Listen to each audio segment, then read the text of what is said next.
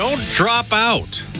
I'm Dave Anthony, Fox News. That's what many Democrats are urging President Biden after last week's debate, including Congressman James Clyburn telling CNN State of the Union. He should stay in this race.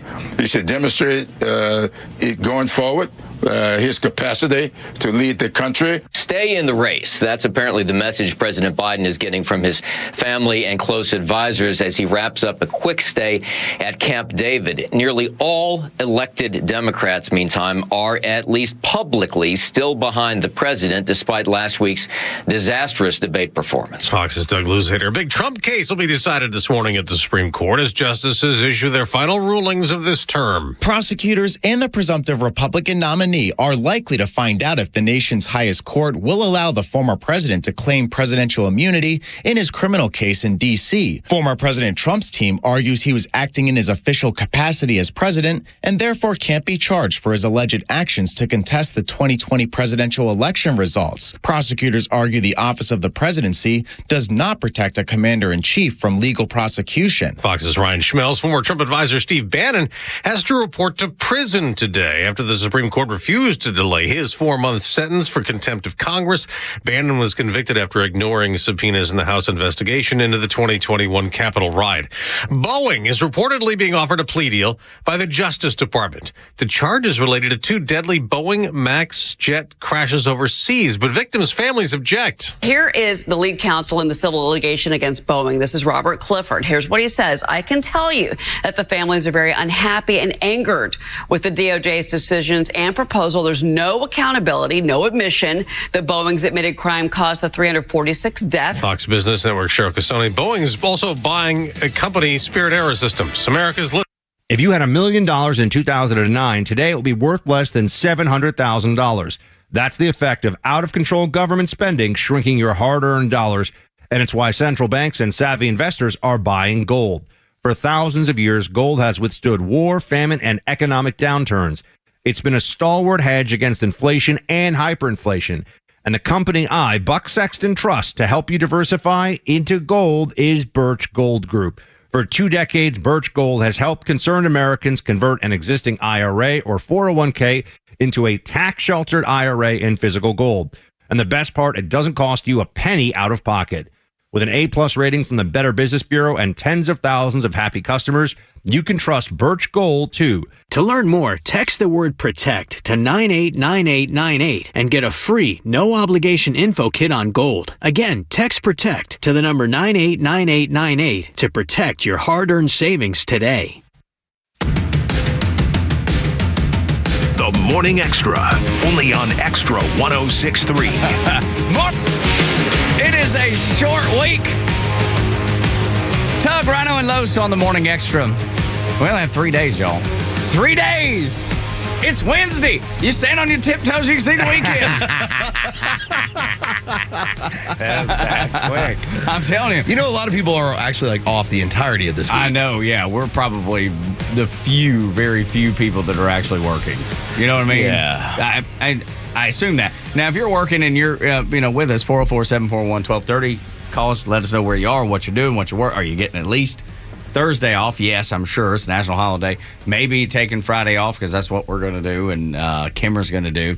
And most of the hosts. So it'll be a lot of moving parts. Well, we're doing it for America. Yeah, well, yeah, because it's been so big that it's not like we can just ditch out on Monday, Tuesday, Wednesday. No. We got a lot of stuff going on. No kidding. Sure, Holy cow, do we ever. This country has some stuff going on. Ooh, we don't even know who Donald Trump's facing in the election coming up. Yeah, we do. How funny has this become? I think we do. That in the span of the better part of 72, 96 hours, you now have every radio show in the country that does this work that are just wondering, who's he going up against? Oh, I know who it is. And there's stake bets. There's all sorts of confrontation over what's going to happen and who's it going to be. Vegas probably has some numbers on it. Newsom, the favorite. Who's pulling up in second place.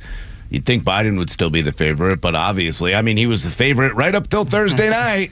I think he's still the favorite, y'all. He ain't going anywhere. Yeah, well, why would he? Swear. Why would Jill allow that? Edith Wilson. Jill Biden. Yes, I put my hand on the good book and tell you I fully believe with all of my heart that Joe Biden will be the person running in November. I think that is the part that when you start thinking about how do we get to this scenario, the grossest one is to watch a spouse, because we think about our significant others and what they mean to us. Yeah, no question. And a spouse who's decided that let's take this man's legacy and let's trash it as hard as we possibly can in the interest of political power. No question about it.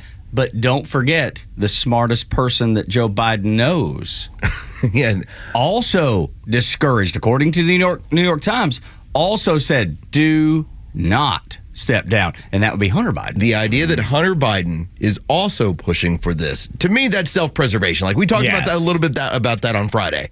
I get that. I guess the weird one is, if I ever thought I was in a situation where, because we do a public job, and I started to fall apart, my wife should be the first person to be able to say, hey, we need to scale this thing back. You'd think so, but sometimes that's a difficult conversation. Let's say let's take Joe Biden and the presidency out of it. Maybe let's say it's a kid that's come to the end of the rope playing sports. It doesn't matter if they're an 8th grader in college. Who's going to be the person to step in and say, you know what, unfortunately, you can't compete at this level anymore? I don't think it happens a lot. I think you see people, letting their kids play and then just get beat up.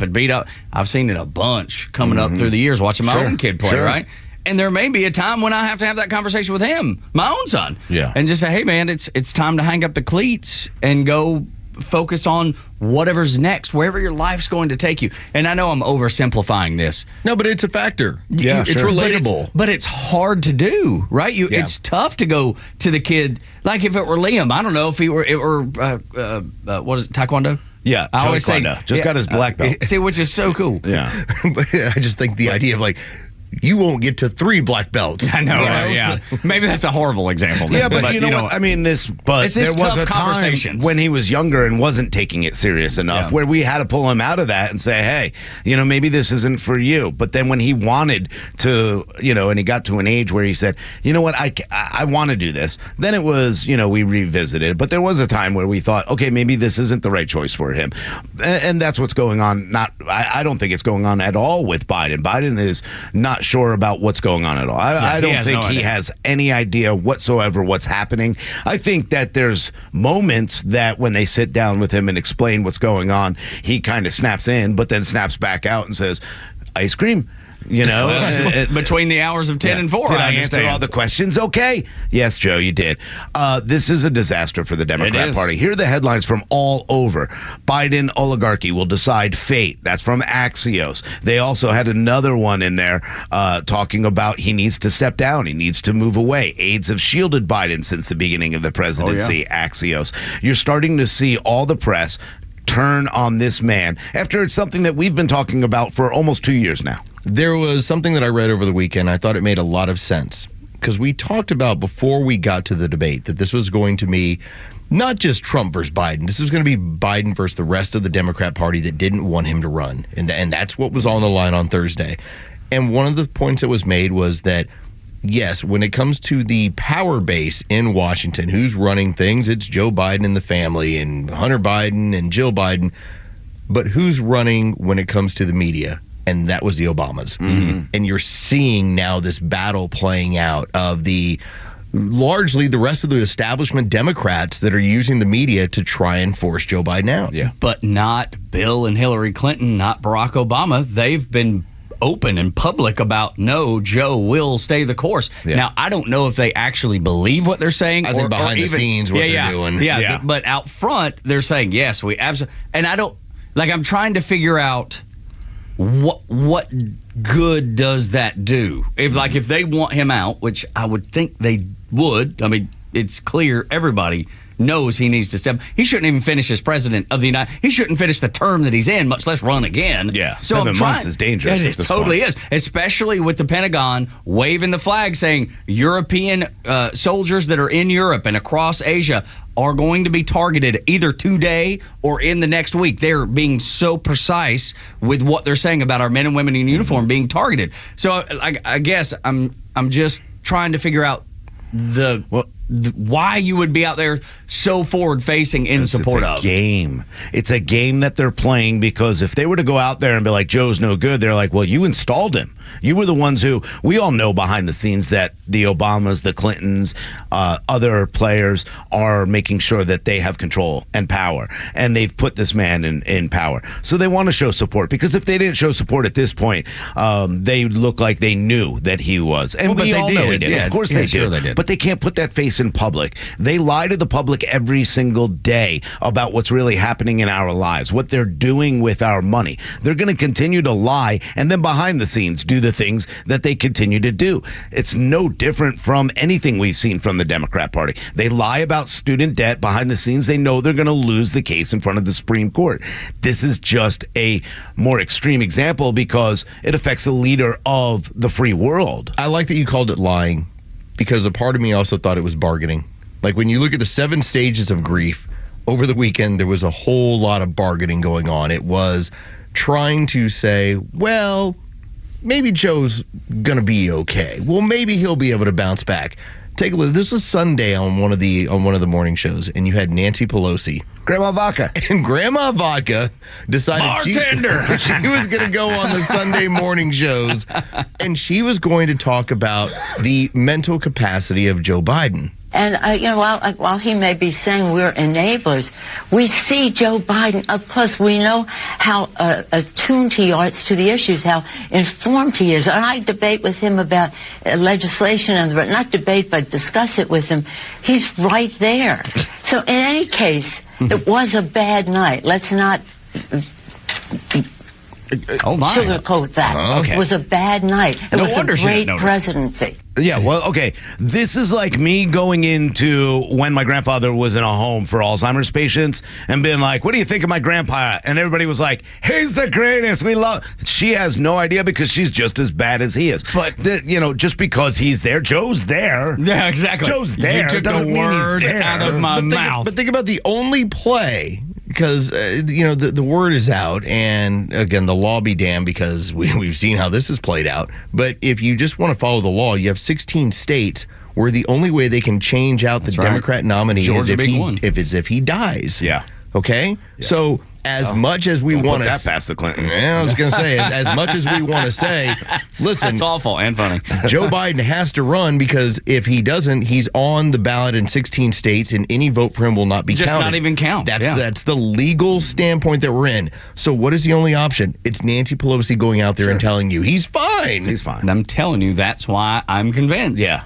He will be the nominee. But if he's going to be the guy on the ballot here in Georgia, a swing state that they need so desperately, and they remove him and his name stays on the ballot and none of the votes count, well, dude, you're effed. I mean, there is no ands, ifs, or buts about it. That's why he has to be the nominee. They are so screwed. Yeah, there's not enough time for them to do. It would take so much work legally, just to try to get him on the ballots in all the states. That's the biggest problem.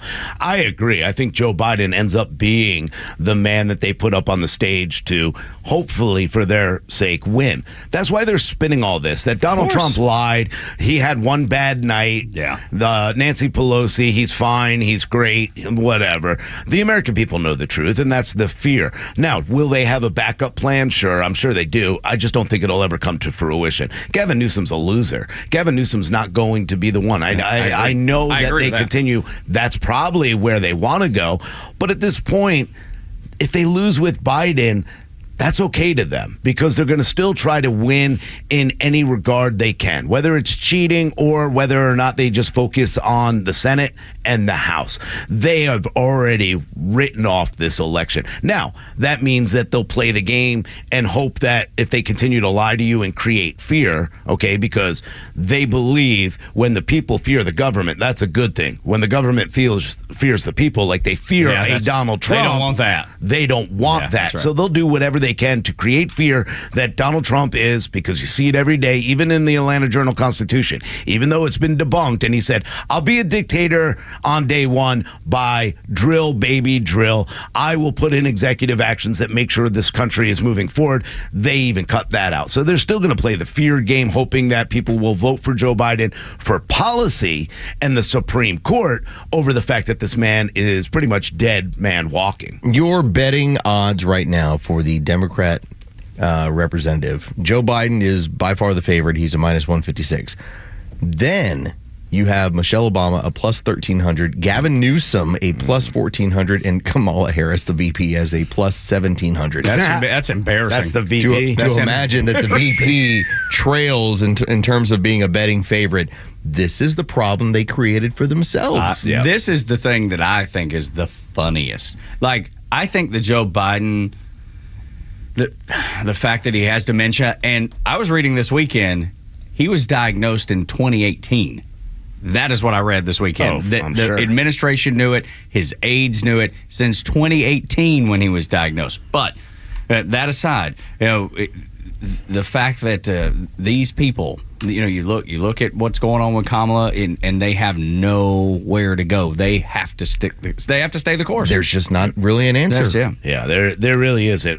By the way, tomorrow we're going to have Ellie Gardy. She is a reporter for the American Spectator and the associate editor there. She wrote an entire book about Gavin Newsom. She knows the history of Gavin Newsom. So just in case they do install him, we're going to find out the truth about Gavin Newsom from her tomorrow as well, because I think that this is their thought process is he's the next guy. He's the next guy up. He's the next one who is as malleable as they need to continue down with their project, which is a project to socialism. And he's one that you look at and see how he ran California, and you go, yeah, I don't want to live anything like that because it's a socialist society and they're losing people. They're losing 500,000 people. I just can't imagine that he would register at all nationally with people because of what he's done in California. He's so easy to pick up. He lost a debate to Adam Carolla the other day. Yeah. Didn't work out well. But Adam Carolla is a smart guy, man. Okay. Adam Carolla has thousands of podcasts underneath his belt. He's answered so many different questions. Right. That was the wrong person if you thought, hey, let me get into an arena of ideas with somebody. And I get that, but he also had Alpharetta, too, against DeSantis. Yes, absolutely. He got destroyed, Newsom. But, Adam Carolla had women jumping on trampolines, and he's just, exactly. The man shows a good 25 years removed, and he's still dominating. And he's still dominating Gavin Newsom. He wasn't wrong. That was a great show. Oh, it was a great show. I love that show. And I love the opening scenes. Yeah. I don't even know if I actually Too bad watched. One half of that group became a crazy. Nuts. Absolutely nuts. No, but you're right, though. Gavin Newsom is not going to sway anybody. How does anybody listen to anybody from Hollywood? Like I was reading some of these tweets from like Jon Favreau, who was like, Biden is still the best. He's still smart. I'm like, guys, you are a bunch of, they are so afraid of a real American like Donald Trump who says, I shouldn't be doing this. I don't have to do this. But this man has destroyed this country that I, the people, one of the people, need to step up and do this. That's the fear the government has. The fear is of the people, and the people happen to align behind Donald Trump. So they will continue to fight as hard as they can to remove democracy and this republic. I don't know how much truth there is to it, because there was the release story about the Hollywood party that went on Thursday. And it had featured Rob Reiner, and it featured Jane Fonda. The usual people that are very into left-wing politics over in Hollywood. And the story was how within minutes of the debate getting going, Rob Reiner's yelling at the TV, and Jane Fonda is already tearing up because she realizes, oh my God, this is all real over. And it's all coming out. And it's over. Rob Reiner is afraid he has to actually light himself on fire now, or move to Canada, yeah, or somewhere. And then did you see like Essie Cupp? She's the man. She used to be one of my favorites when she was playing on our side. But that money changed her quick. Yeah, she went to CNN and she was like, I'm flipping totally. She was like, I think her tweet said, I read it in disbelief, but it was something to the tune of, I would rather have Joe Biden with dementia than Donald Trump. I was just like, you've got to be kidding me. This has to be a joke. I find it funny that, like, Hey, Jeff Duncan, your political career's gone. Would you like to come to CNN and make money? Yes. Sure. What will you say? Trump's bad. Cool. You're in. You're hired. SE Cup, same thing. Yeah, Trump bad. You're in. Here's your cash. This is, I don't take any of them serious anymore. I don't take people on Fox News serious anymore. It's hard to. Nobody to me, unless you're actually standing by what you believe. That's why I love working with you guys. I don't have to worry about you guys being fake. You stand by what you believe every single day. That's why I love this station so much. And me too, man. And the same applies for...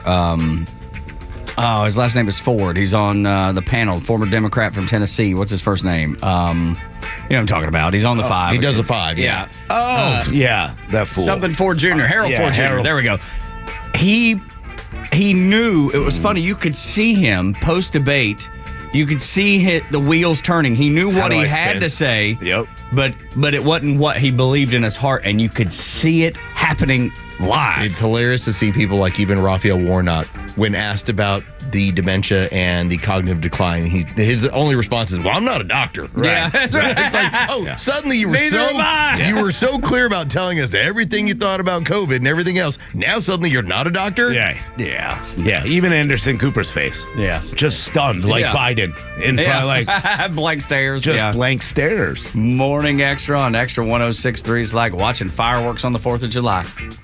Just this look of amazement. And nobody on our side was surprised. No. Because we've known for years. We've been talking about this for, 36 months at least? Are they more surprised they got busted? Yes, right. And that their lies have been exposed? They should be questioning their news media because it was surprising to them. And their party, because their party has lied to them for that long, too. All right, when we come back, let's break down some of the debate and go back and talk about just the things that happened that got us to this point where we are now on a Monday, July 1st. The Morning Extra, Tug, Rhino, and Los.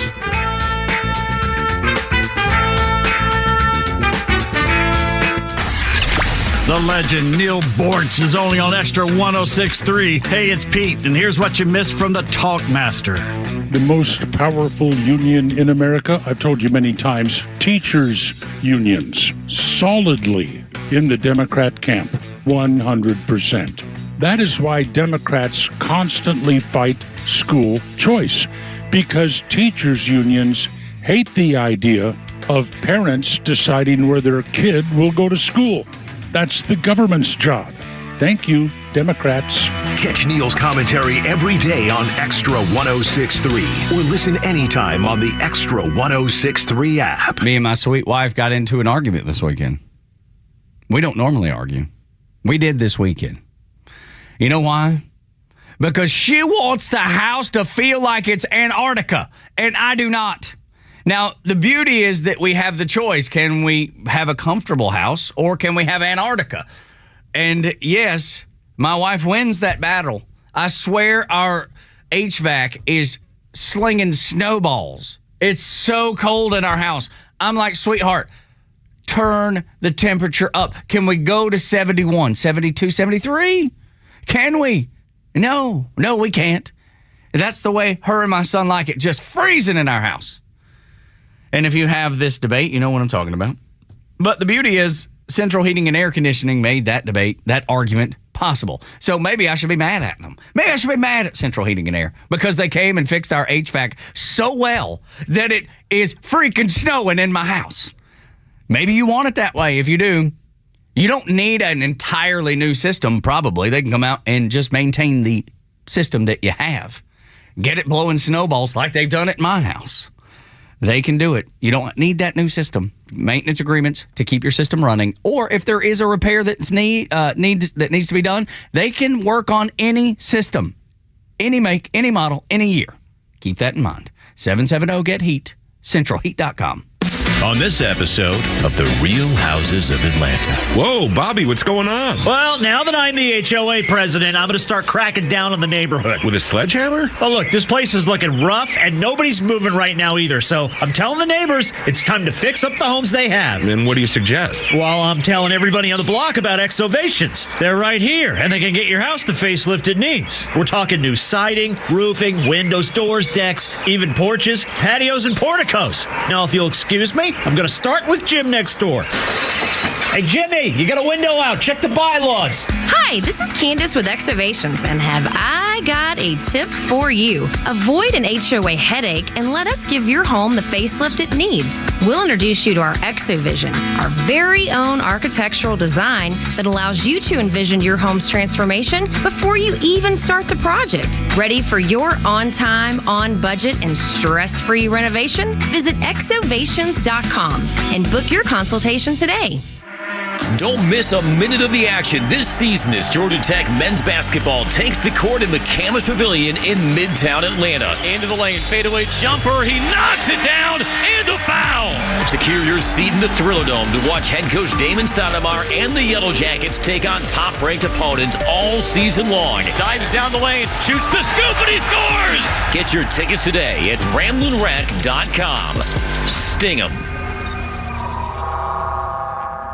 Neil Borch here. Maybe you've already taken the steps to improve your health, maybe save your life. You're using a CPAP for your sleep apnea. I've been using one for well over 20 years. So right now I'm here to tell you about a source for CPAPs and CPAP supplies here in the Atlanta area. CPAPs, etc. They're in Alpharetta. They have whatever you need. Roddy and Sharon are your CPAP experts, and they'll ship nationwide. More information, CPAPSETC.com. Must qualify for enrollment. Results may vary. We all hear the radio ads about the IRS. They tell you to be afraid, to be scared, and they try to frighten you into calling. I'm not here to do that. Tax Relief Advocates is different. TRA is here to tell you that if you owe money to the IRS, whether it's $5,000, $50,000, or $500,000, we have a solution. It doesn't matter if you're sitting in your car, at work, or with your kids. No matter where you are, call now. 800-575-9313. Don't lose hope. TRA can eliminate or reduce what you owe to the IRS. Generous programs are now available that can give you a fresh start. Our passion is taxes and helping individuals fix their IRS problems. We have over 1,000 5-star reviews on Google and an A+ with the Better Business Bureau. You don't need to be afraid of the IRS any longer. End your tax nightmare today by visiting us online at TRA.com or call 800-575-9313. That's 800-575-9313. Tax Relief Advocates. Real solutions for real people. Wake up with the Morning Extra on Extra 106.3 Atlanta. Something was said in a CNN roundtable following the debate that is giving a lot of people indigestion this morning. Morning Extra, Tug, Rhino, and Los on Extra 106.3, the app. Best way to listen, get that free, or stream us on the Extra 106.3 YouTube channel. CNN's Aaron Burnett said Biden knew every one of these questions, leading everybody to suggest he was fed the questions ahead of the debate. What she said exactly. He goes through 6 days of preparation, a camp day. And more than that, they know the rules. He practiced with mics. He knows every one of these questions is coming. And yet, pardon me, and yet he couldn't fill the time. You got a cold? Yes, I do. Yes. Yeah, it's not reported, though. It was not reported. Hey, right? It was not reported to go. No, mine is just more allergies. But that's the thing. He practices with mics. He knows every one of these questions is coming, and yet you couldn't fill the time. I feel like they focused so much on making sure he could stand up for 90 minutes. They forgot to do the rest and get him ready for this. But, I mean, I don't know if they fed him the questions. I think those questions that were asked were pretty much on par with what I would have asked, what you would have asked, what we would have asked. I thought they did a pretty good job. I don't think they were leaked. But, yeah, he knew the answers. He knew what they were going to ask, and he still couldn't get that done. That's the funny part to me. Yeah. I would go back to this. All three of us, all five of us, part of the show, we're relative idiots. Okay, like that's like we have fun goofing around and we all kind of do things in our personal life. If you were to give Rhino 7 days to prepare a meal or prepare a show, he's going to ace it. Okay, same thing with Tug. You give him 7 days. Hey, Tug, you can host the CMAs, all right? Like, if you give him 7 days where this is what you're going to do, this is what's going to happen. That man had 7 days, and that's what we got out of it. Yeah. How bad must it disaster. be? Yeah. Yeah. How bad must it be? Since we're doing fact checking, and I'm going to be honest, For the first time in my life, I blocked someone on Twitter only because I'm not going to deal with people who are just so stupid and so dumb. But he wanted me to correct my numbers, so I will. I said earlier that diabetes and insulin, the need for it, was 1% in the American population. He told me, no, it's 11%, blah, blah, blah. I was wrong. I will correct it.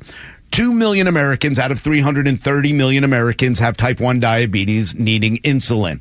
That's actually not 1%. It's 0.6%. Well, get it right, Rhino. Yeah, I'm sorry I got it wrong. Good God. I'm so sick and tired of, Joe, but they lie. That's all they can do is lie. And then they go out and I am so done with any kind of Democrat. I have no respect for anyone who thinks that Joe Biden should lead this country further. I'm sorry. Or anybody that believes that the Democrat Party has America's best interest at heart. Point to one Democrat that you can say, I believe they care about the country and they're making good decisions for the country. I couldn't point to one. But even in that, you want to talk about the $35 insulin. You want to talk about the things that Joe Biden tried to deliver on policy. He stole that from Trump. Trump already lowered it to 35. He got blocked by Democrats, but he went ahead and got it done. Did Joe Biden sign it in and get it? Yeah, absolutely. 100% it was already in. All he did was take a Trump policy. So if you're going to ask me, and again, 1% of Americans need insulin. Do you think I care about that as much as I care about the 250,000 that died of a fentanyl overdose because of the open border? Do you think I care more about insulin and 1%? I do. I care about those people. My nephew has it. I want to make sure insulin is low for him. Absolutely. But the grander scheme of things is when the president comes to running this country, 100% of us are struggling financially. 100% of us are worrying about whether or not our kids will be able to own a home. That's more important to me. Sorry. There's something there, Rhino, that we talked about, and Donald Trump hit it in kind of a roundabout fashion. He never told us or said last night, hey, are you better off today than you were 4 years ago? Instead, he did it a little bit differently. He basically pointed out, this is what I gave to Joe. And Joe decided to trample all over it. The amount of times where he talked about, I'm the one who delivered this insulin for you. I'm the one who gave you this economy. All you had to do was leave it alone. And if you decided that you wanted to go forward with his leadership versus Trump's leadership, then we probably would have a discussion as to who's doing a better job. But Joe Biden took everything that was working and turned it on its ear because it was from Donald Trump. How in the world, though, are the Democrats going to get out of this? Because that's the thing. That's the big question, right? Everybody knows they need to get out of it, but they are handcuffed. There's no way they can get out of this that I can tell. I don't see a natural way for this to come to an end because Joe Biden has all the delegates already. All he has to do is say, yes, I want the nomination. And he's locked in. It's legal. It's binding. They have nowhere to go. I mean, who's going to talk Joe out of this? Is it going to be Jill? No, she's putting out fundraiser videos this morning. Is it going to be Pelosi? And they're so cringeworthy. Oh, so bad. I told Joe we went to the restroom together and stood Did you hold separately. hand? No, Oh, okay. we Good. thought about it for a minute. Like a date? Yeah, kind of like a date. But, I told him, I said, Jill, there might be a story out today that Jill used a pillow to smother him and is now marrying Gavin Newsom so she can get her power back. Well, look, that may be the case. And then she's already left her husband for another guy who had a political future. Why would it not happen now? Do you happen to have the Babylon Bee tweet up? The one where they talked about murdering a man on stage. He's going to be indicted. Trump's going to be indicted for murdering a man on stage. Yeah, that's basically exactly what they wrote up is Trump being charged with murdering elderly man on CNN, live on CNN. Freaking insane, dude. But that's what happened. I will say, and credit to Donald Trump, I thought that one of the big mistakes that happened in 2020 was him being extremely forward with going after Joe Biden to the point where you could not really follow his cognitive decline. And obviously it was a lesser amount at that point. Donald Trump let him, for the most part, outside of maybe one or two times. He did not attack him. All he was able to do is just be like, I'm going to throttle back and I will let his speech and his ability to reason and talk basically hang himself. Yeah. The Democrats, though, they didn't see the same debate we did. Did y'all see where at the Democrats, their official handle said the winner of tonight's debate, and it's a picture of Joe Biden.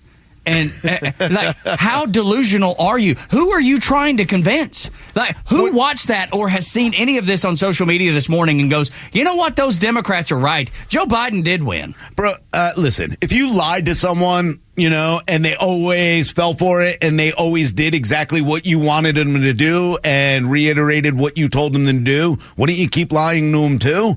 Because they continue to believe you? Of course the Democrats are going to play this game and continue to do that. The Democrats did not help themselves at all yesterday. No Democrat is going to, look, if they hate Trump, they're not voting for Trump. There's not a win there. He didn't win over any Trump supporters. He didn't win over any Republicans. And you know what? Donald Trump didn't either. No, for sure.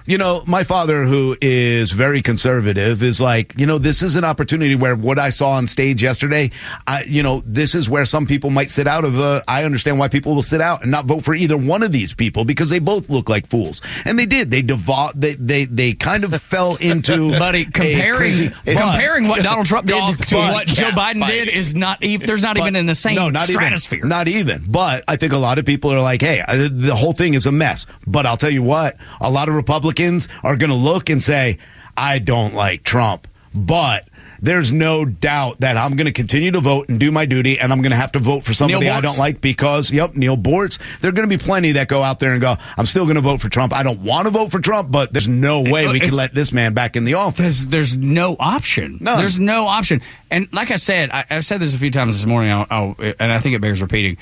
It wouldn't have mattered if Trump laid out the best plan to restore America. Nobody would have heard it. It wouldn't be talked about today. It could have been sent from the good book, and he took down the notes. Yeah. It would not be talked about. It would not be discussed. It would all have been overshadowed by what Joe Biden did and didn't do and wasn't able to do. It wouldn't have mattered what he said, because my wife even said, I would like to see more about Trump talking about how he is going to correct the problems that we have.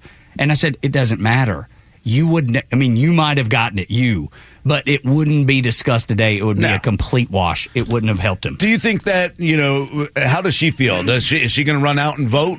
You're going to hold her to voting anyway, but could you understand why she'd be like, I don't want to get involved in any of this after what she saw last night? No, I think, when you see Donald Trump, you at least see a guy that cares about the country, and you have a track record of a guy that's been successful. I'm not saying, dude, I don't worship at the altar of Trump by any means. I wasn't going to vote for him in the primary. I was going to vote for Vivek Ramaswamy. So that tells you where I stand. I like Trump. I don't love Trump. I like Trump. I don't worship Trump. But to your point, given the two options, it's hands down. Sure, maybe there'll be some. I think to the point you made, I think more Democrats sit on their hands and don't go out and vote than Republicans. Yes, I think that is hands down happening. I think what really jumps out to me is that we had, as of 10 days ago, a term that we were not even aware of. We're used to the idea of AI deep fakes, and they decided to alter it up and call it cheat fakes. And that was how they were going to tell Americans that what you see and what you hear is not real. All right, you just had a debate in front of millions of people, and we all saw it, and we all heard it. You just proved Karine Jean-Pierre is nothing but a mouthpiece. She can clearly not tell you the truth. She's not there to tell you the truth. The administration will not allow her to tell you the truth. I even feel bad for her a little bit, because there's days she does not want to go to that podium going, oh no, what you saw isn't what you saw. Guys, I have hesitated for the better part of 10 days when we make fun of Joe Biden using the restroom in his pants in Normandy. I'm like, okay, that didn't happen. It's wrong. Maybe. It's whatever.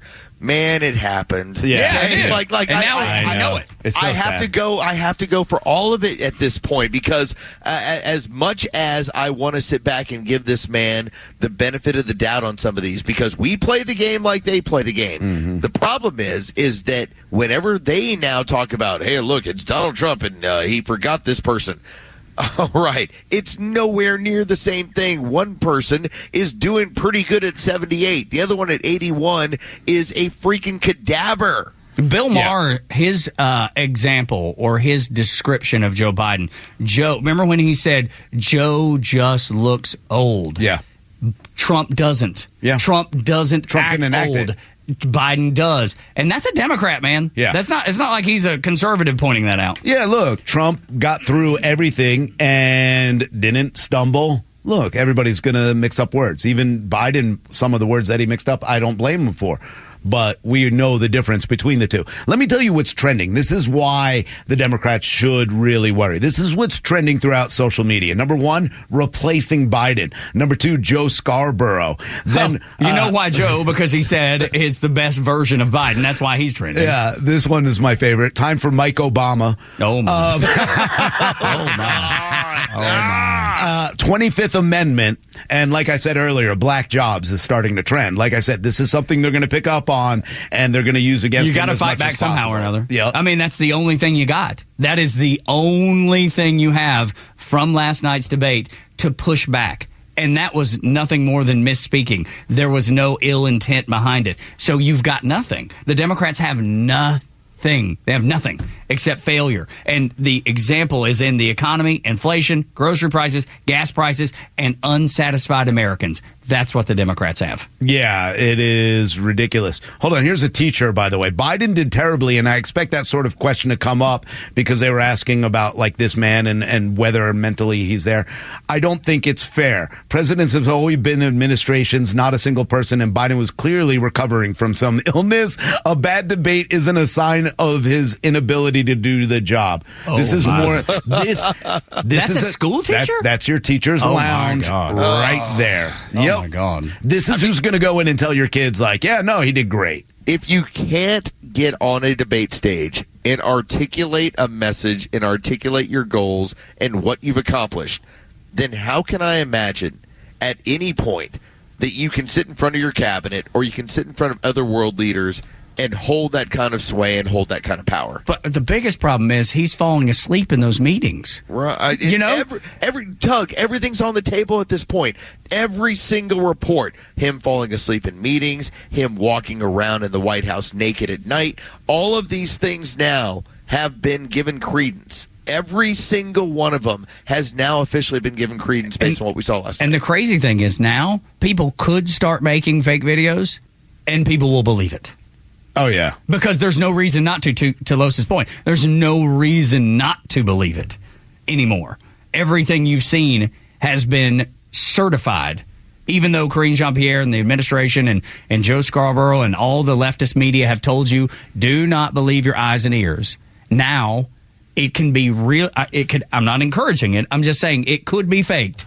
They could put anything out there, and somebody is going to be like, well, it's probably real. Did you see what happened the other night? Yeah. I mean, this is prime opportunity for people that do that to take advantage. This is exactly why Donald Trump said anytime, any place, anywhere, any rules. I don't care if CNN does it. I don't care if, whoever you want to do this. You can have AOC up there and moderate for all I care at this point, because he knew.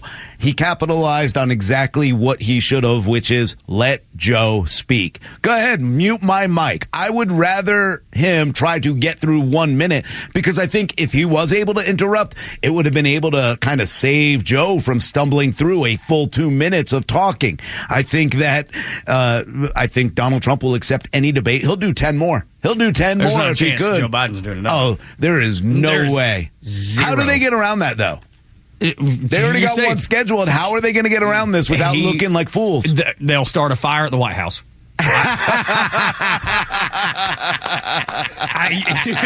It doesn't matter. They will find a way. I mean, Biden launches a drone on his own White House. I'm telling you, man, there's not a chance in the world that second debate is happening, and we're 11 weeks away from when it is supposed to take place. But I guess the weird part about this, and I heard Clay and Buck talking about it. You can hear them noon to 3, Clay Travis and Buck Sexton.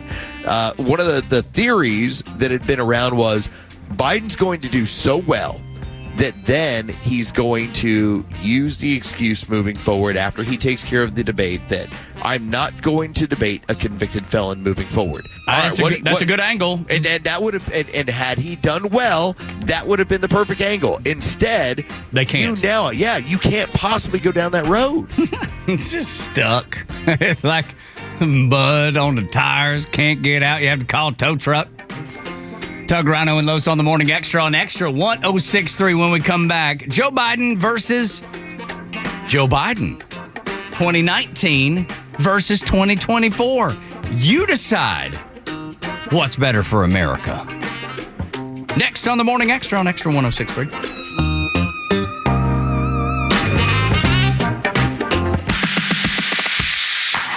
If you love news and talk, you have to connect with the biggest personalities in the South at thepodcastpark.com. It's more original Atlanta content from Atlanta's hometown talk crew. From legal news to sports and politics, and even archives of interviews from years past. Find the podcast that you love and subscribe everywhere you get podcasts. Oh, your home. Is it the right color? Or do you think there could be a paint color that makes your house pop? It makes it catch your eye. It makes it catch the eye of the neighborhood. It makes it catch the eye of passerbys. And you're just like, man, I need to get this thing painted. That color, that magical, marvelous color that is going to make our house the envy of the neighborhood. You know who could do that for you? I mean, the actual physical painting part. And they probably help you with the color scheme, too, if you'd like. That is Southern Exteriors. That's what we did, man. We got them in there, and they hooked it up for us.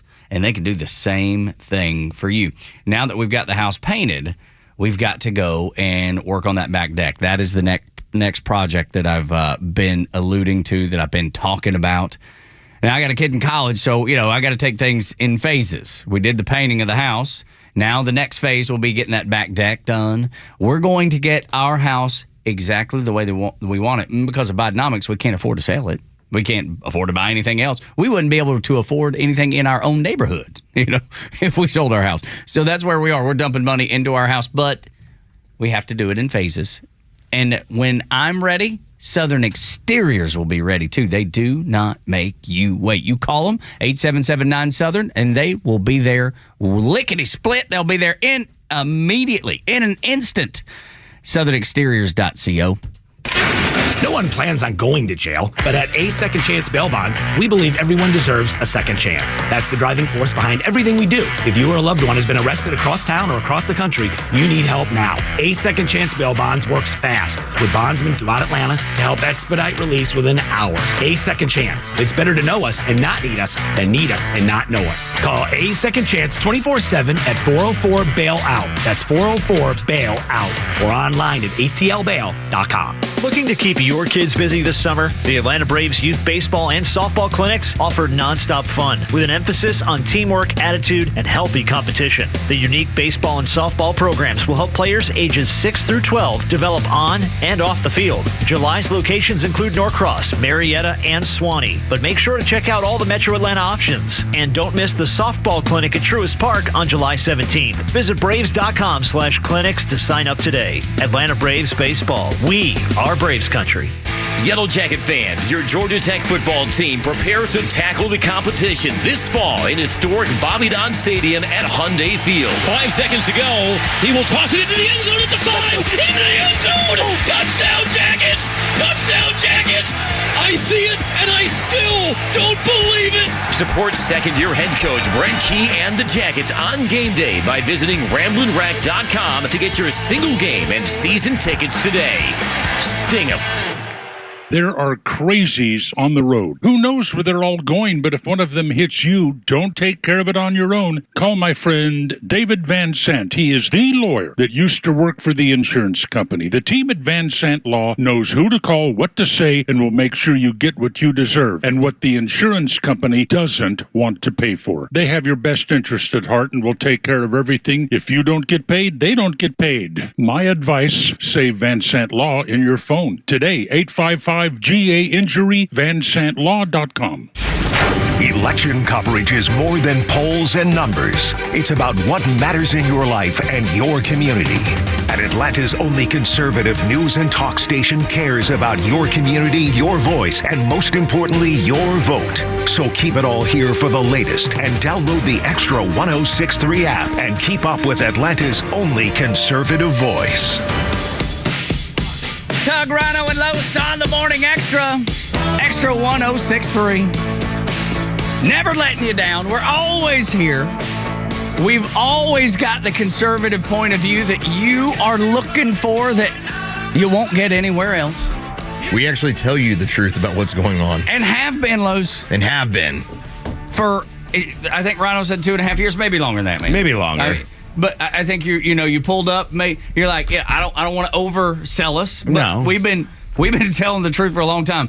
None of the other media outlets have been, and the Democrat Party hasn't. When we made it a point to go through the president's schedule for the better part of the last year and a half and show you when he's appearing in public and when he's not, to then finally have the story come out from some of his aides in Axios and telling you, well, here are the time periods that he's useful.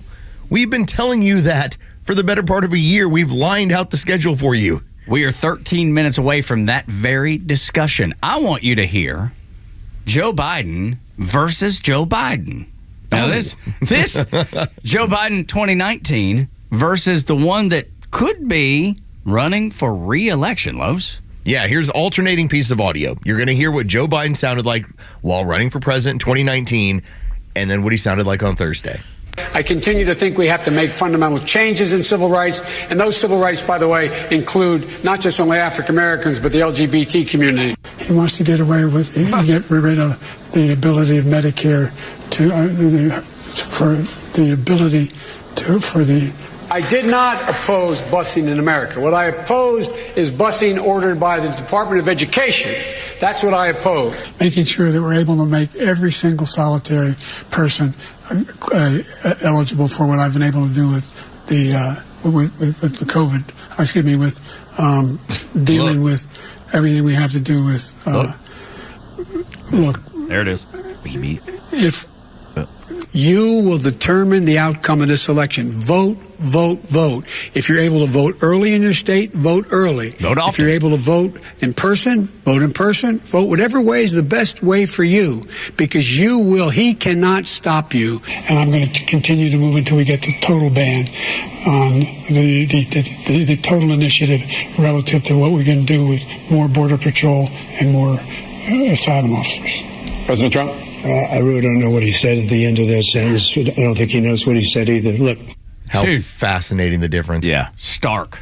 It's almost as if in 2019, 2020, they already knew that he was declined. 2018 is when that's the report that's out this morning. 2018 is when they knew he had dementia. I almost wonder if during 2019 they started giving him his cocktail then to get him energized to get through the entire campaigning. And that's what's really facilitated even more memory loss, even more problems with speaking, and really advanced his age in a short time, putting him on those kind of medicines. But at the same time, it doesn't even matter anymore. What we saw Thursday night is the way our country is moving. And if you look back, because I love that Carlos brought up the 2019, if you see in the past 4 years that kind of decline, then what's the next 4 years? What's the next 2 years of this man? That's the scary part for Democrats, and that's the scary part for, and should be, for every single American in this country. One of the things that I found to be very interesting over the weekend is you had a number of neurologists, one of them that ended up kind of tweeting out the exact diagnosis that he would make from observing Joe Biden. And he talked about how the problem that happens is that none of this is linear, that it just happens. Yeah. It's just this slope of once it starts happening, it's precipitous, and then it just gets really bad really fast. And I think that's what you're starting to see, is that maybe 6 months ago when he decided, I'm campaigning, this is what I'm going to do, by the time we've now gotten to what's going to be the last basically 5 months of this campaign, it's off the cliff. I want to go back to what Rhino said, though, because I think you may be onto something with that whole they were already giving the drug cocktails. It takes me to the belief that 2020 was such a blessing to them because the Biden base could hide him out. They could totally hide him out. It didn't matter that he was declining cognitively. Yeah, that's a great point. Yeah, absolutely. Let him go ahead, get in the basement, let him campaign from there, and then no one will question anything because it's all about COVID. Everybody's worrying about that. And they had set up such a great time for Americans to fear. They were fearing a pandemic that was planned. They were fearing Donald Trump because Democrats did such a great job setting up January 6th, because no matter what Democrats say, Nancy Pelosi and the mayor, Muriel Bowser, both turned down National Guard help. Why? Well, we know why, because they wanted it to look a certain way, just like they want it to look a certain way every single time. Hide him. They knew they don't have it anymore because they've destroyed this economy, because they've destroyed this republic. And I believe Americans are going to stand up and say, I don't care what you say to us anymore. We're not believing you. Well, consider the difference 4 years makes. Remember, Trump is coming off of COVID. And so the Biden team is incredibly frustrated that they're having to debate him, where they're like, we're in the same room as this guy. And then the excuse 4 years later is he has a cold, yet we sent him to Waffle House to shake hands, kiss babies, right? Oh, but COVID's on the rise, according to the AJC right here in Atlanta. Oh, yeah. So, good. Bring it on. Let's do this again. Be afraid. You know, the thing that stood out to me most in that cut was Biden saying we want fundamental change. Anytime a Democrat says fundamental change, that scares the daylights out of me. Remember when Obama said it? Yep. And he's a communist through and through. Joe Biden certainly buys into the concepts, at least. Fundamental change scares me when it comes to the Democrat Party. When we come back, I want to get into that 4-hour window that Joe Biden has. And that's according to Axios, a leftist outlet owned by the AJC, saying his aides have a specific window. We'll give you those times next.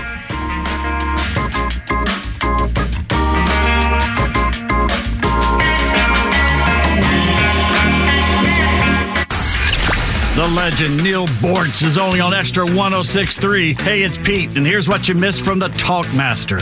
The dominating culture of urban America is predatory violence, not gun violence. But nobody wants to talk about it because some people are just petrified of being called a racist. Not me. Catch Neil's commentary every day on Extra 106.3 or listen anytime on the Extra 106.3 app.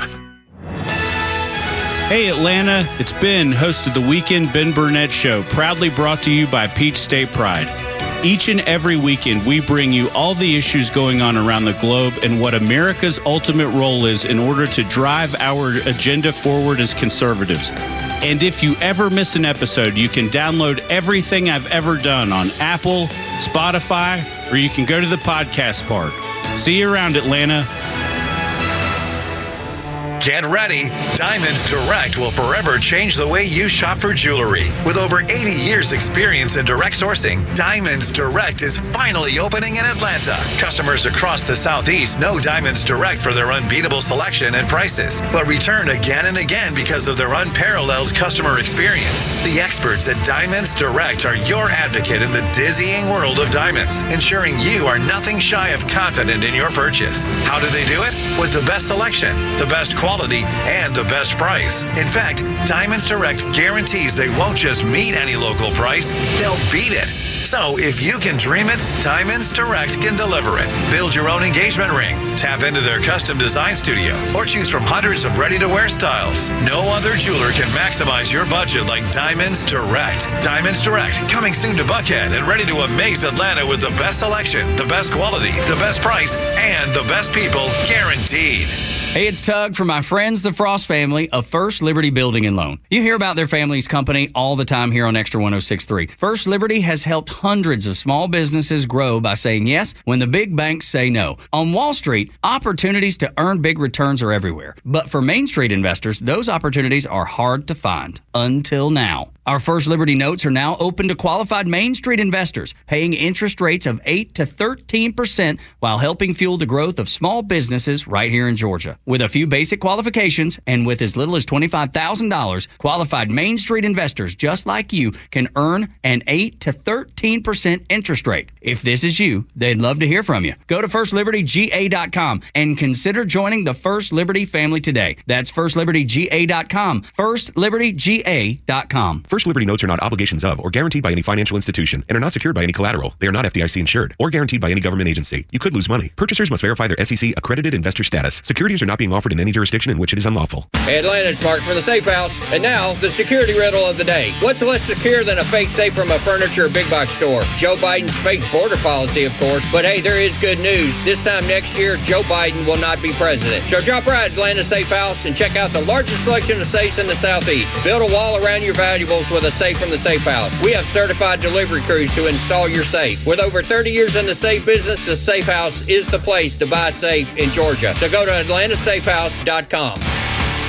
Well, Michael, I want to thank you for your time, but unfortunately, we can't offer you the position. Why? Well, we got the results of your background check, and quite frankly, we were concerned. About what? Apparently, you were arrested for throwing a shopping cart at a customer? In my defense, he had it coming. At Horizon Background Screening, we find things that other companies don't. That's why companies that use us make smarter hiring decisions. Don't let the wrong hire put your company at risk. Get the real story on your candidates at horizonscreening.com. WFOM and W292EV Marietta, a Dickey broadcasting station. This hour is presented by Van Sant Law, vansantlaw.com.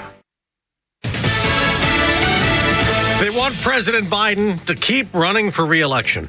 I'm Dave Anthony, Fox News. The stakes of this race couldn't be higher, and the only Democrat who's ever beaten Donald Trump is Joe Biden. Senator Chris Coons on NBC's Meet the Press has many Democrats now rally around the president. Despite last week's debate performance, the House's Democratic leader Hakeem Jeffries tells MSNBC, "We're running against a con man who lied his way through the entire debate on Thursday." President Biden's family and advisors also reportedly urging him to stay in the race at a Camp David gathering over the weekend. We'll get the final Supreme Court rulings of this term this morning. The most anticipated one, the Trump case.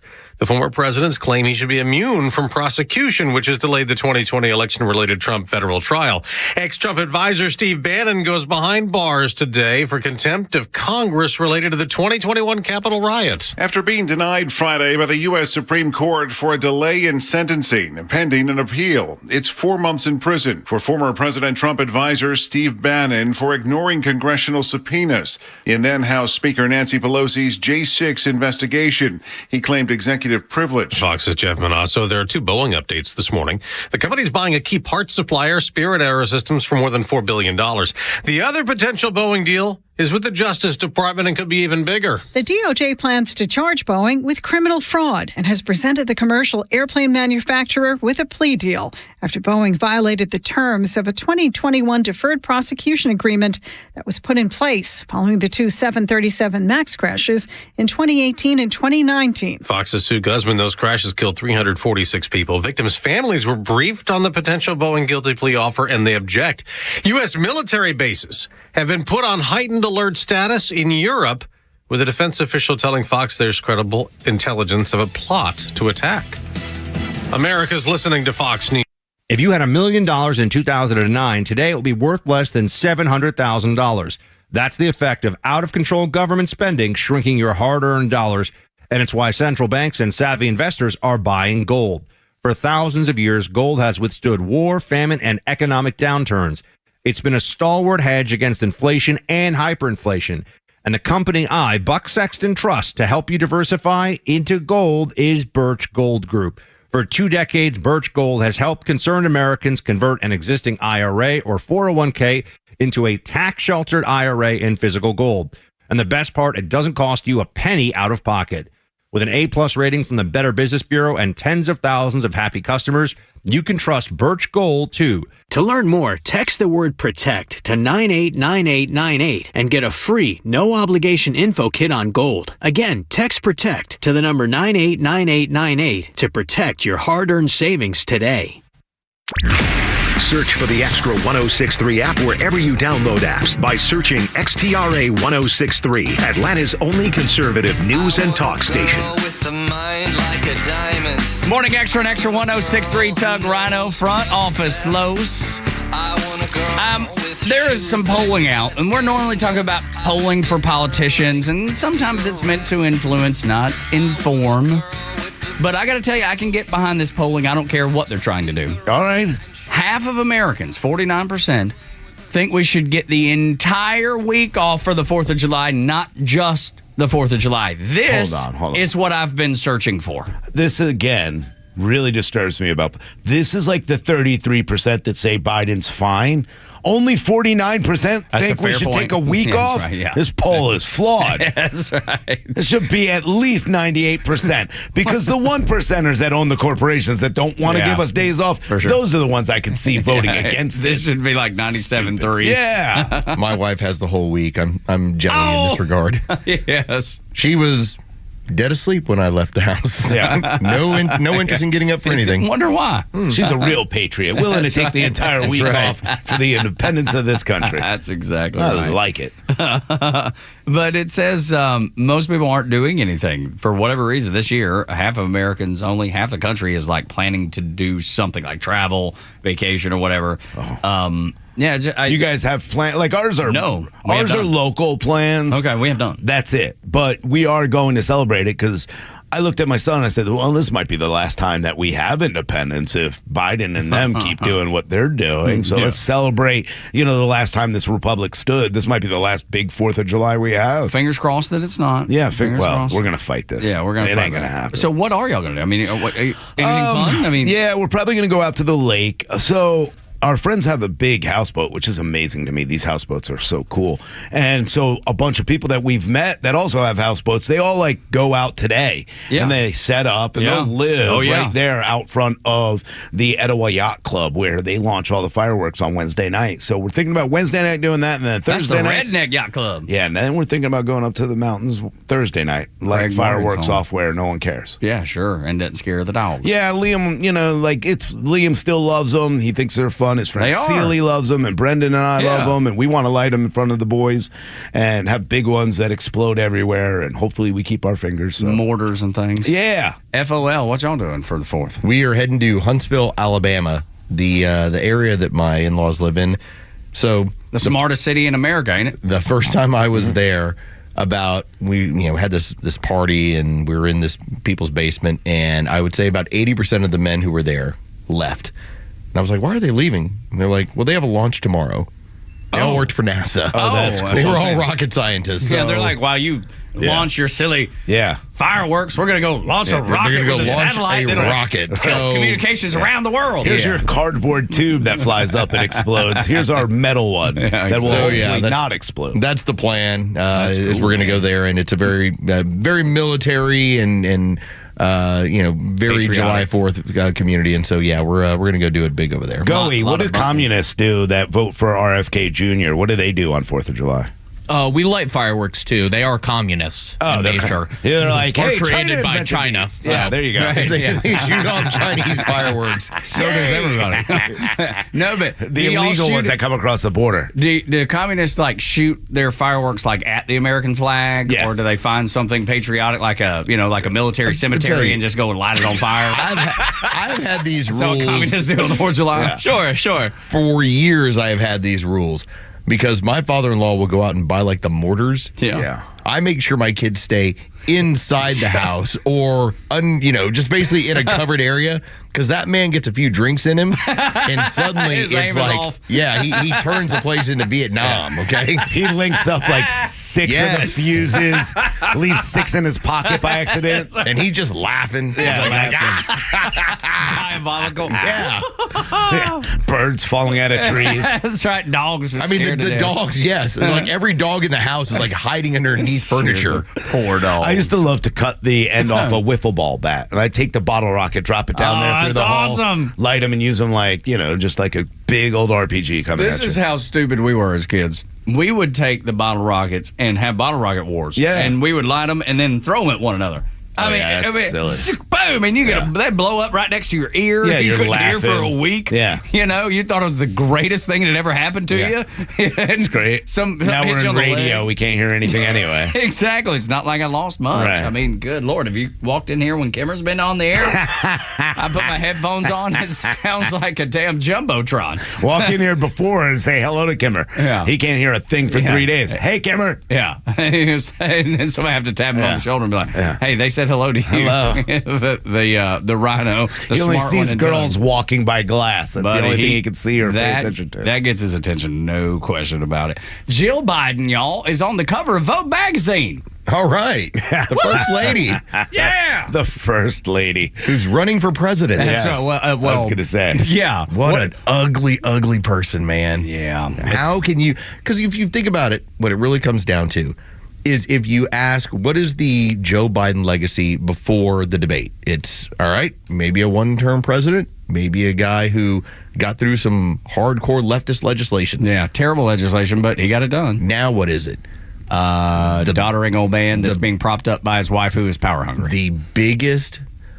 When we talk about like mistakes made in political history in this country in the last 50 years, is there a bigger one than going on national television and showing everyone that you have dementia and you can't put sentences together? No, How many times do you think Joe calls her like Ashley or Nelia, his first wife, calls her everything but Jill? You think it just infuriates her that when his memory went, she doesn't care. She cares about the power. I mean, at least Nixon left office under the whole idea of, hey, so Watergate occurred and this doesn't look good and I'm leaving office, and everyone's like, oh, okay, well, that's bad. This man went on national television in front of 51 million people and showed his ass. Yeah. Well, and was propped up by people like Joe Biden. Yeah. Well, then the next day, Raleigh, North Carolina, at that rally, and they raised like $33 million.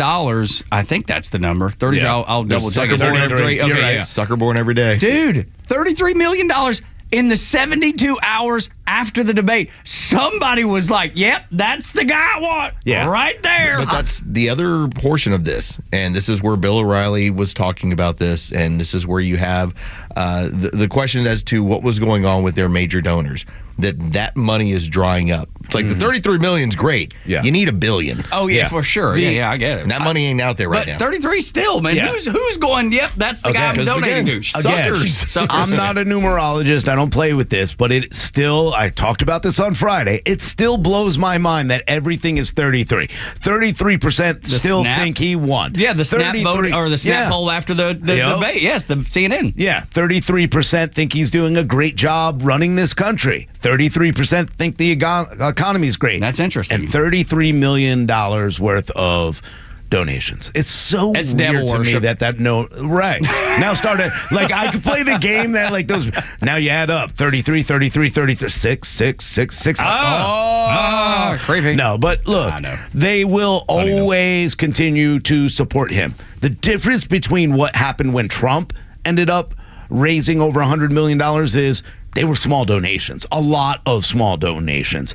The $33 million are big donors. They're the ones that went out to the Hamptons, where you can't go if you don't have $120,000 to sit there and have dinner with Joe Biden and Jill Biden. These are big money donors that continue to go because, well, they're told to. They're told to support the Democrats, and that's what they're doing. Going back to the cover of Vogue magazine, we will decide our future is the caption on the bottom right of Vogue magazine that Jill's on the front of. We will decide our future. You already did, baby girl. Well, yeah. No. You showed us on Thursday. Well, right, you're right. But that means, don't you know, because the New York Times is already reporting it, Hunter Biden and Jill are not letting Joe step down or coaching him not to. Hunter telling can't. him. Well, Hunter's hoping for a pardon. Yeah, well, he doesn't exactly, want his father to step down. Exactly, because he is in TROUBLE, right. Travis Tritt style. He's not getting the pardon, but there are some other things that might happen. He needs his father to be president. And then at that fundraiser and that rally in Raleigh, did you see Jill's dress? Oh, yeah. Just vote. It just said vote. Like, it was all over. It was a black dress with white vote in, just this, chaotic pattern. But meaning... vote for this guy. Vote for me. Vote for me. Or, maybe even more. That's vote probably more right. Well, in our society, and let's not downplay this, when you become a meme, typically that can be either really good or really bad. Sometimes it's really cool because it becomes just comedy. Like the Haktua girl. Not Jill. She's blowing up. Not this one. All right, how's that picture that now sits on my phone? Yeah. Of Jill Biden screaming at people. Yeah, right. Yeah. And that now becomes like, I cannot wait to post that And I can associate that with a pizza order, or hey, how I want the Braves to win. Yeah. Metallica. Exactly. Metallica. Whatever you want. That's great. Whatever you want to do, but regardless, it takes somebody who should be treated as a national treasure. That's what first ladies are, and makes them into a joke or the devil. Yeah, because I mean, look at that face. Look at what she's doing. It's the meme we're talking about is the one where Jill, after the debate debacle, she is talking about how Joe did so well. Make sure you donate. And what did Donald Trump do? And she got into the mic and she was like, he told lies, in this just screaming, evil looking face. Yeah. She looks like a cackling witch. And let's face it, she is kind of a witch. Yeah, she is. I mean, if you're willing to do this to your husband, who you're supposed to cherish, you're supposed to honor, you're supposed to respect, and yet she's basically treating him like cattle, like cheap cattle. Go out there and run, Joe. Yeah. Go out there and run. She's hitting him with a prod. We gotta hold on to all this power. Yeah. Here's some more hormones. Here's some more testosterone. Get out there and do it, Joe. And then you have the compliant media isn't doing exactly what they expect to, but some of them are. Well, that's the the New thing. York Times is. They are reaching out to their partners and are trying to get things going. For instance, over the weekend, you had a New York Times opinions article that was about how, hey, Kamala can win. We should have her run. Yeah. Okay, that was a joke. But then even the Atlantic, this is what they posted. What Joe Biden can't bring himself to say. His verbal stumbles have voters worried about his mental fitness.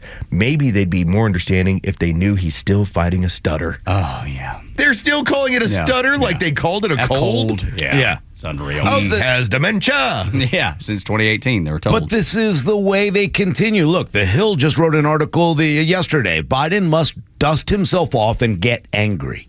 That He's already angry. That doesn't work. He's already It's angry. hilarious. Like, he went to North Carolina, and all he did was name call. Yeah. And what happened? The polls come out the next day, and he's getting creamed. Yeah. And the weirdest thing happened, and we'll get into this a little bit later in the show. Gollywopped. The wild part is that he has now painted himself into a corner that no matter what he does, no matter how angrier he gets, he makes Donald Trump look more presidential. Oh, I know. Yeah. Dude. Oh, absolutely. I mean, and it's That's funny, the Rhino. fear of the left. Right, but that was the one thing that Trump needed to do was just appear presidential. Don't attack Joe Biden. And he saw, Trump was smart enough to see just the meltdown that was happening in front of him. And the only time he ever really fought back was on the whole golf thing. And that's just dudes. Well, that's just dudes being bravado, dudes. Which was funny. Well, and there's something for those of you who are golfers, and Rhino, for as much time as you spent in the sport. Okay, listen, every now and then there's a foot wedge. Every now and then there's a breakfast ball, and that's just part of golf. I found it.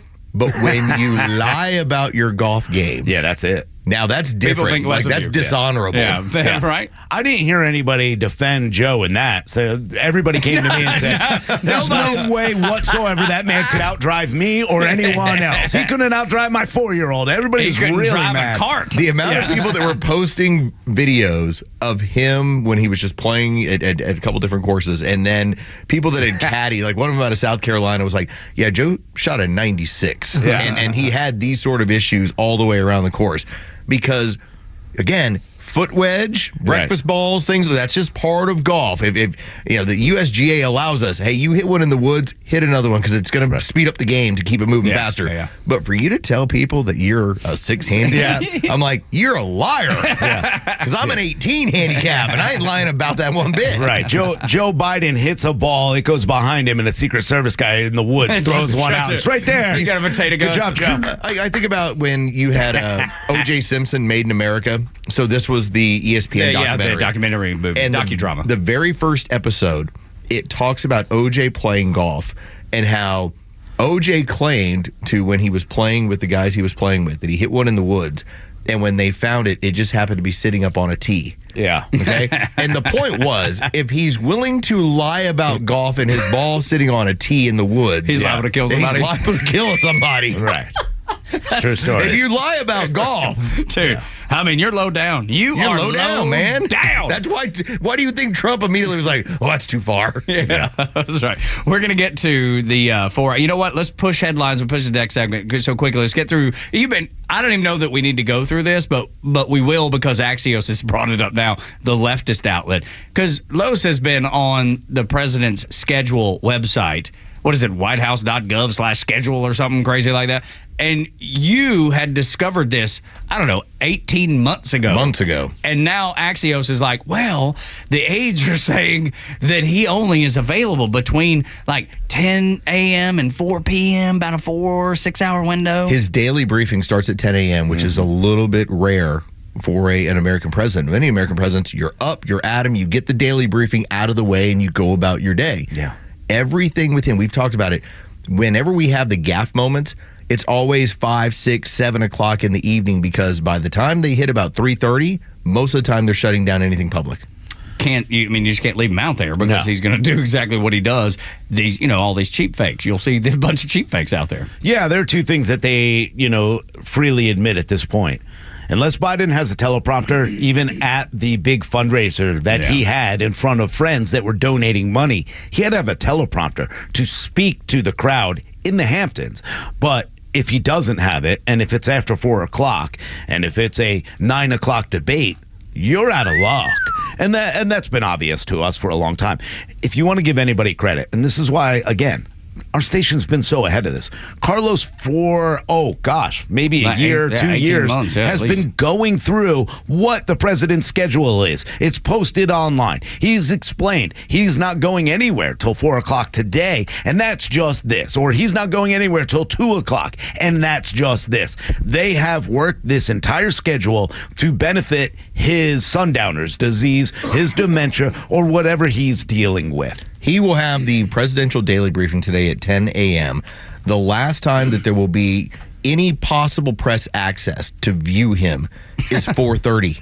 Yeah. Because him and the First Lady will be traveling, and you might be able to get a picture as to when they're moving around. But the last time you might be able to ask him a question, surprise, surprise, 4:30 this afternoon. But that's ridiculous, too. I mean, let's be honest. Somebody else is getting that presidential briefing at 6 a.m. Somebody else is getting it before Joe Biden's getting that. Yes, Barack Obama, probably. Absolutely. Someone else is getting that briefing, because there's no way you allow this country to run in this direction with everything that's going on, with World War III literally just kind of working its way through Europe. There's no way you don't allow at 6 a.m. somebody to understand what's going on in this world. The next 7 months. Oh my gosh! Yeah, it shouldn't be president the next 7 months. Yeah, this isn't street hockey where you could call timeout and then get off of it because there's a car here. The China, Russia, they don't go, hey, you know what? We'll wait till 10 o'clock till he gets briefing before we attack, and we'll only attack between 10 and 4. Yeah, no worries. Right. Yeah, you got nothing to worry about. But that's the thing. Our greatest adversaries, they noticed the same things that you did. Expect them to act on them in the next 7 months. Expect them. You just might as well get ready. I mean, the Pentagon's waving their arms saying red flags everywhere, terrorist attack, because Joe Biden's left the border open. Terrorist attacks are expected across Europe and even in some Arab countries where U.S. service members are. All of this under the eye of Joe Biden, who is, as it's being reported, don't know if this is 100% true, but it is being reported that he was diagnosed with dementia in 2018. Governor Westmore, don't forget this name. I keep telling you, Baltimore, Democrats are united behind Joe Biden, though. Mm-hmm. I'm telling you, I truly believe it'll be Joe Biden. Lies. Just legally, they're going to have a hard time. Would they like to go to anybody else? Absolutely. When we come back, Stacey Abrams and the truth usually don't go together. Today, do they? What? Could that be? Next on the Morning Extra. Extra 106.3 when we're done. Glenn Beck program, Clay Travis, Buck Sexton, and the local afternoon show with the Camber, Pete, and Flounder 3 until 6.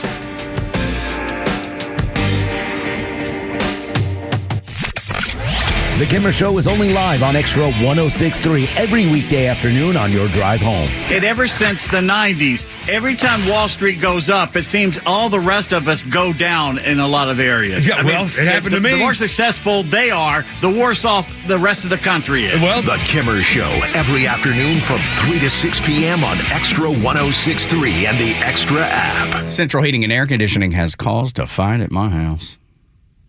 You wonder why? Because they came out, if you recall, the hottest day of the year last week. They came out because our AC went down. They were out there lickety-split, like less than 24 hours, maybe even less than 15 hours, if I had to do the math. But they've caused a fight in our house. Chuck and his team at Central Heating and Air Conditioning, 770-GET-HEAT, centralheat.com.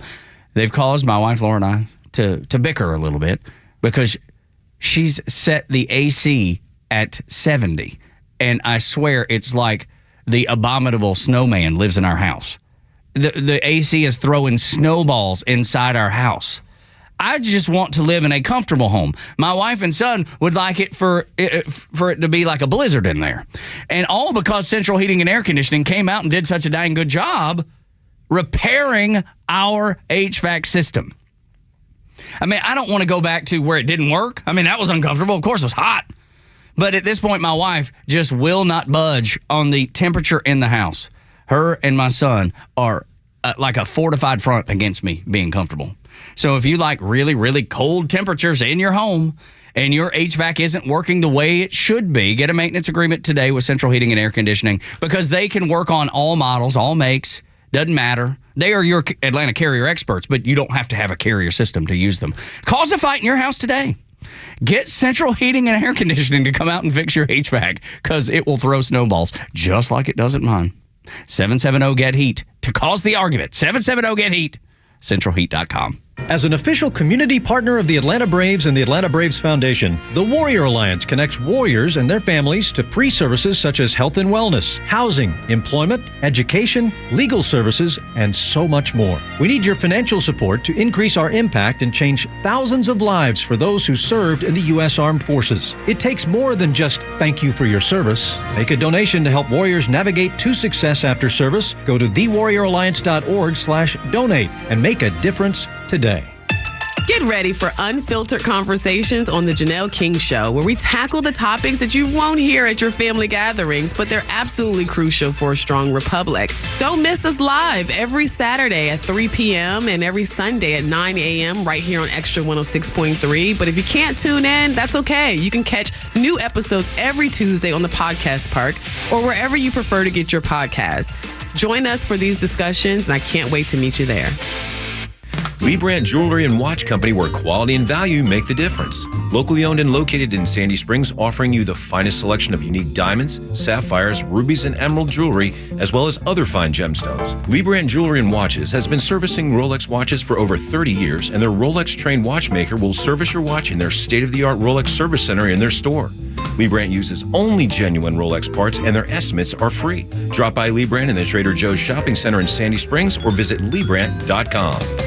Marketing is everywhere. From the billboards on the highways to the notifications on your phone, we are constantly bombarded with people trying to sell us stuff. What makes good marketing? Are you doing enough in your life personally and professionally to market yourself? You have questions, and the Marketing Madmen have answers. Tune in every Saturday, now at 4 p.m., right here on Extra 106.3 to get practical marketing advice from expert guests who are shaping and reshaping the business world. They say marketing is a madman's game. Join the Marketing Madmen every Saturday at 4 p.m. to find out why. Does your friend listen to an old station whose news gives them the blues? Set your friend right. Tell him to download the Extra 106.3 app. Tug Rhino and Lowe's on the Morning Extra and Extra 106.3. I've not seen these things up close and personal before. It's something that's still kind of futuristic sounding to me, and that is a delivery drone dropping off something at your house. Now, I know it's happening in, random places, but I've not seen it happen yet. Now, Amazon, when we order now, we've gotten it day of, like 6 hours after we order it. It's amazing when that happens. But the delivery drone, I want to ask y'all before I tell y'all about this story that will probably make you laugh and roll your eyes. Have y'all seen a delivery drone yet? No. Like physically working? No, I haven't seen one. No, okay. Have you? No, Okay. No. Down in Florida, there's a fella named Dennis Wynn. Dennis Wynn decided when he saw the delivery drone from Walmart coming through his neighborhood, he was having none of it. And took out his shotgun and fixed it. He shot the damn drone out of the sky. I fired one round at it.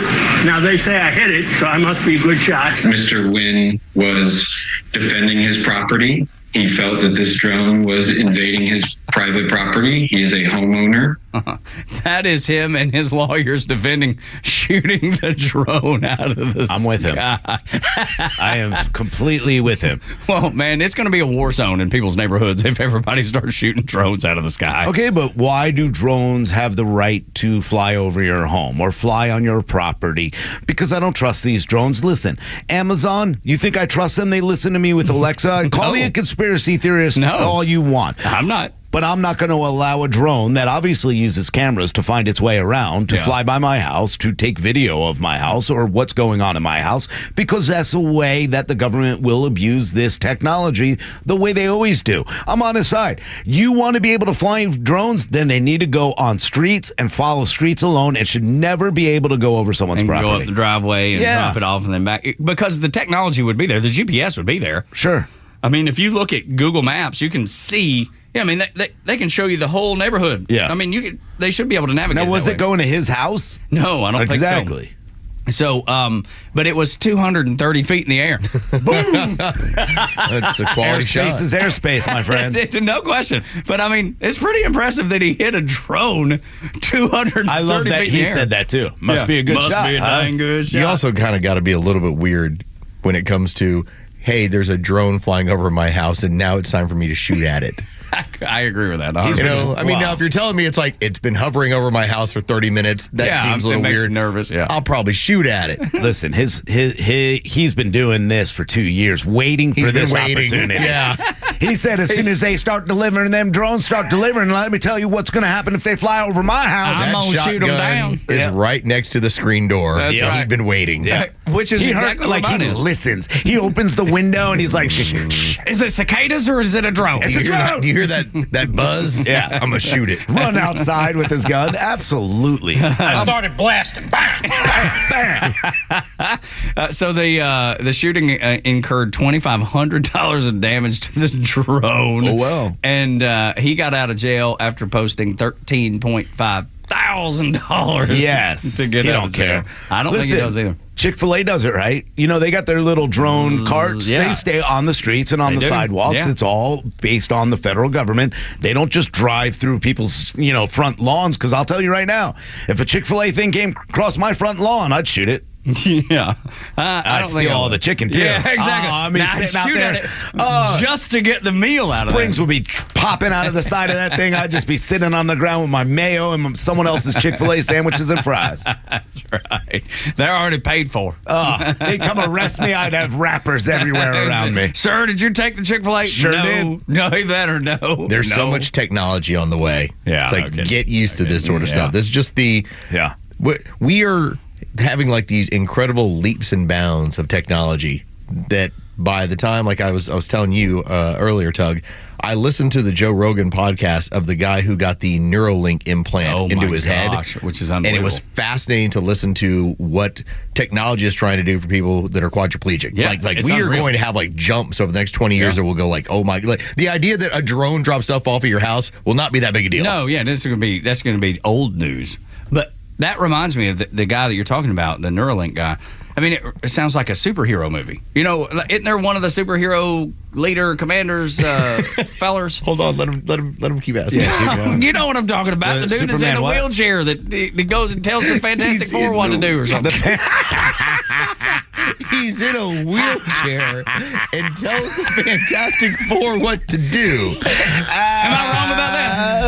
I think you're referring to Dr. Charles Xavier. That's exactly who I meant. I described it so well, you knew exactly who I was talking about. He's the one who really saved Wolverine from becoming crazy. That's what I was going to say next. Yeah. He got him them razor blades in his arms. Yeah, he reeled them in. And he's got them razor blades in his arms. Does he not? I'm so excited. Yeah. I mean, come on. Those are adamantium claws. Yes. I was trying to speak to the everyday listener, to the average American that don't know what that word you just said is. What did you say? Hey, Deadpool and Wolverine is going to be out. A good one. Adelandum Arms. What is it? Adam Lambert. Is that not what she said? You're my favorite person in the world right now. He got them Adam Lambert fingers. He's now the singer for Queen. He got razor blades coming out of his hands. That's right. You know what I'm talking about. Everybody knows what I'm talking about. There's no disguising what I'm talking about. Happy. I'm just trying to tell people what I know. No wonder you shoot at drones. Yeah. I don't. Not yet. It's one of them ex-Fantastic Four people. right. He talks. He rolls around in a wheelchair and talks to the Fantastic Four. You know Tells what I'm them talking about. what to do. You knew what I was talking about. I'm Yes, such, you did. I'm Yeah. so No, you great. really articulated it very well. So great at my articulation. That was great. That's that fine Dalton, Georgia education. What that Right, is. that's why I like that Wolverine. He got Adam Lambert fingers. I got to pull this together. There's something we need to talk about. Stacey best Abrams of segment, by the way. Thank you for tomorrow. You can rehear this at 6:30. That's right, and then maybe on 4th of July too. Who knows? Yeah. You can never tell.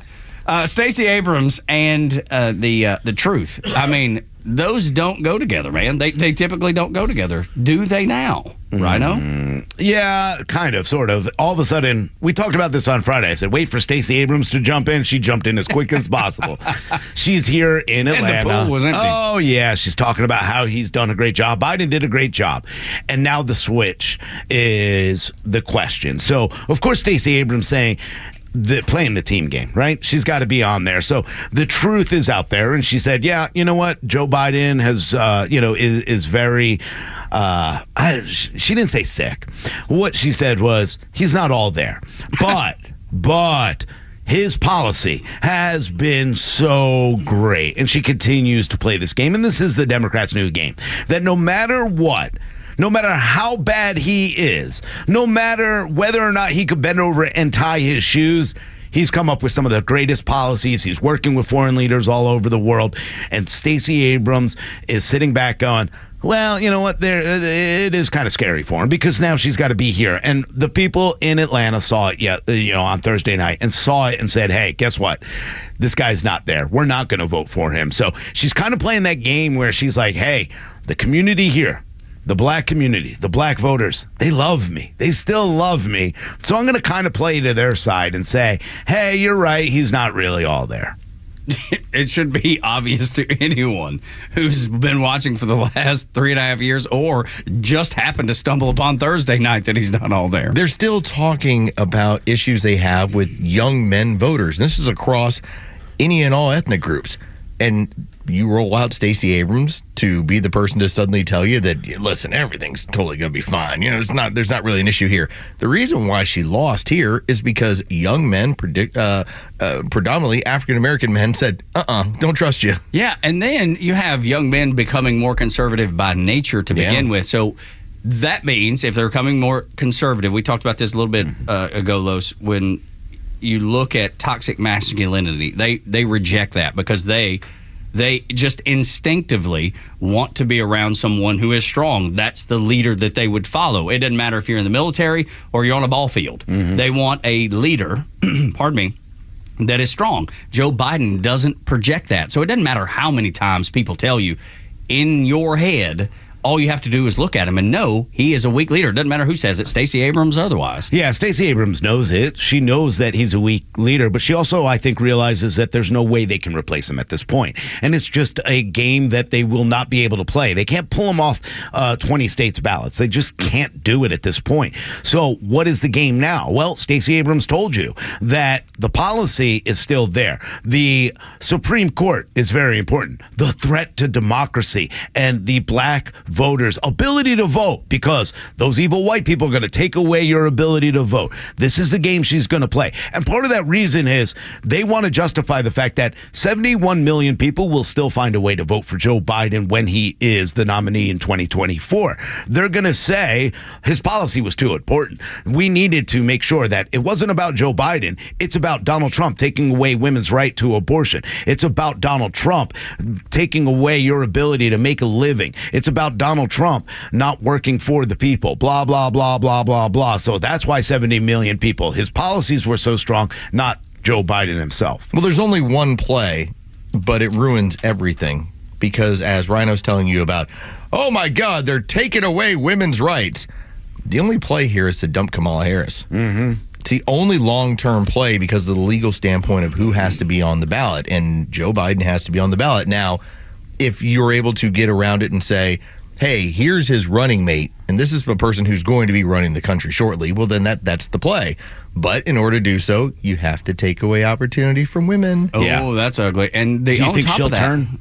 No. You don't think Kamala Harris is right now going back to all the top Democrats in the White House saying, hey, guys. Who's going to listen to that? I'm willing to pull the 25th. She wouldn't be able to pull the 25th. She's not going to say that. She's going to be talking about spaceships and butterflies. Oh, look. No, don't put past this woman that she is as power hungry as Joe Biden. Oh, I think she is. But she is going behind saying she knows she needs support to remove him. Ain't nobody. You don't think she wants to remove him?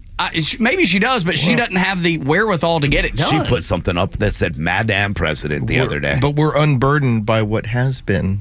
Yeah. And what will be, and the passage of time. The passage of time. That's right. And when it comes to the passage of time, the passage of time is important. And it's very timely. Yeah. The passage Well, let me tell you who passed a lot of time. That's Joe Biden. Yeah, no kidding. But at the end of the day, though, this is about Barack Obama's third. Yes. And then eventual fourth term. Yes. So, I mean, it's all the puppet game anyway. Well, he's your monarch. Yeah, it does. He's your monarch, and all these other people are your foot soldiers, including Joe Biden, who, at this point, they're okay with her being the Edith Wilson to Woodrow Wilson. As he lays dead in bed, Joe Biden will still sign things in law because Joe Biden will be doing the signatures. That's right.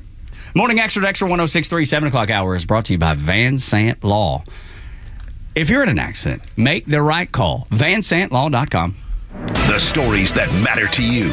These are your Georgia headlines. Presented by RBM of Atlanta, your Mercedes-Benz connection since 1964. Here are your top stories in the state of Georgia for today, Monday, July 1st. The Atlanta Journal and Constitution's editorial board says it's time for Biden to pass the torch in an opinion piece published by the newspaper.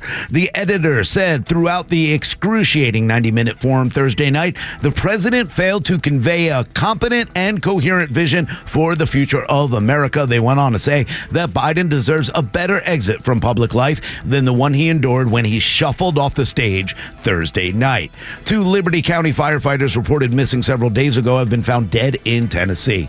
Tennessee authorities found the bodies of Reagan Anderson and Chandler Kubander, as well as Anderson's missing vehicle last night. They said the bodies would be sent for an autopsy to determine the manner of death. Kubander's mother says that the two had dated for several years, and she did not believe her son would have gone with Anderson willingly, noting that Anderson was a danger to herself and that her son was probably trying to help her. Police said no further details were available, and the investigation is still ongoing. And in sports, the Atlanta Braves were unable to complete the sweep of the Pittsburgh Pirates after the Braves' Spencer Schwellenbach gave up two-run home runs in the 5th inning, leading to a 4-2 win for the Pirates yesterday at Truist Park. Braves will take the day off before welcoming in the San Francisco Giants on Tuesday to Truist Park. When we come back on Extra 106.3, you've heard so much about the 25th Amendment. It gets tossed around like a hot potato lately. We'll give you some background on it, what it means historically, and that way you can understand it and explain it to your friends at the water cooler this morning when we do Story Time with Los next on the Morning Extra on Extra 106.3.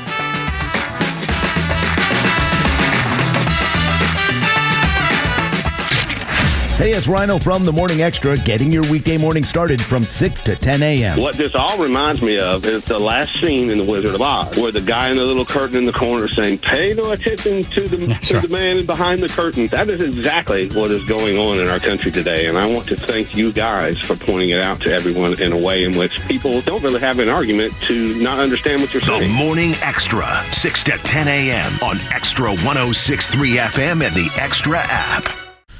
Are you prepared in case of any kind of emergency? Well, I hope so, or at least I hope you've started getting prepared. And whether it's just getting water filtration, because we never know when someone might shut down our water supply, or if something happens and a train overturns because of bad infrastructure, maybe it'll contaminate the water supply. You need to make sure you have water. But maybe you need to make sure that you have everything you need in case of an emergency. And if you're new to prepping, there's one place you need to be, and that's a locally owned and operated company, your one-stop shop for emergency preparedness, and that's True Prep in Marietta on Cobb Parkway. Tell them that Rhino sent you over there, and they'll be more than happy to show you everything you need in case of an emergency, whether it's freeze-dried food, firearms, firearm accessories, ammo, all at the lowest prices around, by the way, or whether it's water filtration, first aid kits, or just a great workshop to get you in the know. That's one of the great parts about True Prep is they have a beautiful showroom, so you can go down there and see everything they have. You can touch, you can see, you can play with the firearms. Just can't shoot them inside, by the way. But you can go also to some of their great workshops. You can go online at trueprep.com. You'll find all the great workshops that are happening. In fact, today, they care so much about the community because they are locally owned and operated. They have a blood drive going on today at True Prep in Marietta, right there on Cobb Parkway. Go to their website. Check out all the great workshops like Intro to Preparedness, building your own bug out bag and your get home bag. They're there for you. Go check out their website at trueprep.com. That's TRU prep.com, and prepare today for a worry-free tomorrow with True Prep. Looking to keep your kids busy this summer? The Atlanta Braves youth baseball and softball clinics offer nonstop fun with an emphasis on teamwork, attitude, and healthy competition. The unique baseball and softball programs will help players ages 6 through 12 develop on and off the field. July's locations include Norcross, Marietta, and Swanee, but make sure to check out all the Metro Atlanta options. And don't miss the softball clinic at Truist Park on July 17th. Visit Braves.com/clinics to sign up today. Atlanta Braves Baseball. We are Braves Country. This year, treat yourself to an explosive 4th of July with Great Grizzly Fireworks. They're giving you a chance to win a $5,000 fireworks prize pack. Sign up and register to win at fireworks365.com/fan. No purchase necessary. Must be 18 or older to enter. Winner will be selected on Friday, July 5th, 2024, and will be responsible for picking up their prize. Hey Atlanta, it's Ben, host of the Weekend Ben Burnett Show, proudly brought to you by Peach State Pride. Each and every weekend, we bring you all the issues going on around the globe and what America's ultimate role is in order to drive our agenda forward as conservatives. And if you ever miss an episode, you can download everything I've ever done on Apple, Spotify, or you can go to the podcast park. See you around, Atlanta. Get ready. Diamonds Direct will forever change the way you shop for jewelry. With over 80 years experience in direct sourcing, Diamonds Direct is finally opening in Atlanta. Customers across the Southeast know Diamonds Direct for their unbeatable selection and prices, but return again and again because of their unparalleled customer experience. The experts at Diamonds Direct are your advocate in the dizzying world of diamonds, ensuring you are nothing shy of confident in your purchase. How do they do it? With the best selection, the best quality, and the best price. In fact, Diamonds Direct guarantees they won't just meet any local price, they'll beat it. So if you can dream it, Diamonds Direct can deliver it. Build your own engagement ring, tap into their custom design studio, or choose from hundreds of ready-to-wear styles. No other jeweler can maximize your budget like Diamonds Direct. Diamonds Direct, coming soon to Buckhead and ready to amaze Atlanta with the best selection, the best quality, the best price, and the best people guaranteed. Atlanta's only conservative news and talk station is always streaming live across Georgia on the Xtra 106.3 app. Get the live stream and your favorite Xtra podcasts anywhere you go. Grab the Xtra 106.3 app now for Apple or Android. Tug, Rhino, and Los on the Morning Extra until 10. Story Time's brought to you by Atlanta Ramjack, your local foundation repair experts. AtlantaRamjack.com. Settle in and get comfortable, folks. It's story time with Uncle Los. Thank you, Ramjack. Thank you, Rhino. Thank you to Tug. Oh, you're welcome. Thank you to Andrew. And you too. You get one as well, Joe Virgin River. Aw. Thank you to all of you guys. What about everyone listening? Do they get a thank you? And you thank you all as well. Thank you, America. Thank you, America. It's a short week. We got to make the best of it. It's Wednesday, everybody. We got to get into our story time and now. So there was a lot of talk over the weekend, and it really picked up after Thursday night about the 25th Amendment. And I just wanted to go ahead and do a quick thing on just the history of it because it sounds like something you would go, all right, well, that's how you get rid of an American president. But understand this. The origins of the 25th Amendment were completely different. The problem was that when you went through the Constitution, through the founding of our country, and then the 200-something years we've had since then, not until the 60s did we actually have a clear line of what happens when a president becomes incapacitated, ineffective, or even murdered. So, for instance, when we were talking November 1963 and President Kennedy is assassinated, well, yeah, you go to Vice President Johnson and you say, okay, this is the person who's going to step in there. But there was no legal recourse for that to happen. That was just kind of how we reacted. When President Lincoln was assassinated, well, let's go to the vice president. This is what it's supposed to be. But the founders never had any information in there about what we were supposed to do. It was, you could very well have made the legal argument, well, we need to reopen an election, or we need to go to Congress and have them decide and nominate somebody new.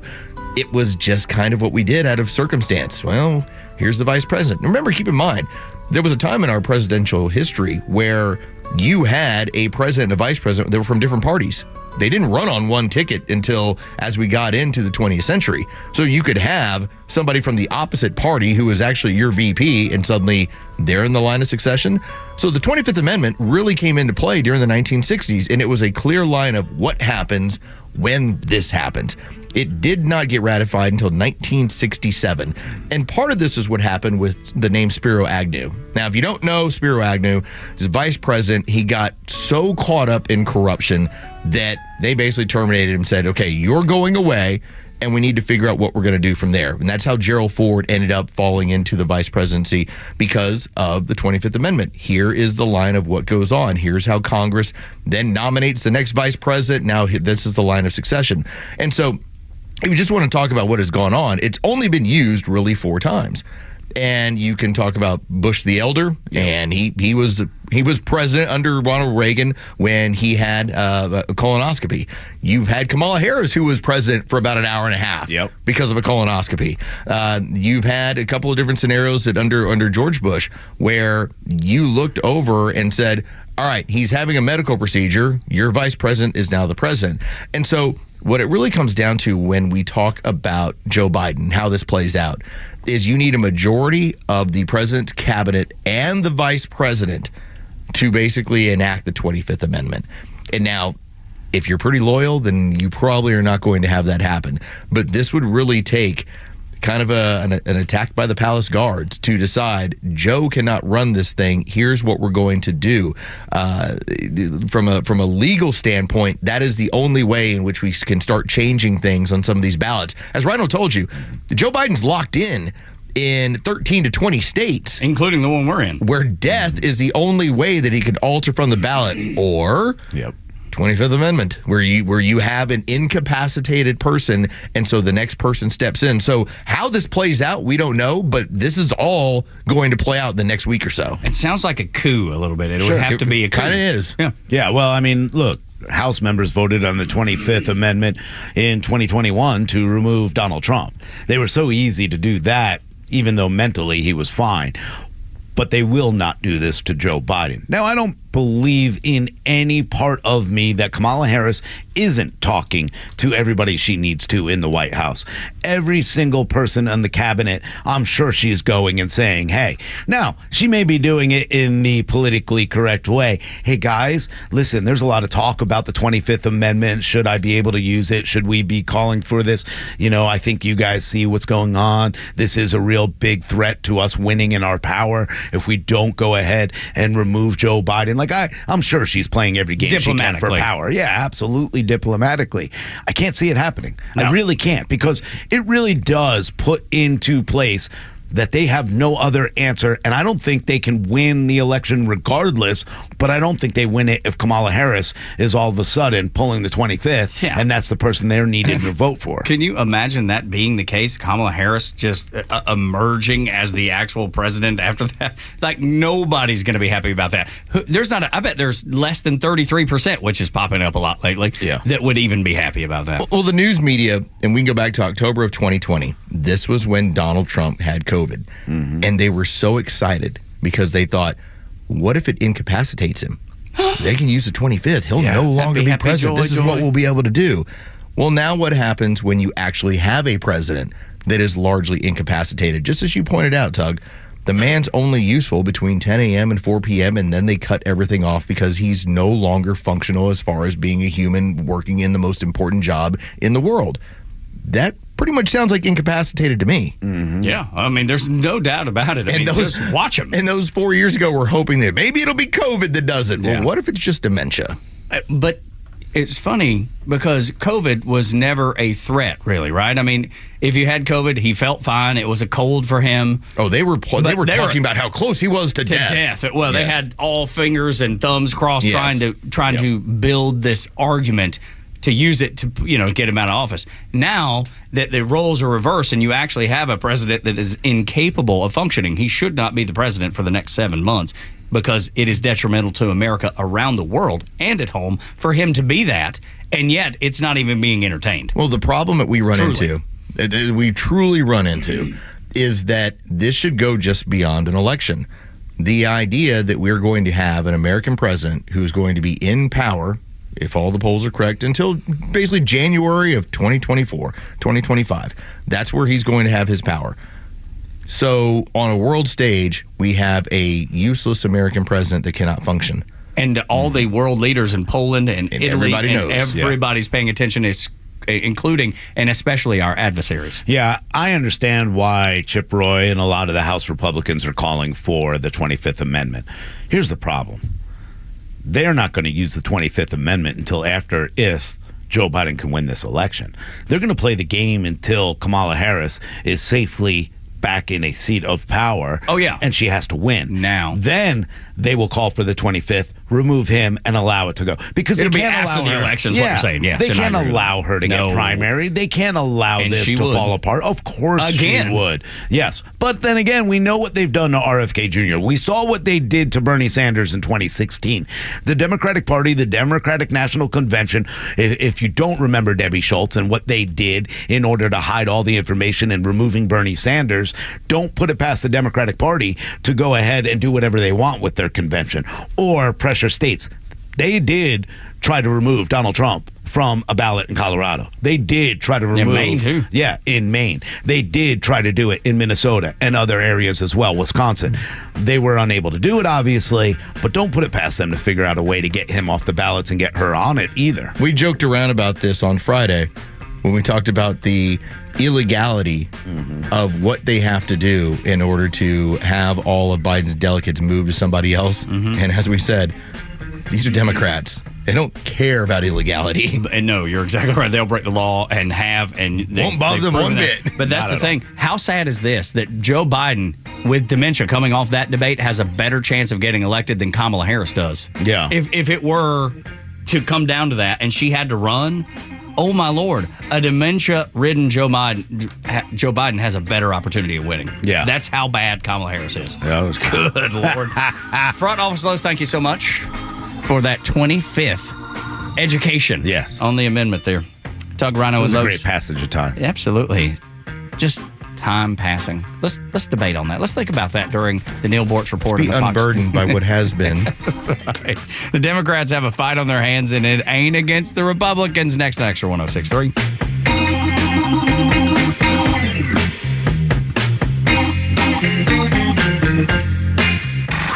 It's time for the Bortz Report, exclusively on Atlanta's only conservative news and talk station, Extra 106.3. Oh boy, did I tell you this election year was going to be interesting, and after the debate debacle of Thursday night, even more so. So where are we this morning? First of all, the media seems to be focusing on Jill Biden. She is the reason that Joe Biden won't drop out of the race. Now, let's look at it from her perspective. When she married him, he was 47 years younger than today, still young, still vibrant. He could still walk, think, talk, and he was powerful. Boy, did Jill love that. Come on, with one of the most worthless doctorate degrees in the country, education. This was a life she never expected. Then it went from the Senate to the vice presidency to the presidency. She's on top of the world. Now she's going to lose it all and just have Joe every day to take care of? No way. He's got to run again. She's not ready to turn loose of this. Come on, Jill, it's only 6 hours a day. They tell us that Joe doesn't really get up till 10, and by 4 o'clock in the afternoon, he's exhausted. What about Joe? What if he really wanted to get even with all his detractors? I'll show them. Well, here's the perfect way he can do that. He can resign right now, not just suspend his campaign, not just get out of the race, but resign. And then, guess what, world? Kamala Harris, the hyena, becomes president of the United States and the de facto candidate for this year's presidential election. Can't turn your back on her. She's a woman, and she's black, or somewhat black. No, the Democrats would be stuck with her, for the campaign anyway, and we would be stuck with her for 4 years. Hold on, folks. This is going to be a hell of a ride. Neil Bortz, Extra 106.3. Don't miss a minute of the action this season as Georgia Tech men's basketball takes the court in the Camas Pavilion in Midtown Atlanta. Into the lane, fadeaway jumper. He knocks it down and a foul.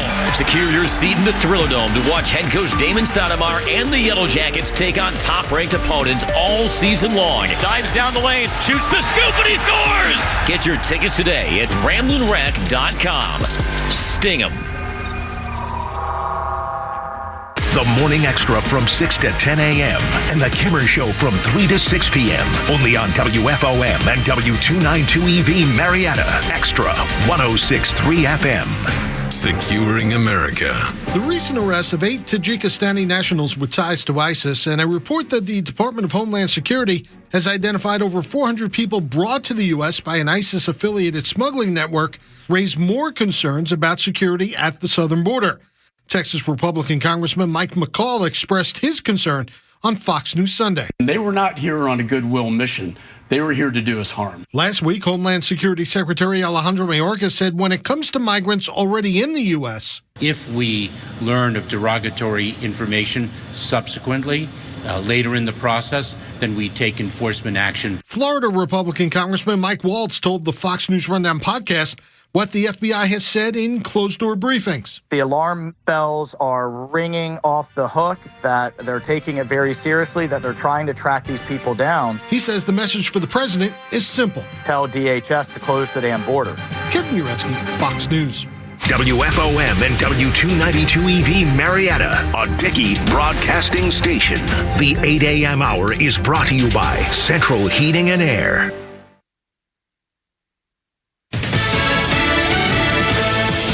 Backing President Biden. I'm Dave Anthony, Fox News. A lot of Democrats are doing that now. One debate does not define a person's record or the kind of person or the situation. Senator John Fetterman on Fox News Sunday. Senator Chris Coons tells ABC's This Week. The only Democrat who's ever beaten Donald Trump is Joe Biden. He is our candidate for November, and he has the best shot to beat him. The Biden families also urged the president at Camp David to stay in the 2024 race. Politico reporting that the family is pointing the finger at his top campaign advisors for how poorly the president did Thursday night. Politico says the blame was cast widely on staffers, including Anita Dunn, the senior advisor who frequently has the president's ear, her husband, Bob Bauer, the president's attorney who played Trump in rehearsals at Camp David, and Ron Klain, the former chief of staff who ran point on the debate prep. Fox's Madeline Rivera. In 2 hours, the Supreme Court will rule on the Trump case and the former president's claim he should be immune from prosecution for official acts taken in office, which has delayed the 2020 election-related Trump federal trial. Ex-Trump advisor Steve Bannon has to report to a federal prison today in Connecticut. Days after the U.S. Supreme Court denied a last-minute bid to put his 4-month sentence on hold while he appeals his contempt of Congress conviction. A jury found the 7-year-old guilty of contempt in 2022 for not complying with the House January 6th committee subpoena for his testimony. Fox's Ashley Strohmeyer. Some American troops overseas may be targets. All American military bases in Europe have been put on heightened alert status due to a potential terrorist attack. A U.S. defense official telling Fox News there is credible intel pointing to an attack over the next week or so. Fox's Kathleen Maloney.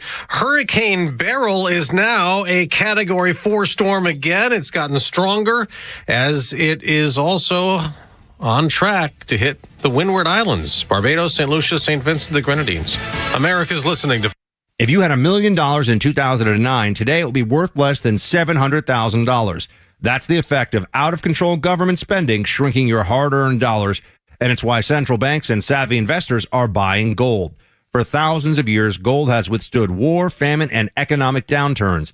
It's been a stalwart hedge against inflation and hyperinflation.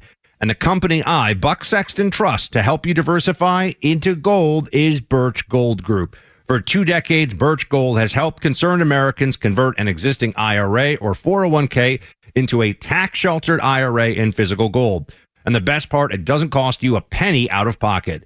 With an A-plus rating from the Better Business Bureau and tens of thousands of happy customers, you can trust Birch Gold, too. To learn more, text the word PROTECT to 989898 and get a free, no-obligation info kit on gold. Again, text PROTECT to the number 989898 to protect your hard-earned savings today. Hey, it's your old pal Neil Bortz. I'm back on Atlanta's only conservative news talk station, Xtra 106.3. Okay, here's more of the Morning Xtra. Tuck Rhino and Lowe's on the Morning Extra. It's Wednesday, everybody. It's Wednesday. Well, not really. Not really. Kind of feels like Wednesday. Because we're midweek. Because most people get the 4th Thursday and have taken the 5th Friday off. So I'm thinking it feels like Wednesday. Most people are treating it like Wednesday. Or if they're not, they should be. That's the way I see it. I'm treating it the very same way. Yeah, thank you. Now, my wife has the whole week off. Her company just wipes out this entire week because, let's face it, there's not a lot of people that are really getting anything done this week. Yeah, people are on vacation. Like, I'm glad we have our listeners who are listening and checking us out, but by Wednesday or Thursday, more than likely, you're going to be at a barbecue. Yeah. You're going to be poolside or at the lake, by the ocean. Okay, by the ocean. That's right.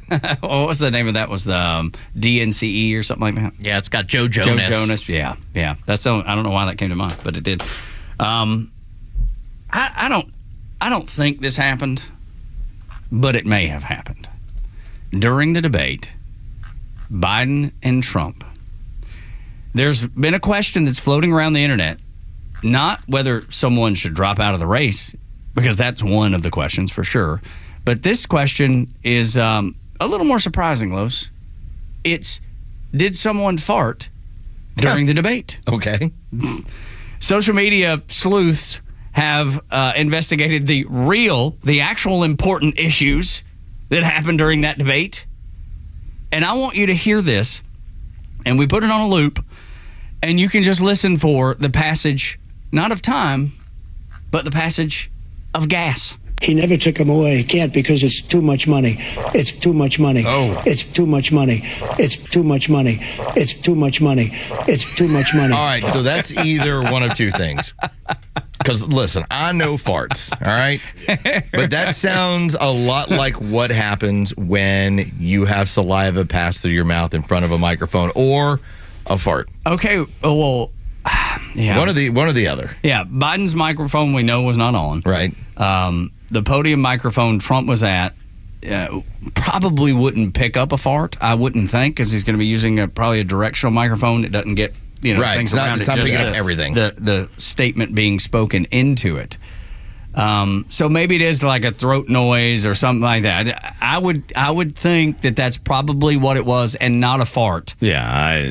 But with the internet doing the work that it does, but let's just hear it one more time. Can we play it again? Yeah, just one more time. He never took them away. He can't because it's too much money. It's too much money. It's too much money. It's too much money. So yeah, it's definitely not a fart. I have a former coworker, and he would have a high-pitched noise that would come out of his throat before he would talk. Like a dolphin? And we used to call it Chuck Dolphin, our friend Chuck Oliver, where he would squeak before he'd make a noise. Or he would start to talk and he would stop, and suddenly you would hear, ah! Yeah. Really? So every now and then, yeah. The Chuck Dolphin was the greatest noise you ever heard. I do remember that being talked about, but I don't know that I ever actually heard it. You know what I mean? So it's legitimate. You would have a noise that would come out of his throat that was a high-pitched kind of squeal like you would hear out of a dolphin. So that's probably what we just heard with Trump, right? It's got to be. But it's funny that people were like, I think he farted. And then went and investigated it. Like, even if he did, but yeah. It's just funny. Yeah. Like, of all the things to be discussed, like the meltdown of Joe Biden, the end of his presidency, for the most part, that's what people were concerned with. Did he fart? Did Trump fart? I know what those sound like when they are done near a microphone. You're right. Yeah. I think you nailed it. I don't believe that that's that. There are so many times because, Tug and I, we do a lot of editing of some of the podcasts and stuff we hear on the weekends and the weekend shows, and nobody is immune from some of these noises that come out of their throats. Whether it's Janelle King, sometimes I hear like a little squeak and I kind of laugh about it, or when I do my own. I hear some noises like a gurgle or gargle from my voice that, who knows. But yeah, it's something, and this is what they're going to make out of it because they have nothing else to win. So anybody who wants to make this seem something that it's not is going to play that game with Donald Trump. I did just send over to Joe Virgin River, and you guys can decide if you want to hear the biggest one ever. How quickly can you get it? He was recording a commercial. And it was the loudest thing I've ever heard. And it was. Were you in the room for it? No, it was sent to me by our production manager, Rob Jenners. Okay. Because it was so loud that he was like, "Oh my God!" Because it's hard. Like we could all make these noises, and you would have a hard time hearing it on our microphones because obviously it's happening somewhere else. You want to hear this? Yeah, he's got it. Joe Virgin River's got it. And have some normalcy in your lives during the toughest of times. Oh, God. I apologize. Jesus. That was stomach. It's unhealthy. Stomach. That was real lately. I thought it was going to be one of the throat things. No, that was actually a fart. Yeah, that's why I'm telling you. I know what farts sound like. That was whatever happened with President Trump. That was a throat thing. That was not a lower bottom thing. So that wasn't the Chuck Dolphin thing. That was a legitimate. Oh my Lord! Yeah, that's the biggest one I've ever heard. That's fantastic. Play it again. Poor Chuck. We've been reduced to playing fart noises. I want to go on record here. Tug, you may want to join me in this. Okay, all right. I love Chuck Oliver. Me too, yeah. I respect Chuck Oliver. Me too. I am not laughing at this. Oh, I am. Okay, I have to laugh. I mean, you have to laugh at the fart. That's like a decade old. Chuck Oliver, if you are going to come in here and take people out, I just want you to know that Tug and I love you. Yeah, that's right. Very, very much. Telling you, that was a decade ago. That's been 10 years ago? And to this day, it still makes me die laughing whenever I hear that. What?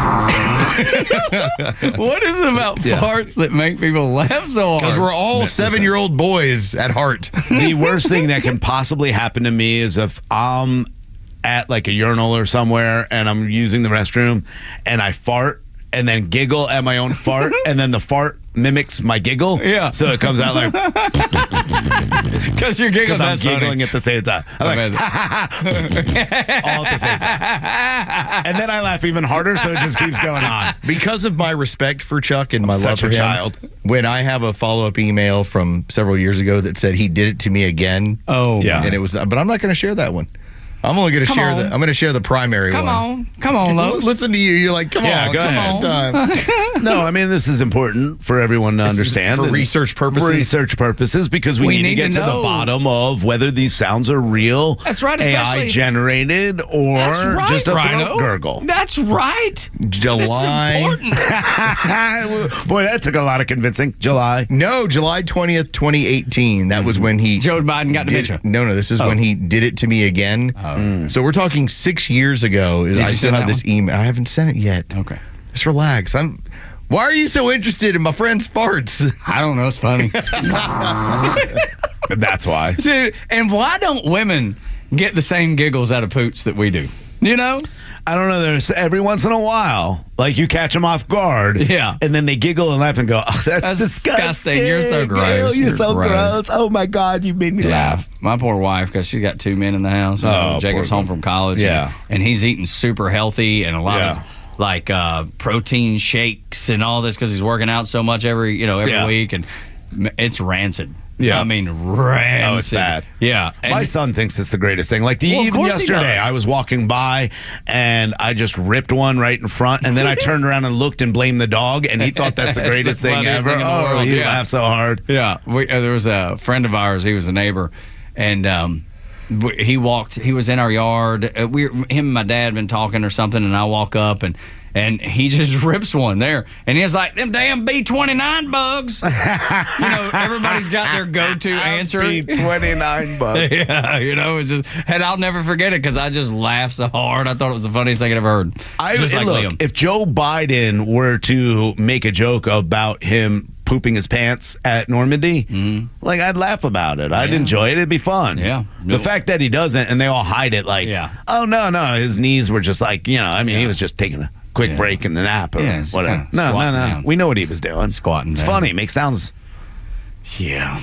Not funny. They should. Have you ever seen the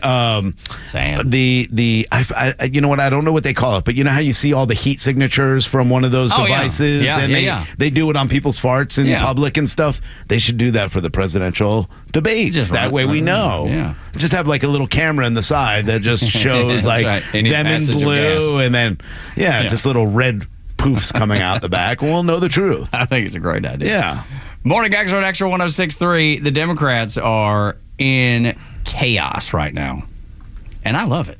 I think it's fantastic because they deserve the chaos that they're struggling with right now. But they are doing their darndest to figure out what to do with Joe Biden, and they have no clue, and everybody's going different ways. Jim Clyburn says he needs to step down. The New York Times says he doesn't. Barack Obama, Michelle, Bill, and Hillary Clinton, nope, don't need to step down, but every other political outlet says he needs to step down. I mean, this is like chaos. It is complete chaos. Unbelievable amounts of chaos in the Democrat Party, and it all comes down to what do we do with Jumpin' Joe? I got plenty of ideas, but I probably shouldn't say them on radio. But this is going to be the big talk of the next, probably until October, until they get another surprise or something else happens. But what do? That is a very good question because they're talking every single day. We're not talking about the direction of this country. We're talking about Barack Obama and this person went and they're visiting with Joe Biden to discuss his future, to see where they need to go. This is all the Democrats can talk about right now is removing Biden. When you start seeing mainstream media and, of course, the AJC, whose editorial board wants to remove Joe Biden, you know there is panic in the room. And now what do? They can't beat Donald Trump. They know that Donald Trump's got a 66% chance now of winning this election. According to Nate Silver. Yeah, absolutely. So are they going to remove him? Because it would be smart. They should. They should remove him. They should ditch Kamala. They are the real threat to democracy if they do that, but that's probably the smart idea. But there's no way they can remove Joe at this point unless Joe says, hey, it's time to go. Well, let's have a very honest conversation with Democrats, with liberals, because I know you listen, you hate listening, and that's cool. I'm just glad you spend time with me. We have to have the honest conversation, which is this. You're going to lose. How do you save people down ballot? Mm-hmm. And who is that representative? Because the concern that the Democrat Party currently has is that it doesn't matter if it's Joe or somebody else, they're going to lose. The idea is, how do you maintain at least a closer margin in the Senate or in the House? Because Joe will not deliver that for you. See, I don't know, but it almost seems like if you start switching people out and there's no consensus about where you're going, it puts the party in more chaos. Sticking with Joe, strangely enough, seems like more stability than the chaos that would come with trying to get rid of him. But that's the problem that you have, is that we are months away from an election that even the regular run-of-the-mill Democrat looks at Joe. Now, again, the 20 or 30%, they're just nuts, and that's how it's going to be, and they're going to have party affiliation. But your regular person looks at it and goes, this is bad, I'm not voting for that person. Yeah. And so the idea is there any way that if Joe ends up giving up his delegates at the convention, because this is going to be a discussion leading all the way up to the convention, who can they install that at least the run-of-the-mill Democrat will not hold their nose and will show up to a poll to at least help protect some of the issues that you have in the House and Senate? Well, the Democrat voters are dumb, so they'll listen to any pandering you give them. In all honesty, if Democrats want to know the truth, they should be calling for Joe Biden to step down today. They should be calling for Joe Biden, because I will tell you right now, the best way to energize their party would be for the president to stand up and say, hey, I got to go. No, that's right. What's best for this country right now is that I step down and usher in a new generation. Let's rally around the family. Let's rally around it now. The only chance we have to actually win in November is if we start working now to fix the problems with me being on these ballots. I will step down. So this, for the betterment of this country, so that it's not a threat to democracy, because that's exactly what it is, I'm going to step down. Now, regardless, it is a threat to democracy the Democrats are doing. They've put themselves in this position. Well, they're a threat to democracy because of their socialist and communist values. But think about what they're doing. They're not giving the voters a chance to get to pick who the next candidate is. They didn't get the chance to say, hey, I like what RFK Jr. and his socialist vice presidential pick are being able to speak about, because they're not able to speak. So they will instill the next candidate. Democrats don't have an option who they're voting for. They're told. Joe Biden was put in this position. He didn't win. He didn't win the primaries. He was given the primaries and handed them by the Democratic National Convention. Yeah. They can hand this to whoever they want at this point, but Joe needs to be the bigger man and actually step down. They won't allow that, though. Joe Biden will not allow that. Never. Hunter Biden will not allow that. Think about how seductive that level of power is, that you're willing to basically run a cadaver, run somebody who's completely unable to function. You know it's not for the good of the country, yet you're so power hungry and you enjoy the lifestyle so much that you're willing to embarrass this man that you claim to love and care for. But the value of destroying the country is the goal. Ultimately. Yeah. So it doesn't matter to them. No. I saw a Babylon Bee post that made me laugh. It was basically saying that how Democrat voters no longer trust Joe Biden to destroy the country. Yeah. Exactly. Right. But he can't even get that right. In reality, Joe Biden and Kamala Harris are Barack Obama's useful idiots. Oh, yeah.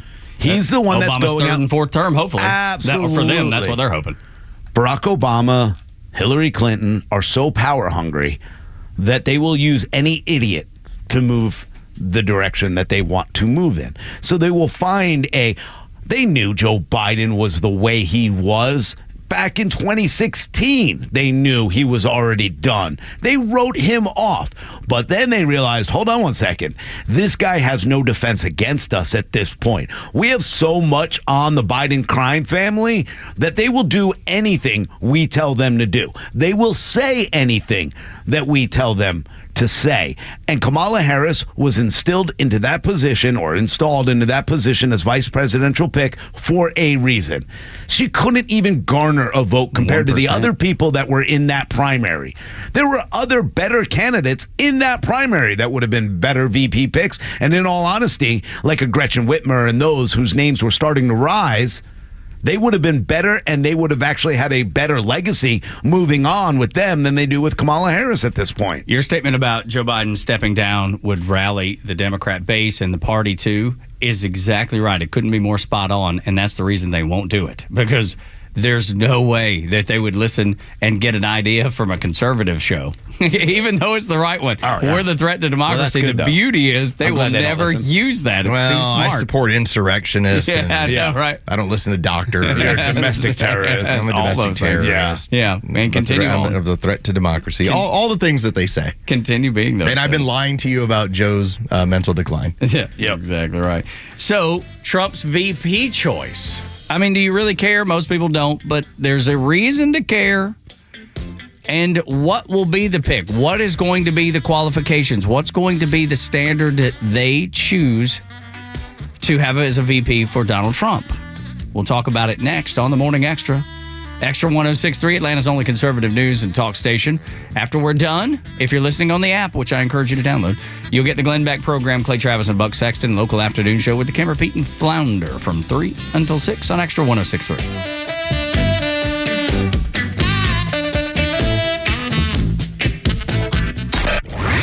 Hey, it's Tug. The Morning Extra has you covered from 6 to 10, and Kimmer's got you on the ride home. On this day in 2019, 11-judge panel from the 9th U.S. Circuit Court of Appeals decided to review its decision on whether Led Zeppelin plagiarized Stairway to Heaven from the opening guitar riff on Spirit's 1968 track, Taurus.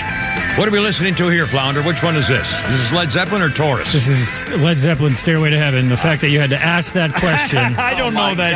I never liked the song. When they started playing this music, I'd try to listen to the freaking Beach Boys so you can all eat me. How about that? I hate this crap. What's that dancing music? The Kimmer Show, every afternoon from 3 to 6 p.m. on Extra 106.3 and the Extra app.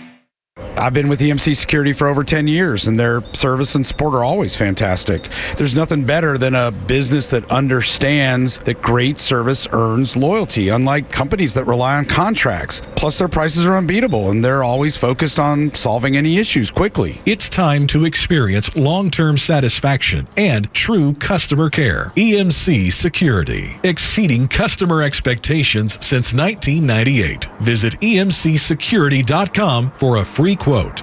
On this episode of The Real Houses of Atlanta. Whoa, Bobby, what's going on? Well, now that I'm the HOA president, I'm going to start cracking down on the neighborhood. With a sledgehammer? Oh, look, this place is looking rough, and nobody's moving right now either. So I'm telling the neighbors it's time to fix up the homes they have. And what do you suggest? Well, I'm telling everybody on the block about Exovations. They're right here, and they can get your house the facelift it needs. We're talking new siding, roofing, windows, doors, decks, even porches, patios, and porticos. Now, if you'll excuse me, I'm going to start with Jim next door. Hey, Jimmy, you got a window out. Check the bylaws. Hi, this is Candace with Exovations, and have I got a tip for you. Avoid an HOA headache and let us give your home the facelift it needs. We'll introduce you to our ExoVision, our very own architectural design that allows you to envision your home's transformation before you even start the project. Ready for your on-time, on-budget, and stress-free renovation? Visit exovations.com and book your consultation today. Don't let a cold, sinus infection, or allergies ruin your day. Breathe easier, sleep better, and feel healthier with Navage. Visit Navage.com, Walmart, Walgreens, CVS, or a store near you. The dog days of summer are here, and Truist Park is the place to be when the St. Louis Cardinals and Cincinnati Reds come to town, July 19th through the 24th. The series is packed full of fun, including the CMT Hot Prospect Concert Series before the game in the Battery Atlanta Plaza on Friday, featuring up-and-coming country music artist Blanco Brown, followed by everyone's favorite Friday Night Fireworks presented by Georgia Lottery after the game. And Sunday, July 21st is Kids Club Sunday. Kids can look forward to a player Q&A, face painting, and more. Plus, the first 3,000 kids will receive the Ozzy Albies plushie giveaway. And there's a second giveaway on July 23rd for the first 15,000 fans, featuring the Orlando Arcia chain presented by Truist. Don't miss out on the jam-packed week of giveaways and fun. Visit Braves.com/promos to find all of the details and purchase your tickets. Atlanta Braves Baseball. We are Braves Country. This is Poll Paris with Fox News Director of Polling, Dana Blanton. We keep hearing about protecting democracy as both campaigns and the presidential election attack the other on the issue. But what are voters thinking when they hear about threats to democracy? We ask about that on our latest Fox News survey and find that for 30%, it means the end of free and fair elections. However, far more voters, 53%, think of threats to democracy as the end of certain rights and freedoms. That's true for Democrats, Republicans, and independents. It's more about the end of rights than the end of fair elections. Overall, 2/3 of voters say the future of American democracy will be extremely important to their vote for president. That's on par with the economy, making those the top two election issues. Voters give President Biden the edge on the future of democracy by 6 points, while former President Trump has a 5-point advantage on the economy. Our website is free and fair, foxnews.com/poll. I'm Dana Blanton, and that's your Poll Paris. Want weather? Grab your phone. Need traffic? Grab your phone. Conservative news and talk, also on your phone. Get the Extra 106.3 app. Tug, Rhino, and Los on the Morning Extra. Download the app so you can listen live and on demand. Conservative discussion throughout the day that you will not get anywhere else. 100-year-old radio stations won't have it. New radio stations won't have it. You only get it on Extra 106.3. So get the app. Wherever you download your apps, search for XTRA 106.3 FM Atlanta. And join in the conversation at 404-741-1230 at Extra 106.3 across social media platforms. Plenty of ways to engage. Is this the original Criss Cross? That was? Christopher Cross, yeah. Ride Like the Wind. Criss Cross. Yeah, MTV killed his career. Oh, no, different. No, this was the Christopher. Oh, okay. I was like, wait. They stole his name. Yeah. He was Criss Cross. Yeah, right. Well, Christopher Cross. He went by his full name. Yeah. Yes, which is very. He had other good songs, too. Yeah. Oh, yeah. Sailing. Yeah, Sailing. Yeah, he did the theme to Arthur. What was that movie called, though? Arthur. Was it just called Arthur? Yeah. Okay. Yeah. So, yeah, he did the theme to Arthur. Yeah, Christopher Cross was amazing. It's very yacht rock. Oh, yeah. Very much so. 80s yuppie, and then MTV comes along and he's not good looking and his career is done. Was Arthur in a Dudley wheelchair Moore. and talking to the Fantastic Four? I don't know. Was he? That's a great question. Was he able to do that? I think that's going to be my question for everything moving forward on every single movie. Yeah. Was he in a wheelchair and talking to the Fantastic Four? I had to tell him what to do. Don't believe that part out. Telling them what to do, just giving them the orders. Yeah. Because apparently Charles Xavier is like every Marvel movie character to Tug. That's why he's the only one I can He's remember. the leader of the X-Men. That's what Marvel's for, Fantastic Four, X-Men, it's all the same. I miss those days. It's all the same. I used to drive him around in my Buick LeSabre. My Listening to long Christopher feathered Cross. hair flowing, singing Christopher loud. Yeah. Takes me away. Pulling up at the lights next to the ladies. How you doing? Dropping Looking out my the little window. aviators down, throw my hair back. What you're doing, girl? Good old days. What's That's up? right. Absolutely. What did you drive? You said you drove a Buick LeSabre. I did for a while. That's yeah. fantastic. It was a nice blue one. I had a 4Runner. Okay. It was cool. It was inherited. It had been my mom's vehicle, and then she bought another vehicle, and so I inherited the 4Runner. And the coolest part about that car, Love 4Runner. you could drop the back window. Yep. And then drop your windows, and you wouldn't get that reverb crazy sound. It would just go out. That's so terrible. I used to I hate love that about that car. Yeah, no, it's good. I drove a little Ford Ranger. Yeah. It was, my dad's at the time, and he would let me drive. I basically took it over. I commandeered it. Yeah. And it was mine. It was the same thing. Now, there was nothing that like that. The entire 4Runner was like stock. Yeah. Okay, like Dude, those everything are was so basic, cool. but it was so cool. You had the coolest car of the group, for sure. Yeah, Dude, 4Runners are still yeah. cool. No, to no, this day. I love them, and What if I year could was do it it? again, 96. Wow. It was a 96 4Runner that I started driving in like 98, and so it was awesome. I had an ugly burnt orange Ford Bronco 2. Not the regular Bronco. Dude, The Bronco it was the 2. smaller one. The Bronco smaller 2, version which of were the Bronco. still cool, man. Those was are cool. still cool. Those still today look good. Oh, yeah. Except for the fact that burnt orange was everywhere. Like the carpet was like the burnt orange. Okay. And it was so ugly, but man, that was a cool truck. What year? What year was it? One more time. I was looking about 86, I believe. 86. So Okay. this was the time of when everyone started to make the SUV. Not like the large version, like the regular Bronco. Because that Bronco had been in production since the early 80s, and it was just a massive, big truck. But this is how, like, I had friends of mine who drove maybe the worst car that would break down all the time, the Isuzu Rodeo. Like, that was one of them that everybody like, oh, I got a Rodeo. Because you had, like, an SUV that wasn't quite as big. Yeah. But it was an SUV, and it broke down all the time. Yeah. Oh, yeah. That was pretty much the interior of my Bronco 2 right there. Dude, I would all orange? kill- Yeah, all orange. I would kill to have either the 96 4Runner or the 86 Bronco 2, man. Yeah. Oh, those things are I so think cool. GMC had the Jimmy. Yep.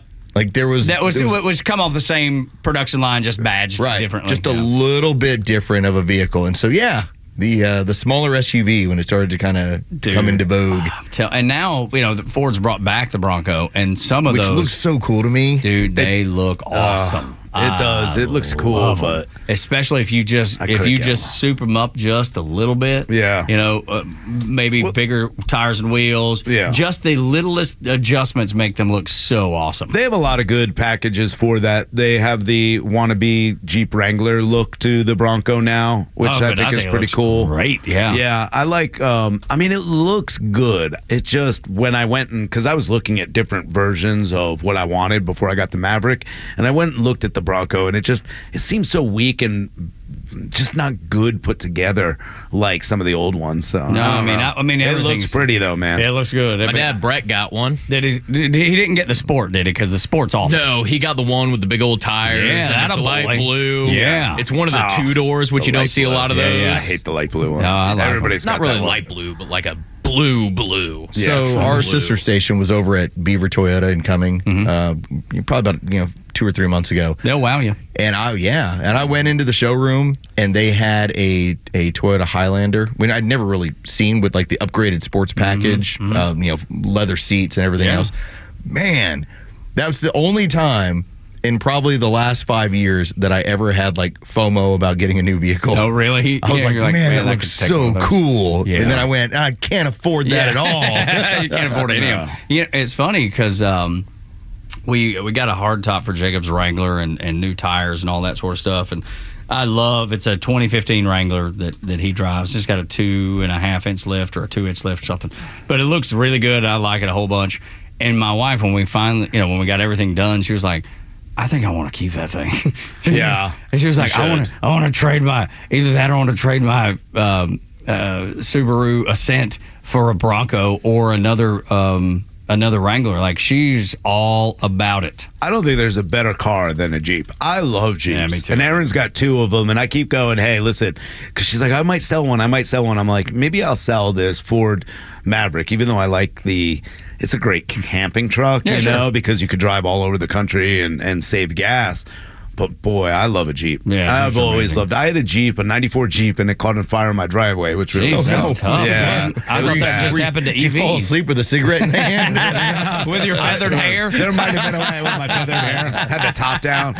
So I was burning one in the driveway. The first brand new car I've ever bought in my life was the Jeep Wrangler, a 94 Jeep Wrangler. And I had wanted a Jeep ever since I was probably 7. So I was going to get one, but they never made the color I wanted. They finally did. Square headlights. In the middle 90s. Right. I used to love them. And then so I bought that 94 and I loved it, but I got one of the lemons, which I ended up, invoking the lemon law and getting all my money back from Jeep, and they were really cool about it. Like, I could not have asked them to do anything for me because they had already gotten on it and said, hey, we're going to take good care of you.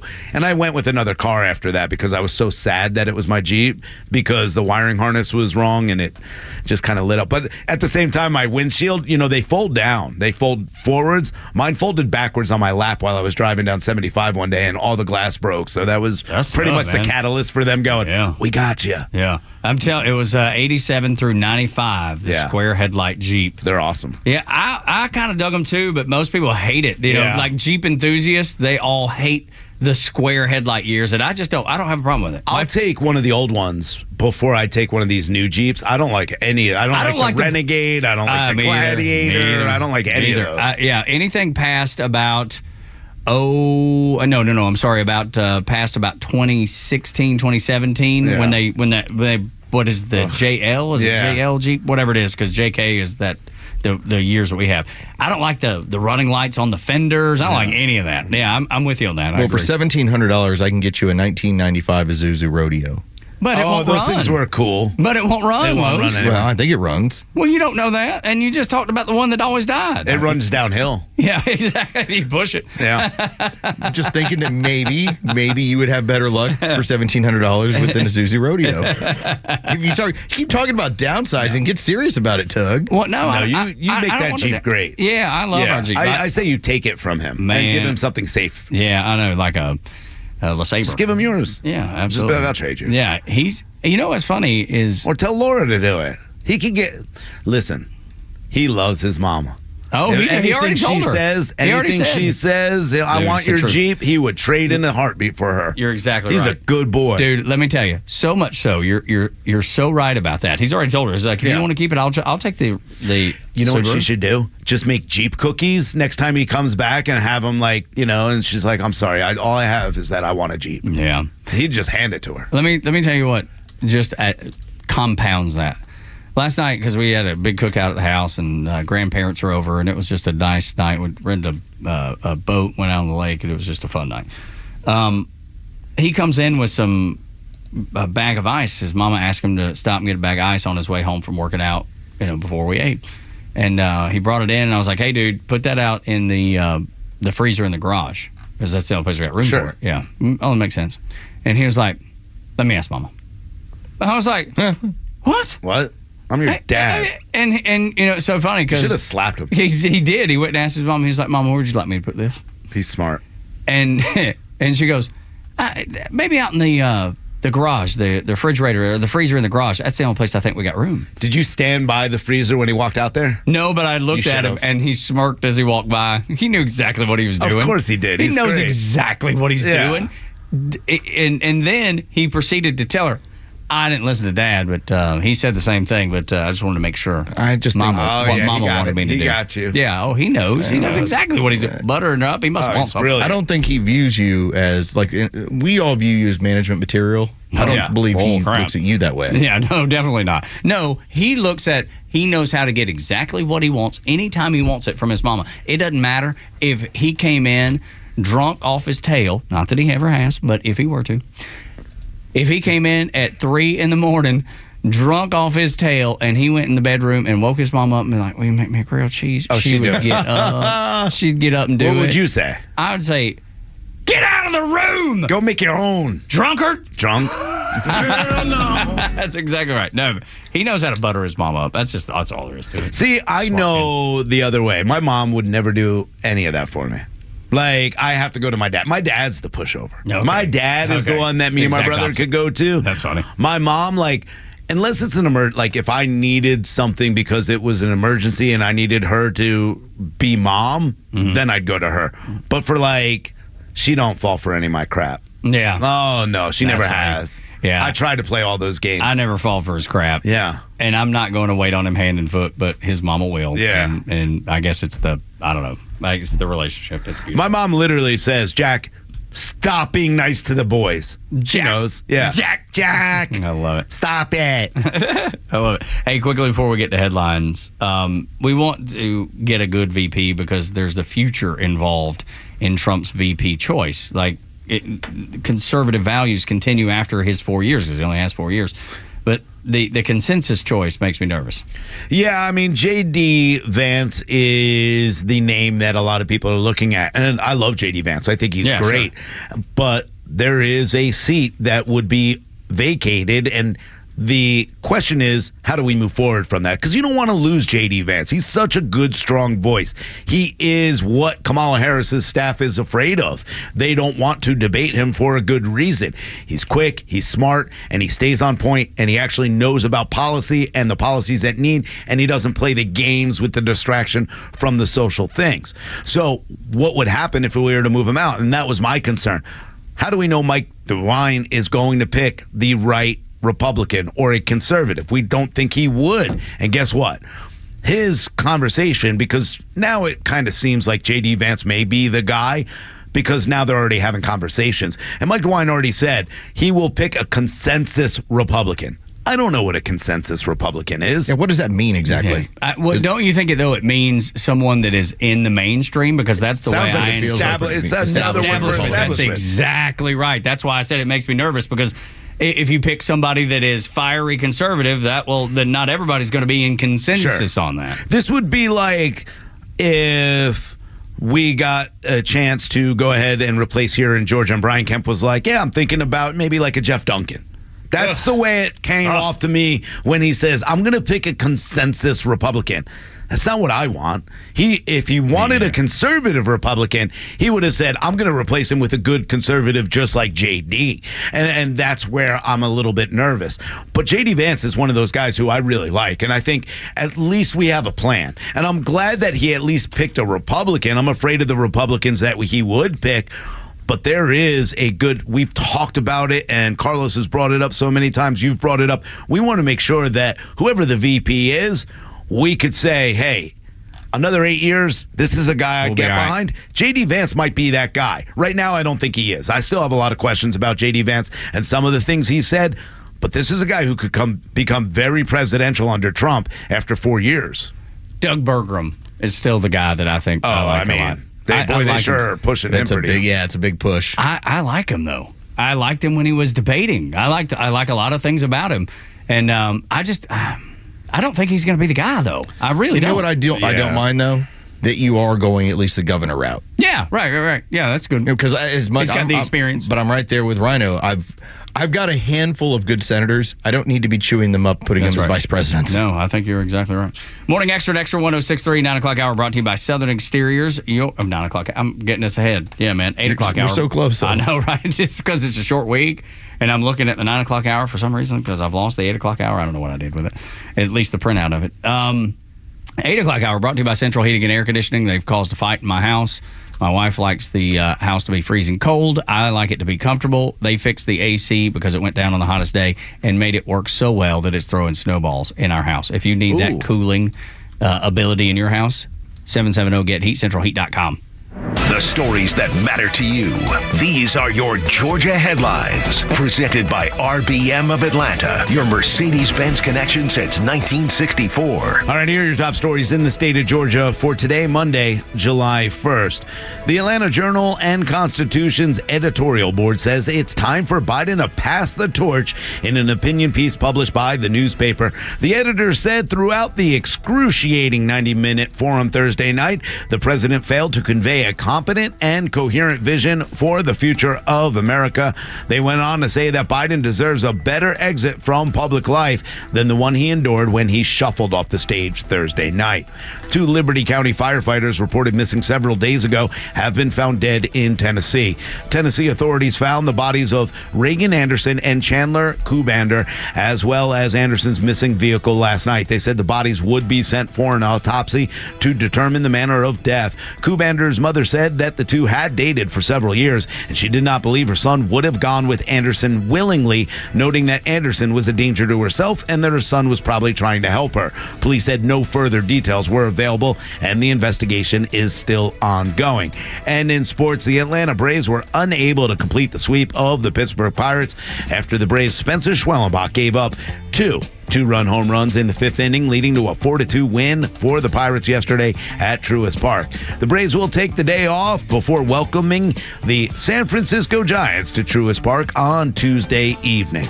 Next on the Morning Extra, Tug, Rhino, and Lowe's on Extra 106.3. Media Matters made a prediction, and boy, would they sure like to have that one back. Next on Extra 106.3.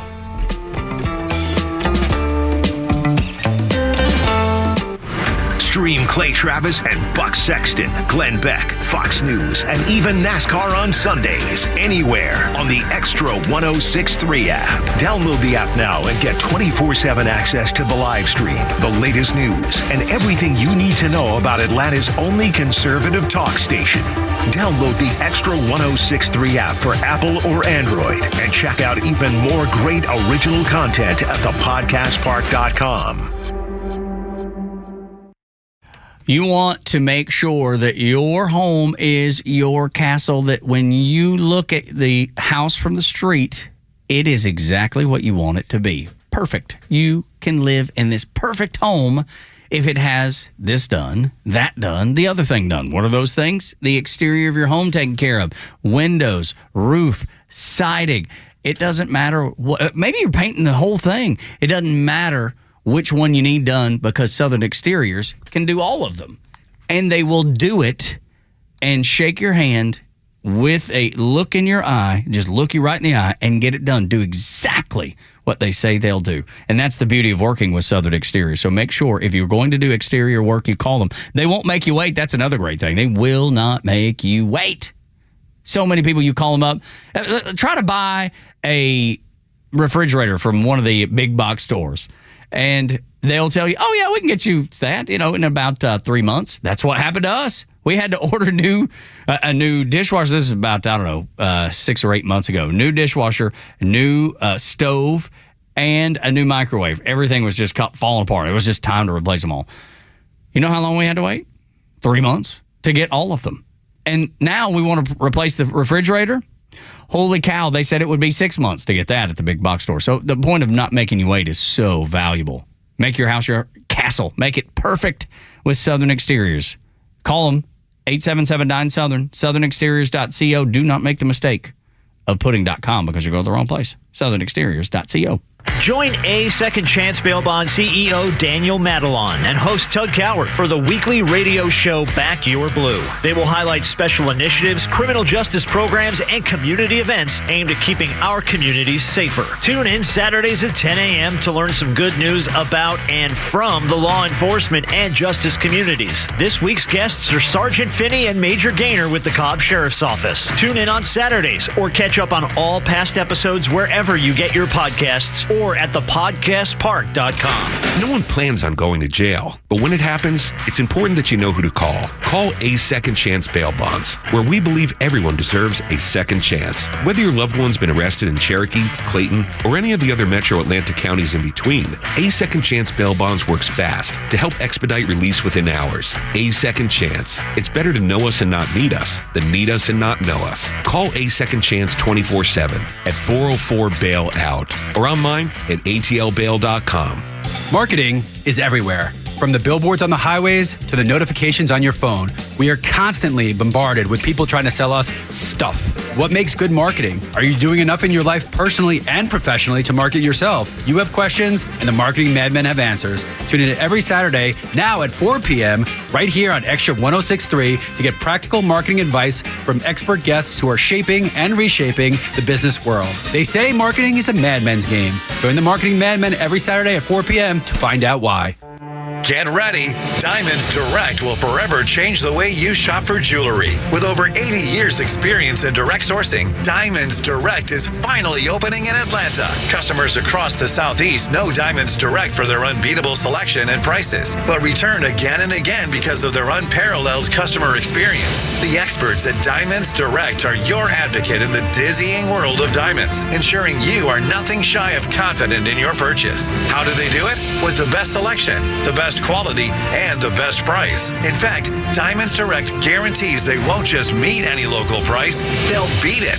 So if you can dream it, Diamonds Direct can deliver it. Build your own engagement ring, tap into their custom design studio, or choose from hundreds of ready-to-wear styles. No other jeweler can maximize your budget like Diamonds Direct. Diamonds Direct, coming soon to Buckhead and ready to amaze Atlanta with the best selection, the best quality, the best price, and the best people guaranteed. The Morning Extra has you covered until 10 a.m. Then it's Glenn Beck, Clay Travis, and Buck Sexton at noon, and The Kimmer Show taking over at 3, only on Extra 106.3. Media Matters has a prediction that they would like to have back, Los. This is something that, when you make these predictions, you don't expect them to come true, or maybe you do, but you definitely, when you get them right, and you're like, oh, no. So there was a couple different things. And I would start off by saying we were right to expect that Joe Biden was going to be all fueled up and all his crazy Drug cocktail and everything else. Yeah. And we really didn't see the effects of it until the next day when he was in North Carolina. And suddenly he was like, just all wild, right? Yeah. Like a wild caged animal. Do you think that's because they were like, hey, that dose from the other night didn't work? Let's go ahead and pump it up for Friday? Well, we talked about how the goal was you can't have them at 11, but you can't also have them at a 3. Right. Okay, like it's got to be like level like 6 or 7, right? Yeah, right in the middle. Okay, well, that was what we were expecting. Well, this is Angelo Carasone, and he is a president with Media Matters. And if you know Media Matters from their long history, it's basically just another mouthpiece for the liberal left. And they call conservatives out anytime they can. And more than anything, they also will try and reach out to those people that advertise with them and try and derail their funding. And that's just part of what they do. It's just that's the organization. I want you to take a listen to this man. He had a prediction. This is about a minute's worth of time where he told you what was going to happen the day before the debate, and think about how it wildly turned differently for these people.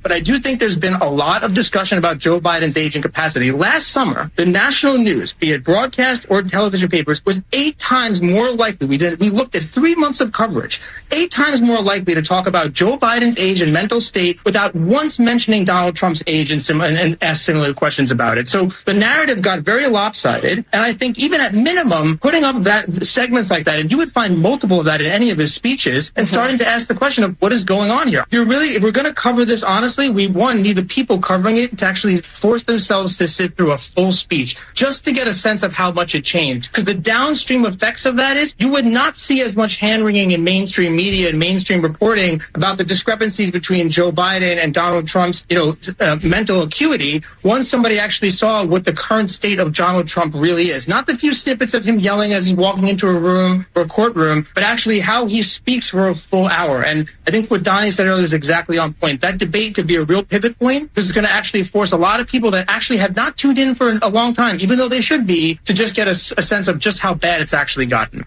So it was 90 minutes of a side-by-side, and one guy looked like he was with it, and the other guy looked like he was completely lost.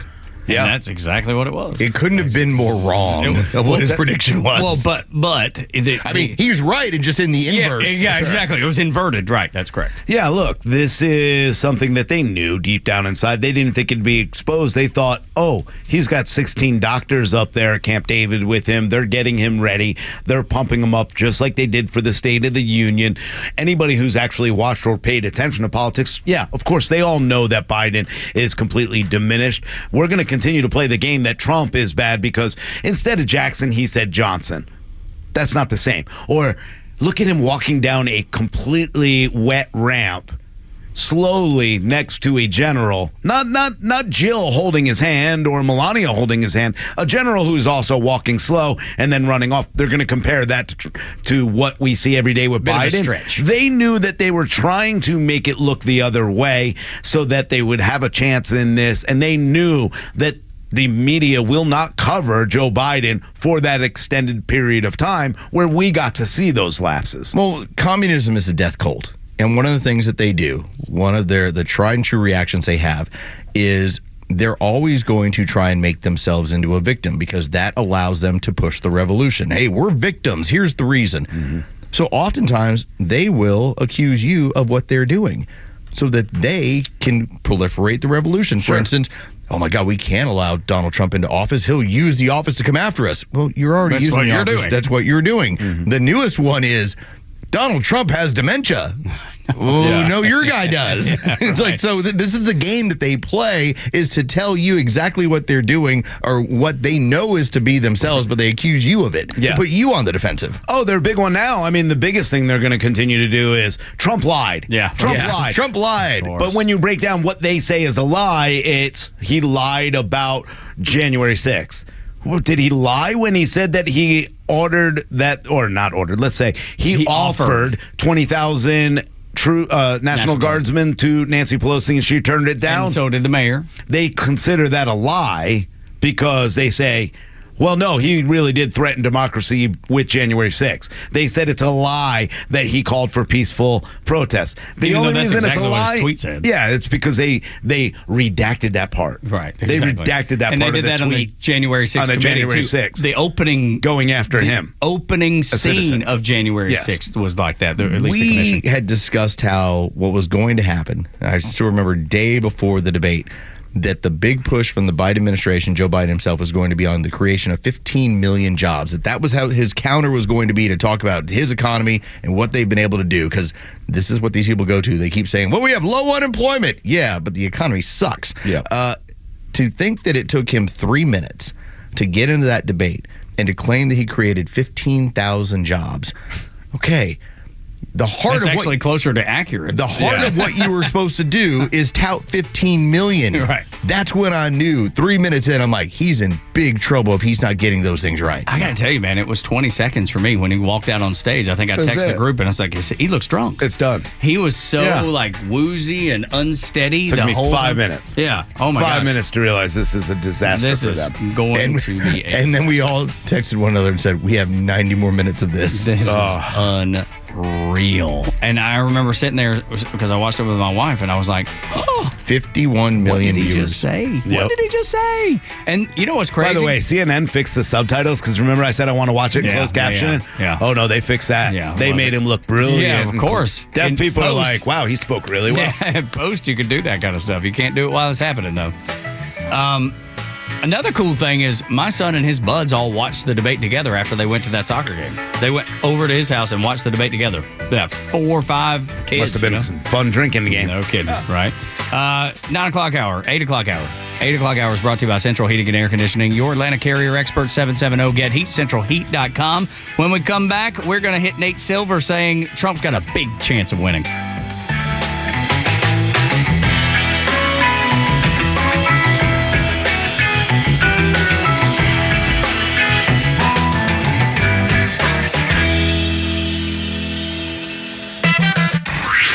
Time for the Bortz Report, exclusively on Atlanta's only conservative news and talk station, Xtra 106.3. Oh boy, did I tell you this election year was going to be interesting, and after the debate debacle of Thursday night, even more so. So where are we this morning? First of all, the media seems to be focusing on Jill Biden.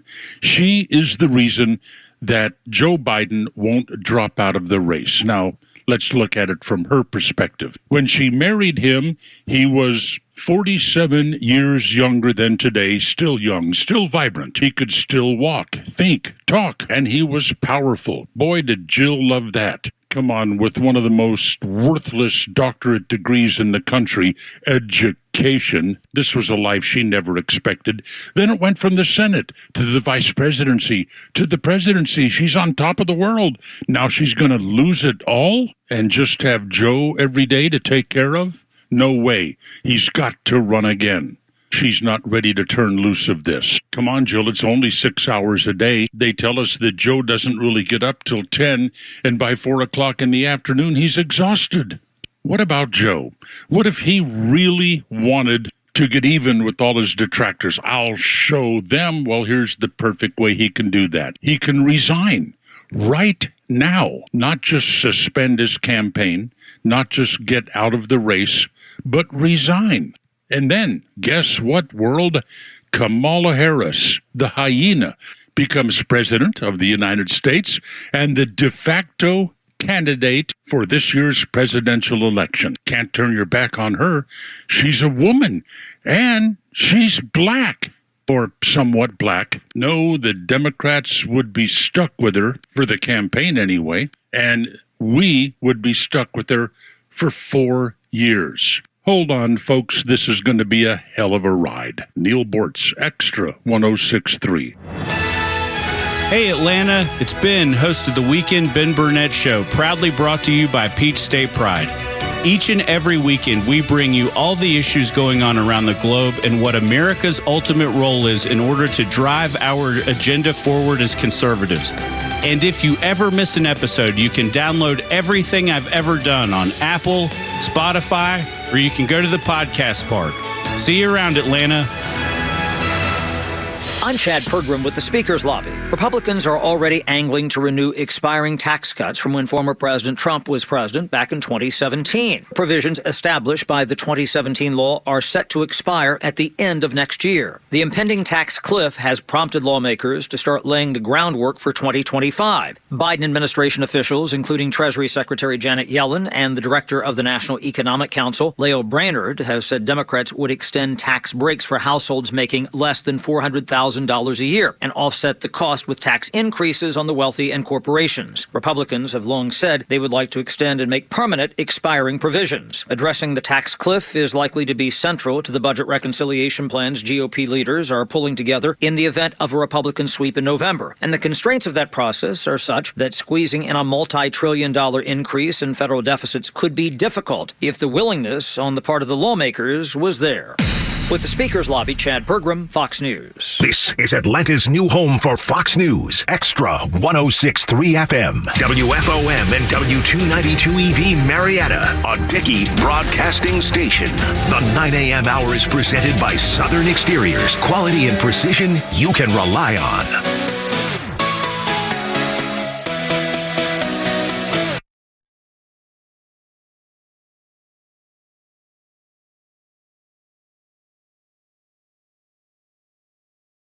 The 2020 election-related indictment on hold. Justice Gorsuch said we're writing a rule for the ages. I mean, the court knows, obviously, this is critical to the federal criminal cases that President Trump is currently facing. But it also goes far beyond that. This sets the standard for criminal liability, potentially.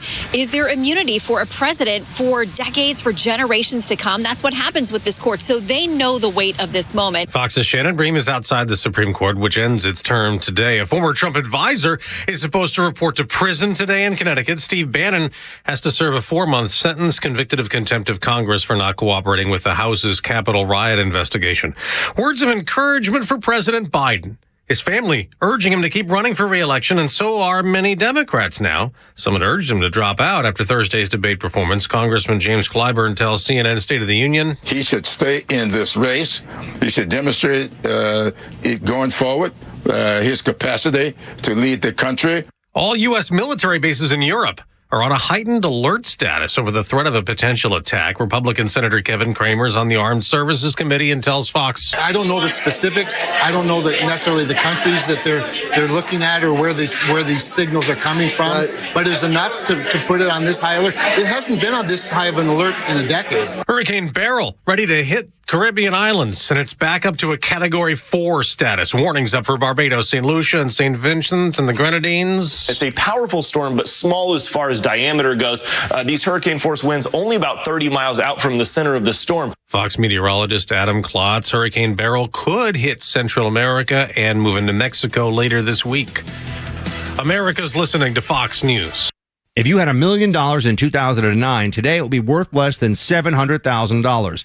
That's the effect of out-of-control government spending shrinking your hard-earned dollars, and it's why central banks and savvy investors are buying gold. For thousands of years, gold has withstood war, famine, and economic downturns. It's been a stalwart hedge against inflation and hyperinflation. And the company Buck Sexton trust to help you diversify into gold is Birch Gold Group. For 2 decades, Birch Gold has helped concerned Americans convert an existing IRA or 401k into a tax-sheltered IRA in physical gold. And the best part, it doesn't cost you a penny out of pocket. With an A-plus rating from the Better Business Bureau and tens of thousands of happy customers, you can trust Birch Gold, too. To learn more, text the word PROTECT to 989898 and get a free, no-obligation info kit on gold. Again, text PROTECT to the number 989898 to protect your hard-earned savings today. You may know Bortz is back, but not everyone else does. Tell anyone who loves America, Bortz is back on the radio in Atlanta, and his new home is Extra 106.3. Listen to him now on the Extra 106.3 app. It is Monday, July 1st. Morning, y'all. Doug, Rhino, front office Los on the Morning Extra. Some people say July 1st. Some people say July 1st. July. Some people call it Bobby Bo Day. It is Bobby Bo Day.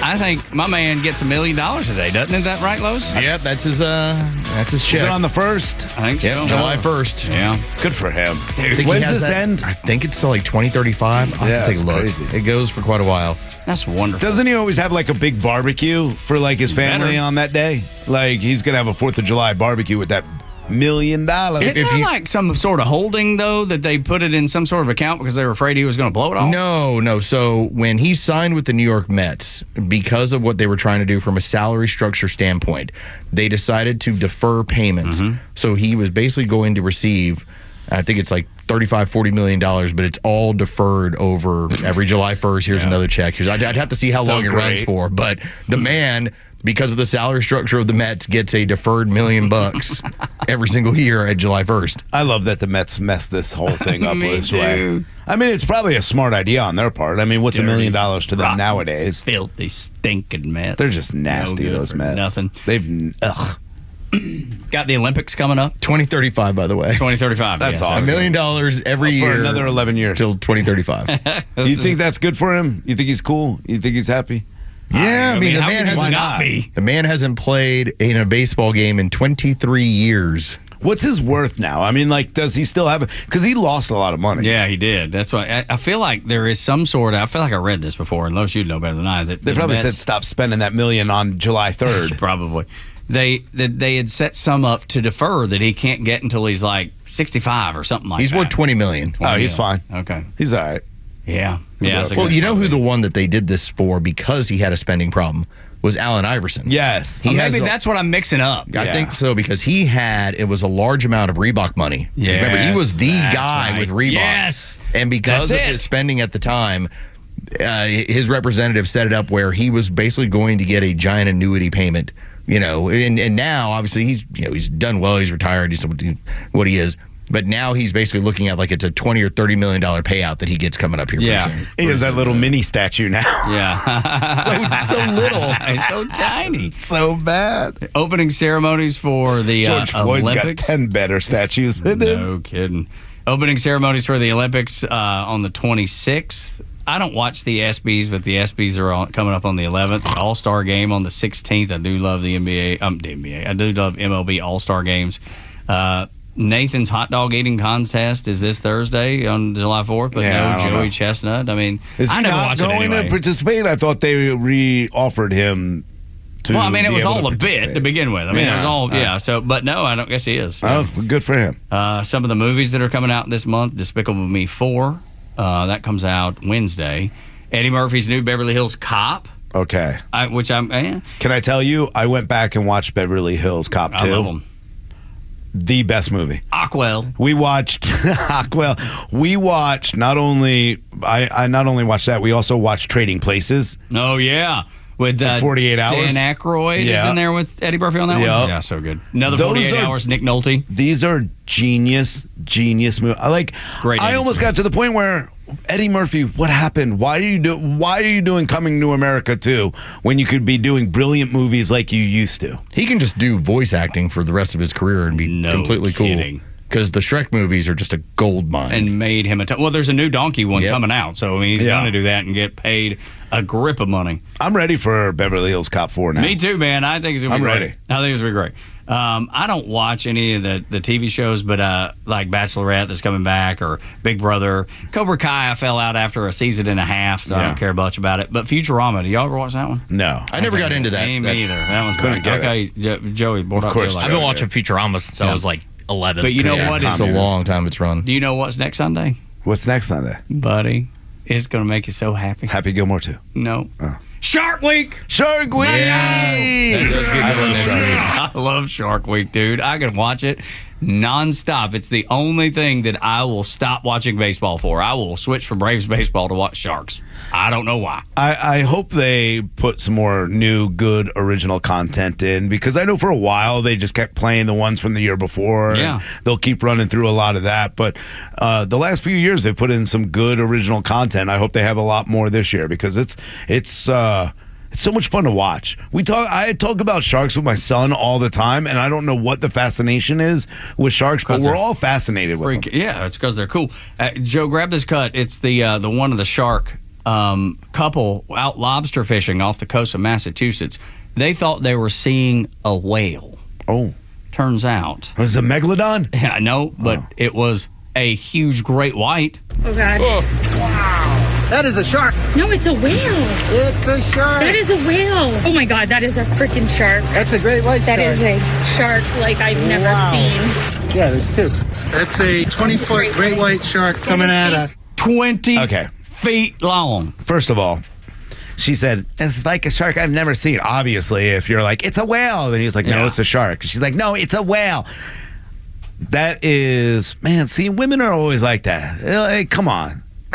It's a shark. You know it's a shark. Why do you keep going on this? Yeah, I don't know. I just don't. Man, a 20-foot shark? But, I mean, that can't be that close, that far from Cape Cod, right? And wasn't that where Jaws was set to take place anyway? Yes. So, dude, like the 20-footer actually has shown up. Wow. Dude, the video is pretty impressive. The video is, I mean, it is. It's go look it up. Fascinating. Couple films, shark encounter in Massachusetts. It's what it's labeled on YouTube if you want to go find it and watch it because this thing is freaking huge. Now, there's that little bit of me, y'all, that I would love to see a shark that big in the open. Yeah, because we were fishing off of like while you're on a boat, though. Yeah, for sure. Not like swimming. No, yeah. Okay. We were in Charleston fishing over the I guess it was last summer. Yeah, when you guys took your yacht out. Yeah, exactly. We were doing some offshore fishing, and we caught a 6-foot black tip. But it got off the hook right as we were getting it into the boat. Yeah, and I mean, dude, it was the coolest, man. It looked so amazing. We could see it jumping. Sure. And that's the thing. Those things, when you hook them, they start turning cartwheels. Yeah. They do not want to be Should have caught. shot it.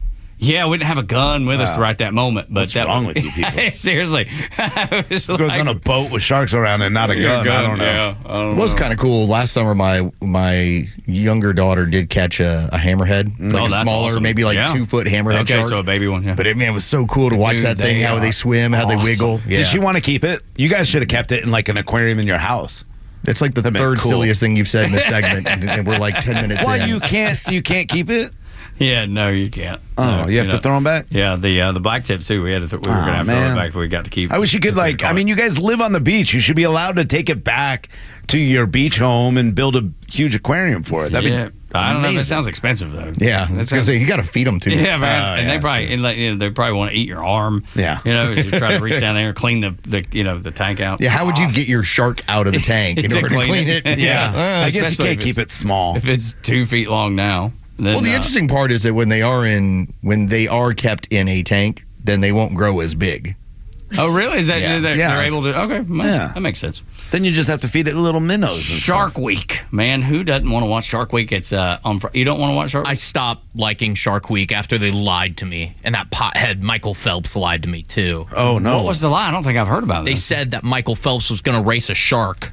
Oh, And that I was back like, when they this were is doing gonna all be the silly amazing. stuff. Oh, is that the one that Shaq was on and like all the celebrities were in there? Yeah, and then he ended up racing a virtual shark. Oh, okay, got it. Who won? They've done this better now. Like now, it's a celebrity, and typically it's some sort of shark interaction. And like the tank, right? They're the big cages that, or whatever. or they'll go study. Like this time around, I think it's Anthony Mackie, and they're studying why sharks have been not attacking, but going after fishing vessels and eating their catches. Yeah. So that's like the study that they're doing. Well, I think sharks probably have just figured out, hey, it's wherever free that food. boat is, free Yeah. food going to be gathering. Yeah. So they're actually just really smart. That's what it seems like. They're brilliant. I mean, I love sharks. I will watch this. I will watch this. I'll try to get my son to watch it with me. I know Aaron will jump on. We watch any kind of nature channel, especially when it has to do with the ocean or sharks or any kind of creatures. By the way, you do want something cool? Look up when a great white gets attacked by an orca. I just saw it this weekend. Man, those things are... Holy cow. Orcas are nasty. Because that's the deal. Like they had They a don't play Shark around. Week the last time when I watched it, and it was talking about how these killer whales, what they were doing was harvesting, and I think it was just the liver of sharks. Like for some reason, They would tear it open and just get the liver? just take the liver. Really? Yeah, That sounds that's sadistic. again, that's what I'm into when it comes to Shark Week. Because that sounds like something a serial killer would do. That's what they were doing. They would lull the shark, and then when they would attack, they were going after the liver. Wow. It was cool, man. Did they give reason as to why? Or is it They like think that it's a nutrient thing. That's like yeah. That makes sense. It'd be like this, like that is the candy of the shark, and so they wanted to the make sure yummy they got part. the candy. Now we used to eat chicken livers when I was a kid. Yeah, there you go. Fried at the gas station. It used to be a Favorite Market up in Dalton, Georgia, where I'm from, and Favorite Markets have been bought out and gone. I don't even know, if the new companies kept the food there, but gas station food was a huge part of my upbringing, and we would get fried chicken livers all the time, and and anything else. I'm not. Look, I like chopped liver. Okay. Fried chicken liver, huh? I don't know if I could do it. Yeah, man, give it a try if you don't. Yeah, It's I'll not for try it. everybody, for Sounds sure. good. But I loved it as I a love kid. that you kind were of raised on gas station food and sheetrock. Yeah, that's right. Yeah, those are the two things. My parents did try to discourage the sheetrock. That was Yeah. just more of a Stop eating the sheetrock. Dude, they used to tell me. They used to get on to me all the time. When I was, Put the sheetrock down. I was probably 5, 6, years old, something like that, just gnawing that because they put an additional room on the house. Yeah, and you ate it, and I ate at least part of the sheetrock. I mean, it's got to be affecting me to this day, I would think. But anyway, Nate Silver, 538.com, he's got a pretty big number for Donald Trump.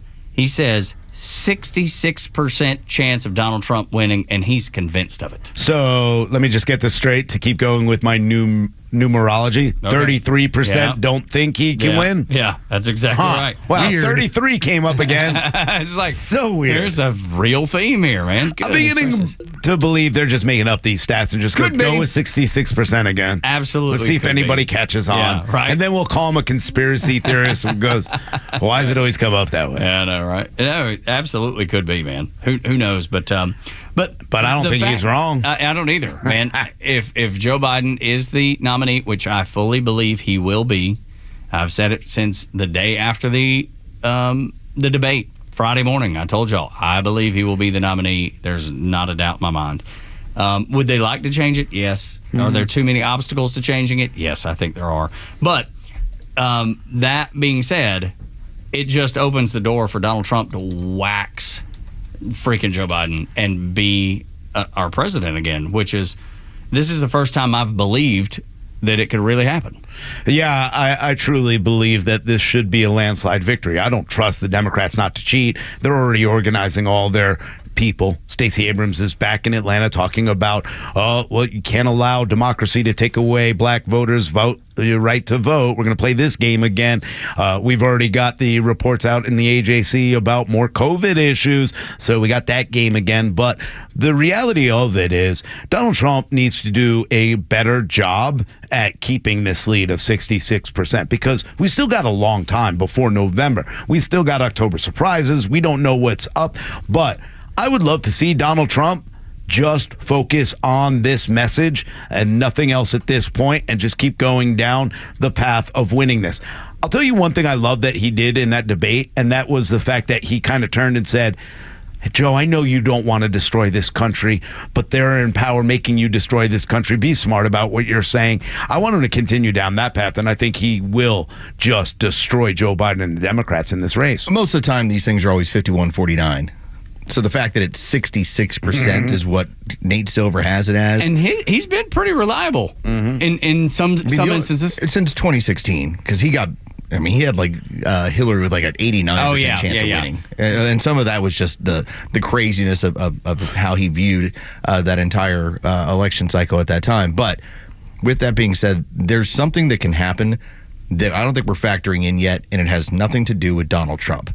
The desperation of these people. Remember, we have a sentencing hearing coming up in 10 days. They're going to try to put him in jail. I mean, that's it. That would be the ender. You want to talk about going from 66% to 85%? Donald Trump wouldn't have to do anything. No, you're right. If they just stuck him in jail for any amount of time. And they're going to try to. That's the end of that. And again, we're going to see what's going to happen with the Supreme Court today. Yeah, we do expect the presidential immunity case. It should be coming down here in about the next hour. That's going to just be like if they find that, hey, he's got presidential immunity, then what it's going to cases fall apart. Well, then you're going to have, especially when it comes to that January or that July 11th hearing, I think you're going to look to be like, hey, this is our last chance to get this guy. We're going to try to put him in jail, and little do they know, it only helps him. It only helps. You said it exactly right. And he even tells them up front. I mean, he said the same thing throughout the entire debate was, guys, his weaponization. I've raised more money than I've ever had raised because of his weaponization. Keep doing it. Yes, I'm a convicted felon, and you know what? They're going to vote for me. Say it again. Keep saying it. Talk dirty to me. Hey, I got a mugshot here in the back. I'm sorry we're not allowed to bring props because I would have brought that mugshot because it generates more and more interest in me and votes. So I ask you this question. Who do they always compare him to as far as the other side? Nazi. Hitler. Yeah. Right. So you don't think that Judge Merchan was watching that debate? Remember, he's a Democrat strategist, Democrat activist. You don't think he was watching that, and the more he heard about the money, the more he heard about the fundraising, the more he watched his guy get torn apart, do you not think in his mind he was like, oh, wait till I throw the book at you? Yeah, I see. Yeah. Because they're emotional people. That's exactly right. Yeah. Oh, yeah, I'm going to get at you. Or he was sitting there and going, they told me to do this. I told them, I shouldn't be a part of this. It's going, maybe Juan Merchant realized that he doesn't care. Probably He's not. happy. He wants him torn down. That's obvious. I mean, the way that they've played this game. But yet, Juan Merchant was the one who said, hey, we're going to release this, this order so that you can go ahead and say what you want, hoping that it would backfire. And once again, it backfired on Democrats. I mean, they compare the man to Hitler. Don't you think that crazy activist judge is not looking at this is the last time to save the Republic from Hitler? Yes, for sure. But yes. The crazy thing is, now it's all in his hands. Yeah. If he were paying attention, though, Donald Trump's told him, we've said it on this show 1,000 times, everything you do is going to benefit him. If he were wise, and he's not, he can be smart and not wise. If he were wise, he would be like, guys, we better slow this down. We cannot throw him in jail. If we throw him in jail, just stick a fork in it. It's done. Now, he's too emotional. He's not going to do that. I know that. But if he were smart, he would. That is always the Achilles heel of these people, that even the wise ones are often ruled by their emotions, and they can't keep it together. They're smart Democrats, they're smart liberals, but when they become emotional, that goes out the window. And that's what I firmly believe we're going to have to watch what happens, because, hey, here's my last chance to get Hitler, and you get pretty emotional about taking out Hitler. Oh, yeah, they're all emotional, and they're playing the game. The AJC, they continue to throw out the lies. They even wrote in their article, Trump told everybody he's going to be a dictator, but only on day one. Yeah. They didn't use the whole thing in context correctly. No, because they are all out to continue to save this democracy. That's right. They know that Aunt Peg will be right there hanging on every word. Oh, they got every useful idiot they need. 33%, man. It's not like you need a great leap to figure out how he could be put back in the White House, mentally unstable as he is. 9 o'clock hour brought to you by Southern Exteriors, your home exterior solution, servicing Metro Atlanta and the entire Southeast since the 90s. Reach out to them. They do great work. I can recommend them fully. It is southernexteriors.co. When we come back, a weak argument has bubbled up to defend Biden on his weak debate performance. Next on the Morning Extra, Tug, Rhino, and Los until 10. Then the Glenn Beck program. They'll talk about the New York Times editorial board saying President Biden should bow out of the 2024 election. But Biden's family, they huddled at Camp David. They want him to keep fighting. That's what they'll talk about during the Glenn Beck program at 10.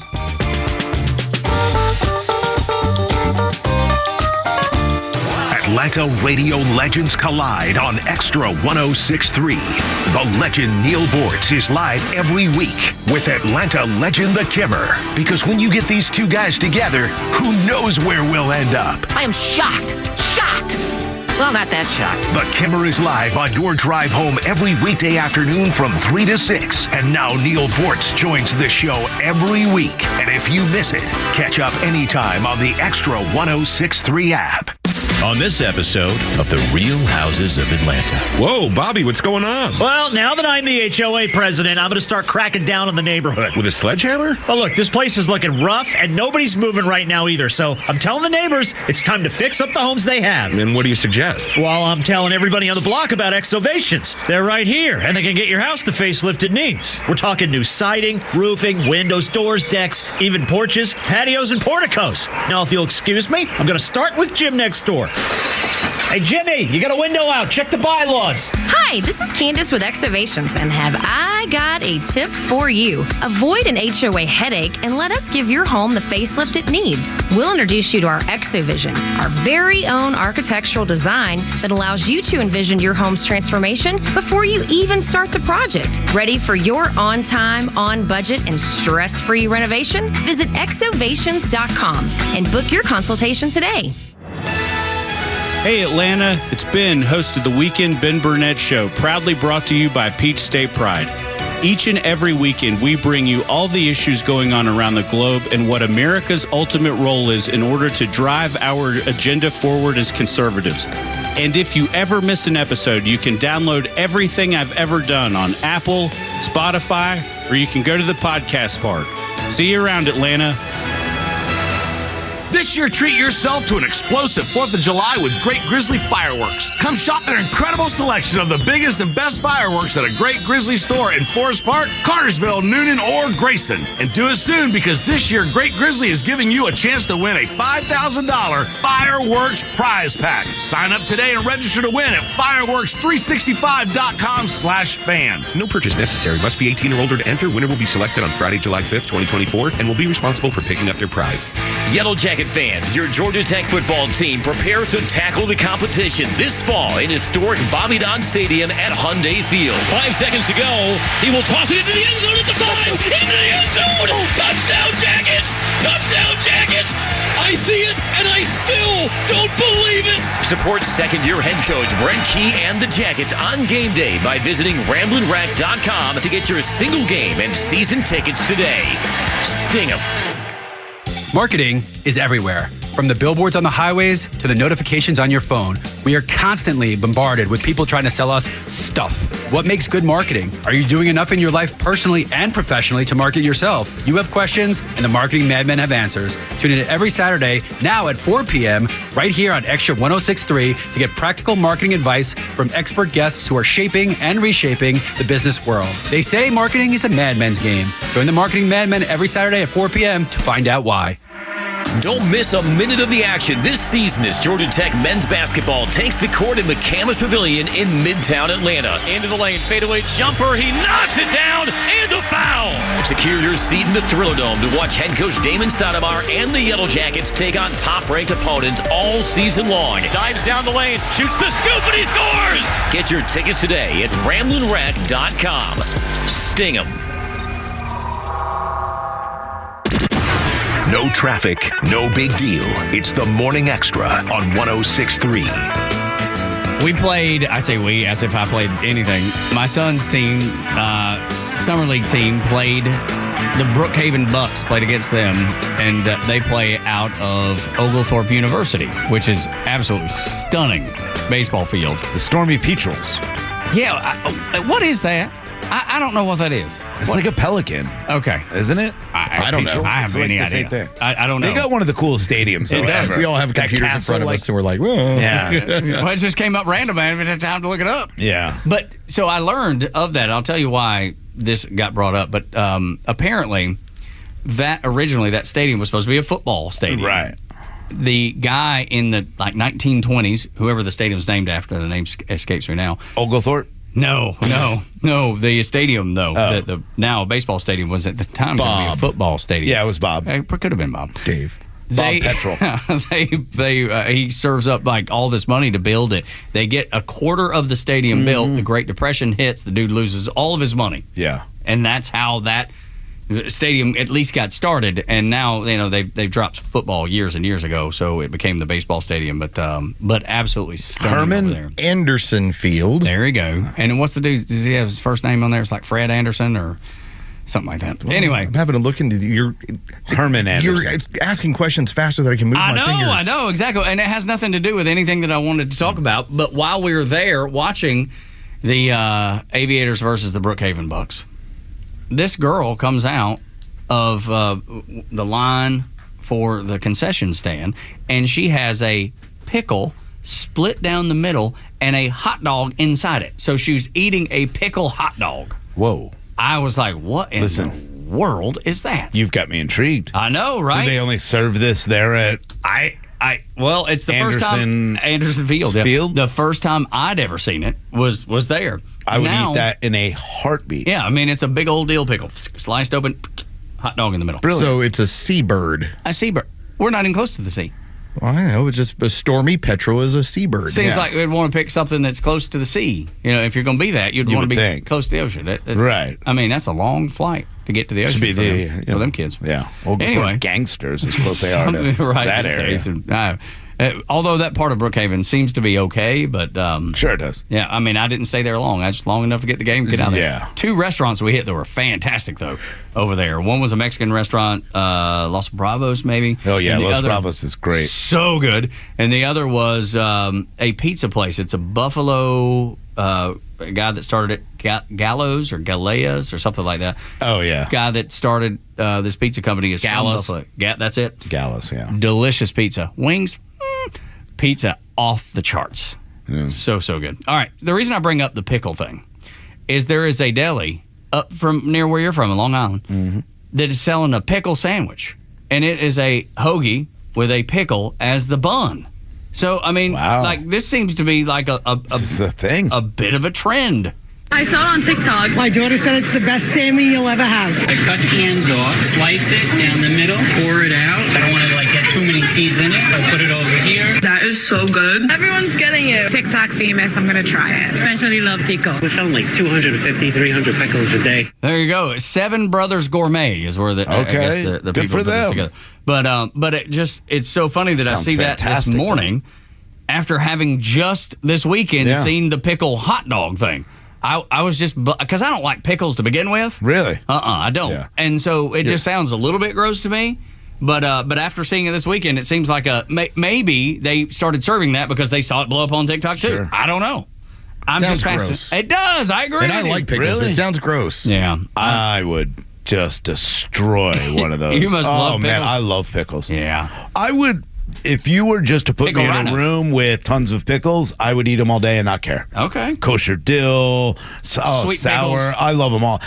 Sweet pickles, I'm out on. Okay. I don't like sweet pickles. My wife doesn't like sweet pickles either. Yeah, no. She likes them all except Yep. sweet pickles. And I don't like any of them, so it doesn't matter to me. Yeah. But give me half sours, give me kosher dills. It's got to have some salt content to it. But I feel like because of this blowing up on TikTok is the reason they started doing that at the ball game. Yeah. I feel like they were like, well, this is getting so huge, getting so much attention. Let's see if we can sell. And they did, man. They were selling grips of them. They were selling them everywhere. Every little kid was running around with them. Yeah. I mean, I was just like, what is this that I'm seeing? We were watching a comedian, and I don't know his name on Netflix, but he hates pickles.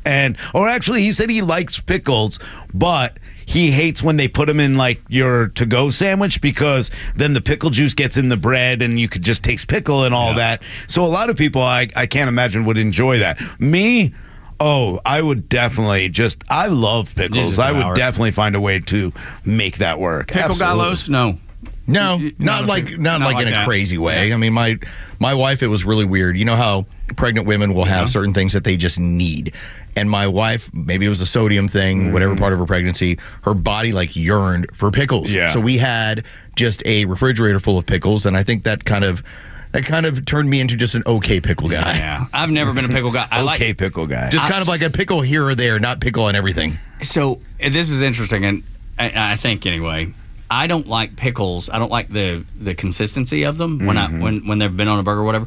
But I like the flavor. So what I do, and my wife makes fun of me, like if we do burgers at home, I will take the pickles out of, like take a fork and stab a few pickles and then just drip the pickle juice onto my bun. Okay. And then put the pickles back in there. I Because kinda I like like that the flavor, idea. but I don't like the texture of pickles. Those, you just seem unimpressed. I'm just trying to ponder like just the whole idea of dripping pickle juice onto my bun. Just so I have like a little hint that there might be pickle there, but there's not really. Yeah, but I pickle don't there. like the texture of an actual pickle. Okay. Which is just strange different. It's just because different. I don't mind the texture at all of a cucumber. I like cucumbers. But It almost would be similar to me as taking a buffalo chicken wing and smothering the sauce on a piece of bread, but not eating the wing. Yeah, it'd be weird. Yeah. That'd be But if I was a vegan, I'd do that. Yeah.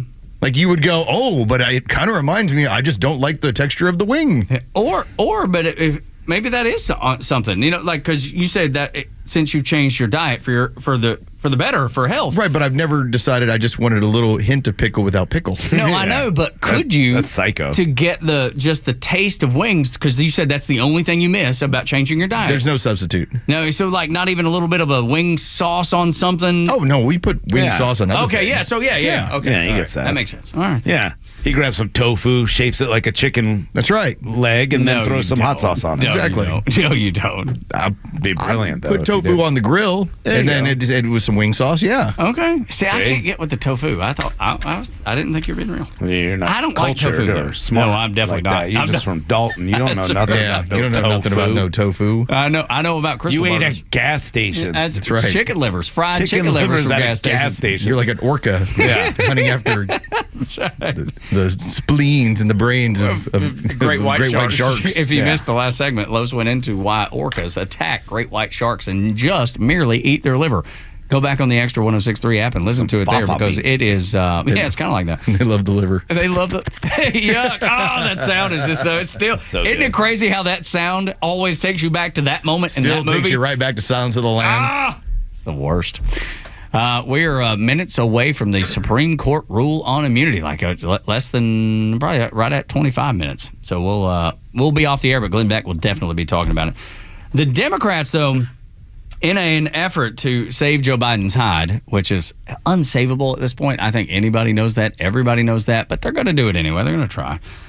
They're going with a tried and true statement about something that happened during the debate, Rhino, that they're leaning on to distract away from Biden's, clear decline. Yeah, this is the continuation of what they're going to do for the rest of the time now that they know they lost the presidential race because they've continued to lie and lie and lie about his actual diminished cognitive ability to run this country. So what are they going to do? They're going to go and repeat the same lies about Donald Trump that they've repeated for so long. They, in fact, basically had an entire January 6th committee hearing about this. We've seen what happened now that the Supreme Court ruled and said, hey, you got to let some of these innocent people out. But that's one of the lies that they continued to go about on Friday was that, oh, Trump is saying that these people didn't realize they were innocent people that got caught up in this, and that's not true. They're underneath, the Capitol building now. We've put them away because it wasn't just taking pictures, but it was. So this is the game that the Democrats are going to continue to play to say all Trump is doing is lying. The reality of it is Trump may be exaggerating a lot of the things, and we already know he does. But just because he feels a certain way about himself, it's not lying. That's his personal opinion. So they're taking opinions and pretending they're lies. What I'm going to be curious about is how many other pillars of the democratic ethos start falling apart. Like the things that they have built themselves up on. For instance, there was nothing cognitively wrong with Joe Biden. Then they all found out, wow, our corporate media was lying to us for all this amount of time. Are they going to now start asking questions about this economy that's going so well? Are they now going to start asking questions about some of the things that have been pushed their way as far as, hey, January 6th was an insurrection and Trump tried to overthrow the government?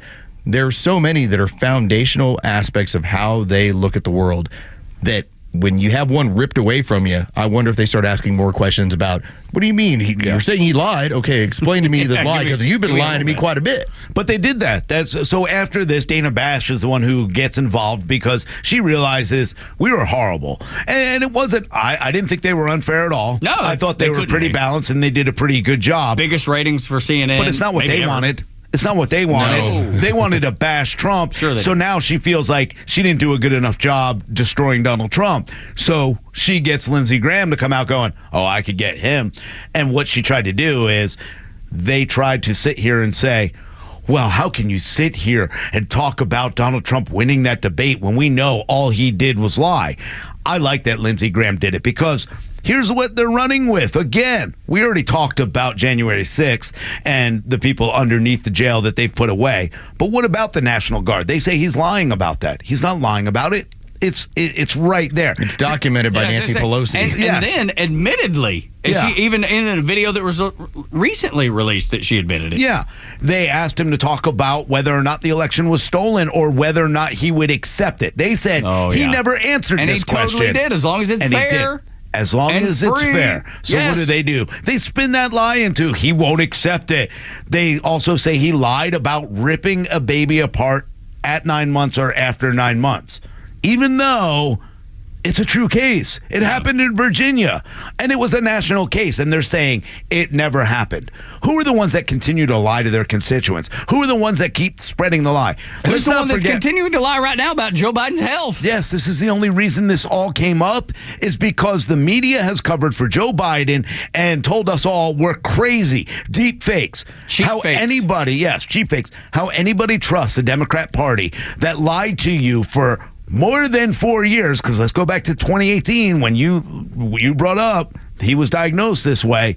They've been lying to you ever since, and you're it's the same communist idea. He had the Juneteenth celebration where he just stared off into space, almost like he did at the debate, and you were told, "Well, that's not real." No, why? Because he didn't want to dance. Fakes. Yeah, he didn't want to dance. That's right. So he stared off into space because he didn't want to dance. And the best they could do for us on Thursday was, well, he had a cold. Yeah, right.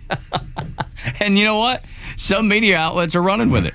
Yeah, and saying and Peg got up Friday morning and was like, he had a cold. He had a cold. He almost had COVID. He almost had COVID, but yet they took him Friday morning and made up this entire rally in North Carolina for him. Put all his little fanfare and put everybody back and said, "Hey guys, no matter what, just chant 4 more years." Yeah, he was so sick. Pause. They took him late night to a Waffle House and then had him up on stage the next day because, he was sick. He was so sick. Well, Waffle House does cure colds. I know. Yes, it does. Absolutely. Nothing that hash browns can't fix. That's right.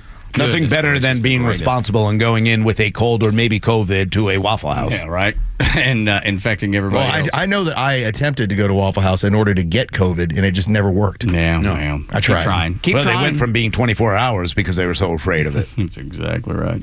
Morning Xtra, Xtra 106.3, 9 o'clock hours brought to you by Southern Exteriors, your home exterior solution.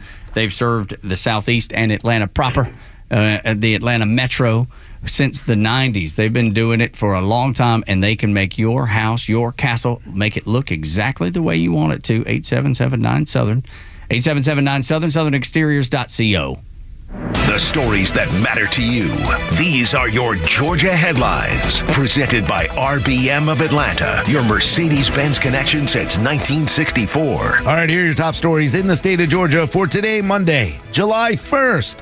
The Atlanta Journal and Constitution's editorial board says it's time for Biden to pass the torch in an opinion piece published by the newspaper. The editor said throughout the excruciating 90 minutes forum Thursday night, the president failed to convey a competent and coherent vision for the future of America. They went on to say that Biden deserves a better exit from public life than the one he endured when he shuffled off the stage Thursday night. 2 Liberty County firefighters reported missing several days ago have been found dead in Tennessee. Tennessee authorities found the bodies of Reagan Anderson and Chandler Kubander, as well as Anderson's missing vehicle last night. They said the bodies would be sent for an autopsy to determine the manner of death. Kubander's mother said that the two had dated for several years and she did not believe her son would have gone with Anderson willingly, noting Anderson was a danger to herself and that her son was probably trying to help her. Police said no further details were available and the investigation is still ongoing. And in sports, the Atlanta Braves unable to complete the sweep of the Pittsburgh Pirates after the Braves' Spencer Schwellenbach gave up 2 two-run home runs in the 5th inning, leading to a 4-2 win for the Pirates yesterday at Truist Park. The Braves will take the day off before welcoming the San Francisco Giants to Truist Park on Tuesday evening. Bill Maher is all in on Biden's brain. Next on the Morning Xtra, as we close out the bonus hour, right before the Glenn Beck program starts at 10, then at noon, Clay and Buck. 3, you get the Kimmer Show. 3 until 6, Yosemite Sam of Extra 1063. Kimmer, Pete, and Flounder. The legend Neil Bortz is only on Extra 1063. Hey, it's Pete, and here's what you missed from the Talkmaster. Have you seen these videos of Joe Biden, our president? It's embarrassing for our country and very telling to our enemies. The leader of the greatest nation in the world, of the strongest military in the world, is senile and demented and can only act when carefully scripted and managed by somebody who. Catch Neil's commentary every day on Extra 1063 or listen anytime on the Extra 1063 app. All right, you may have a really big weekend planned this weekend. You're probably getting everything set up, getting ready, making sure that you have all the essentials for fireworks, 4th of July, hamburgers, hot dogs. But is it really just that you need to be worried about? Are you preparing for emergencies? Well, you prepare well for a lot of these holidays. You need to make sure that your family is safe throughout the entire year. And there's one place you can do it, locally owned and operated True Prep in Marietta on Cobb Parkway. All the people over there care about you. In fact, today they've got a great blood drive going on because they care about the community and they want to make sure that they have everything available for everyone that wants to make sure that they are prepared. So go. Check it out. Their showroom is huge. It's amazing. And one of the things you'll see are classrooms kind of in the back. Well, those are for some of the great workshops that they put on. So if you're new to prepping, well, they have everything you need throughout their workshops, whether it is the bug out bag, the intro to preparedness supplies, or even an AR-15 care and maintenance workshop. It's a great place to make sure that your family is safe throughout any emergency. Go check out their showroom. Check out all the great things they have. But you can also go online, check out some of these workshops, sign up for the workshops right there as well. Whether it is freeze-dried food, first aid kits, water filtration, or firearms, firearm accessories, or ammo, they have everything at the lowest price around. And like I said, they're locally owned and operated. So go. Take care of them in Marietta on Cobb Parkway. Or go online right now, check out all the workshops. They even sign up for them right there on their website at trueprep.com. That's TRU prep.com. Prepare today for a worry-free tomorrow with our friends over at True Prep. It's the unsung hero of your home, your garage door. You never think about it. You just hit the button and it opens until it doesn't. Hi, I'm Dan Watkins, owner of All Four Seasons Garage and Entry Doors. So you're ready for a new garage door. At All Four Seasons, we offer fast service, affordable prices, and a huge selection of styles, colors, and custom features. Improve your curb appeal, lower your energy bill, secure your home, and increase your property value. When trust matters, trust us. All the number 4 Seasons Garages.com. It's that time of year again when the owner of Central Heating and Air Conditioning, Chuck, brings back the 4th annual Christmas in July, benefiting Children's Healthcare of Atlanta. Hey, it's Tug for Central Heating and Air Conditioning. If you want to help give back to the community, all you have to do is sign up for a maintenance agreement with Central Heating and Air Conditioning, and $10 from every new maintenance agreement will go directly to Children's Healthcare of Atlanta. The more maintenance agreements you sign up for, the bigger and better we can make the 4th annual Christmas in July for Children's Healthcare of Atlanta. Central services all makes and models. With Central, you're not just a number, you're a member of the family. It's been that way since 1947, and they've serviced over 100,000 customers right here in Atlanta. So call 770-GET-HEAT or go to centralheat.com to sign up for a maintenance agreement and help Chuck and Central Heating and Air give back to the community. Carrier products, carrier warranty, and carrier peace of mind. Central Heating and Air Conditioning, your Atlanta carrier experts. We're smart, we care. We're Central Heating and Air. Looking for bold discussions on vital issues? Tune in to The Janelle King Show every Saturday at 3 p.m. with an encore episode every Sunday at 9 a.m. right here on Extra 106.3, where we dive into kitchen table topics that are essential for a strong republic.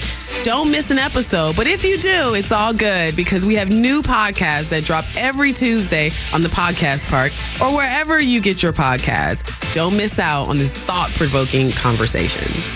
Millions of guys suffer from erectile dysfunction. That's 1 in 4 men. And I can tell you, I'm one of them. If you or someone you know suffer from ED, Peyronie's disease, or PE, here's 38-year emergency room doctor and founder of Total Body Therapy of Georgia, Dr. Eric Deal. Patients who enter my office are often frustrated, hopeless, depressed, and embarrassed. I understand the problem, and I'm going to help you fix it. There are lots of competitors that don't have the credentials that I have. When you go to other clinics, you're not going to see board-certified physician with the experience that I have. When you come to our clinic, you're going to see me. There's just not one therapy that can solve these complex issues. I'll do a complete history and physical prior to any treatment that we use. Take it from me, Dr. Deal. When it's not hard, it's really hard. Call Dr. Deal for your free one-on-one evaluation and resolve your ED, Peyronie's, or PE issues. Total Body Therapy of Georgia, 404-777-1911, 404-777-1911. Online at stopmyed.com.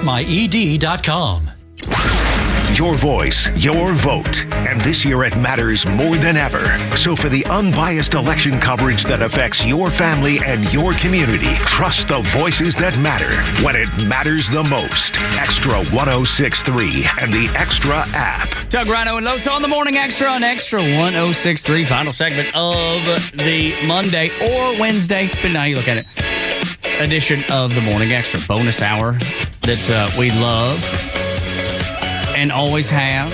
We've always wanted that extra hour of work. You're lying. No. Lying. I would never lie. I know that when we used to get off at 9 o'clock, my first thought was, can't I just work one more hour? That's right. Please. Me too. And that's and we were awarded and rewarded. Thank you. I love when it I don't happens even that way. remember who that dude was that was like, we want one more hour. Yeah. I don't recall. He's my favorite listener. Let's see if we can go all the way to 10. Yeah. You guys want to go to noon? I mean, might as well just cut out Glenn Beck. Yeah, that's right. Glenn Beck should be on for at least 3 hours. Yes. From 9 to noon every day. That's right, he should. No, Joey, he should. Absolutely should. 15 extra bucks a day for me. That's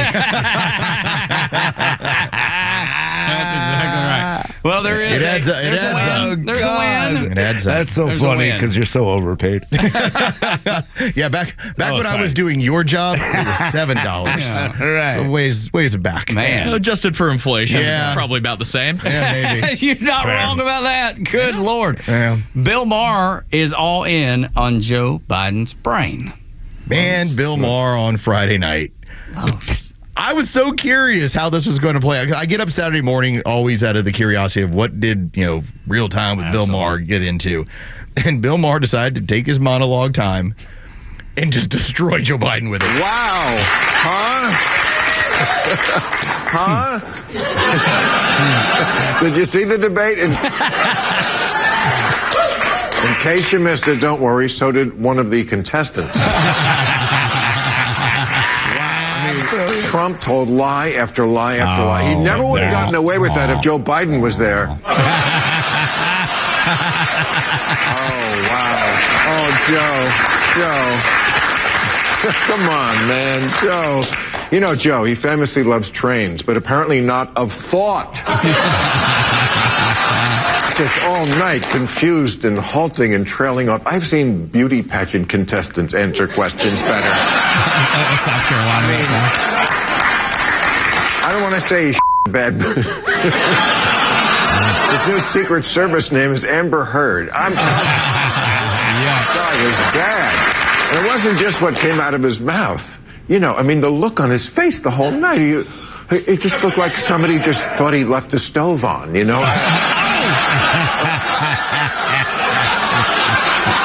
last time CNN covered someone this lost, I got to go back to that Malaysian airline plane that went down in the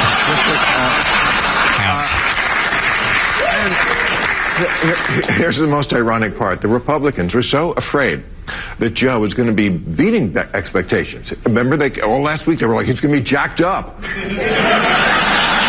They put out all this crap about jacked up. He's going to have a secret earpiece in. Really? Who was on the other end of it? Jimmy Carter? There you go. And then they proceeded to just it was almost like a comedic funeral. I'll give Bill Maher credit for kind of being there for the past year and a half. Yeah, right? For sure. He's called out things and been honest about some things. But this reminds me that Bill Maher delivered comedy gold in that one monologue right there. Jon Stewart, Stephen Colbert, and all these opinionists, because that's what they are. They're not journalists. They're comedians and they're opinionists. Boy, did you guys miss a boat for 4 years when we're telling you if you're going to capitalize on anything, it should be, you should put your focus on Biden. This guy's a bumbling fool at this point. Yeah, it's impossible to escape. And anybody who believes anything that the mainstream media tells you prior to last Thursday, but then if your eyes were open, good. But there are going to still be people that listen. And my Aunt Peg is going to watch NBC News tonight, and they'll have people telling her that Joe Biden is still capable. Now, there'll be other people that are saying we need to remove him to get somebody else to beat Trump, threat to democracy, blah, blah, blah, blah. All that. All that's coming her way. But there will be 50% of the people she watches that tell her that Joe Biden is just fine, and she'll believe it. It took, 2.5 years before we actually had COVID jokes? Yes. Where SNL started talking about COVID vacations. Way late. And this is what you're doing. Like if you'd have said it a year and a half ago, it would have been funny. Oh, yeah, exactly. Just like you would have gone, oh, that's pretty interesting, but it's a faux pas. You could never make fun of COVID. It's just so dangerous and so deadly. Now we have gotten to the point where it's going to be open season on Joe Biden. Finally. Yeah. Which it always should have been.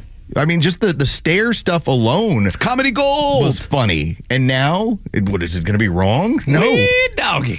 It'll be just wide open again. Like you're saying, dude, think that I guess the fear has been taken away, right? Because of what happened on Thursday. Because those people were scared to be funny about it. Well, they were afraid to expose that the emperor didn't have any clothes. And then it turns out the emperor didn't have any clothes. Yeah. And keep playing the game. Because I'm loving every minute of it.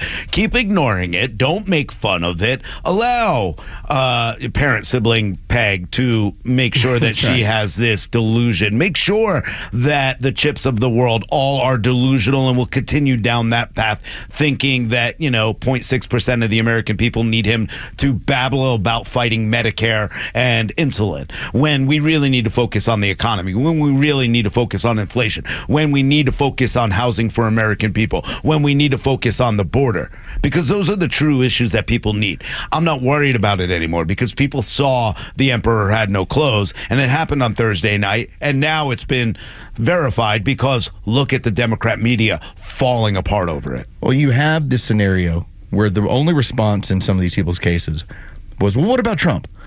When you would talk about Biden's decline. Well, what about Trump? You look at what Trump's... And then you saw it on a side-by-side for 90 minutes, and all you could say was, oh, what about Trump? Yeah, Trump looks pretty good. He lied. He's well put together, but that's the thing. Lied. He's a threat. Well, guess what? He's a threat. Fine. I'll let you have it. You know what? He was better at giving a presentation. Yeah. Whatever it is, he still at least could pull it together for 90 minutes. Because Joe lied to me. And you know what he did? He stumbled and fell and whisper lied the entire time. No, the entire establishment lied to you, including Republicans. Yeah, no doubt, man. And they continue and will continue. There are people, 33%, Rhino, that are still going to vote for Joe Biden. And maybe more. I can't believe it's a sign of the devil. 33, 33, 33. Keep adding them up. That's right. 666. Devil. And the devils in the media will continue to lie to you. If they're deceitful, they're deceptive. We'd like to tell you the truth. We just call it like we see it. Glad that you're here. Stick around for the Glenn Beck program next for Rhino and Los and Board Up Goey Virgin River. Intern Andrew, I'm Tug. Y'all come back now, you hear?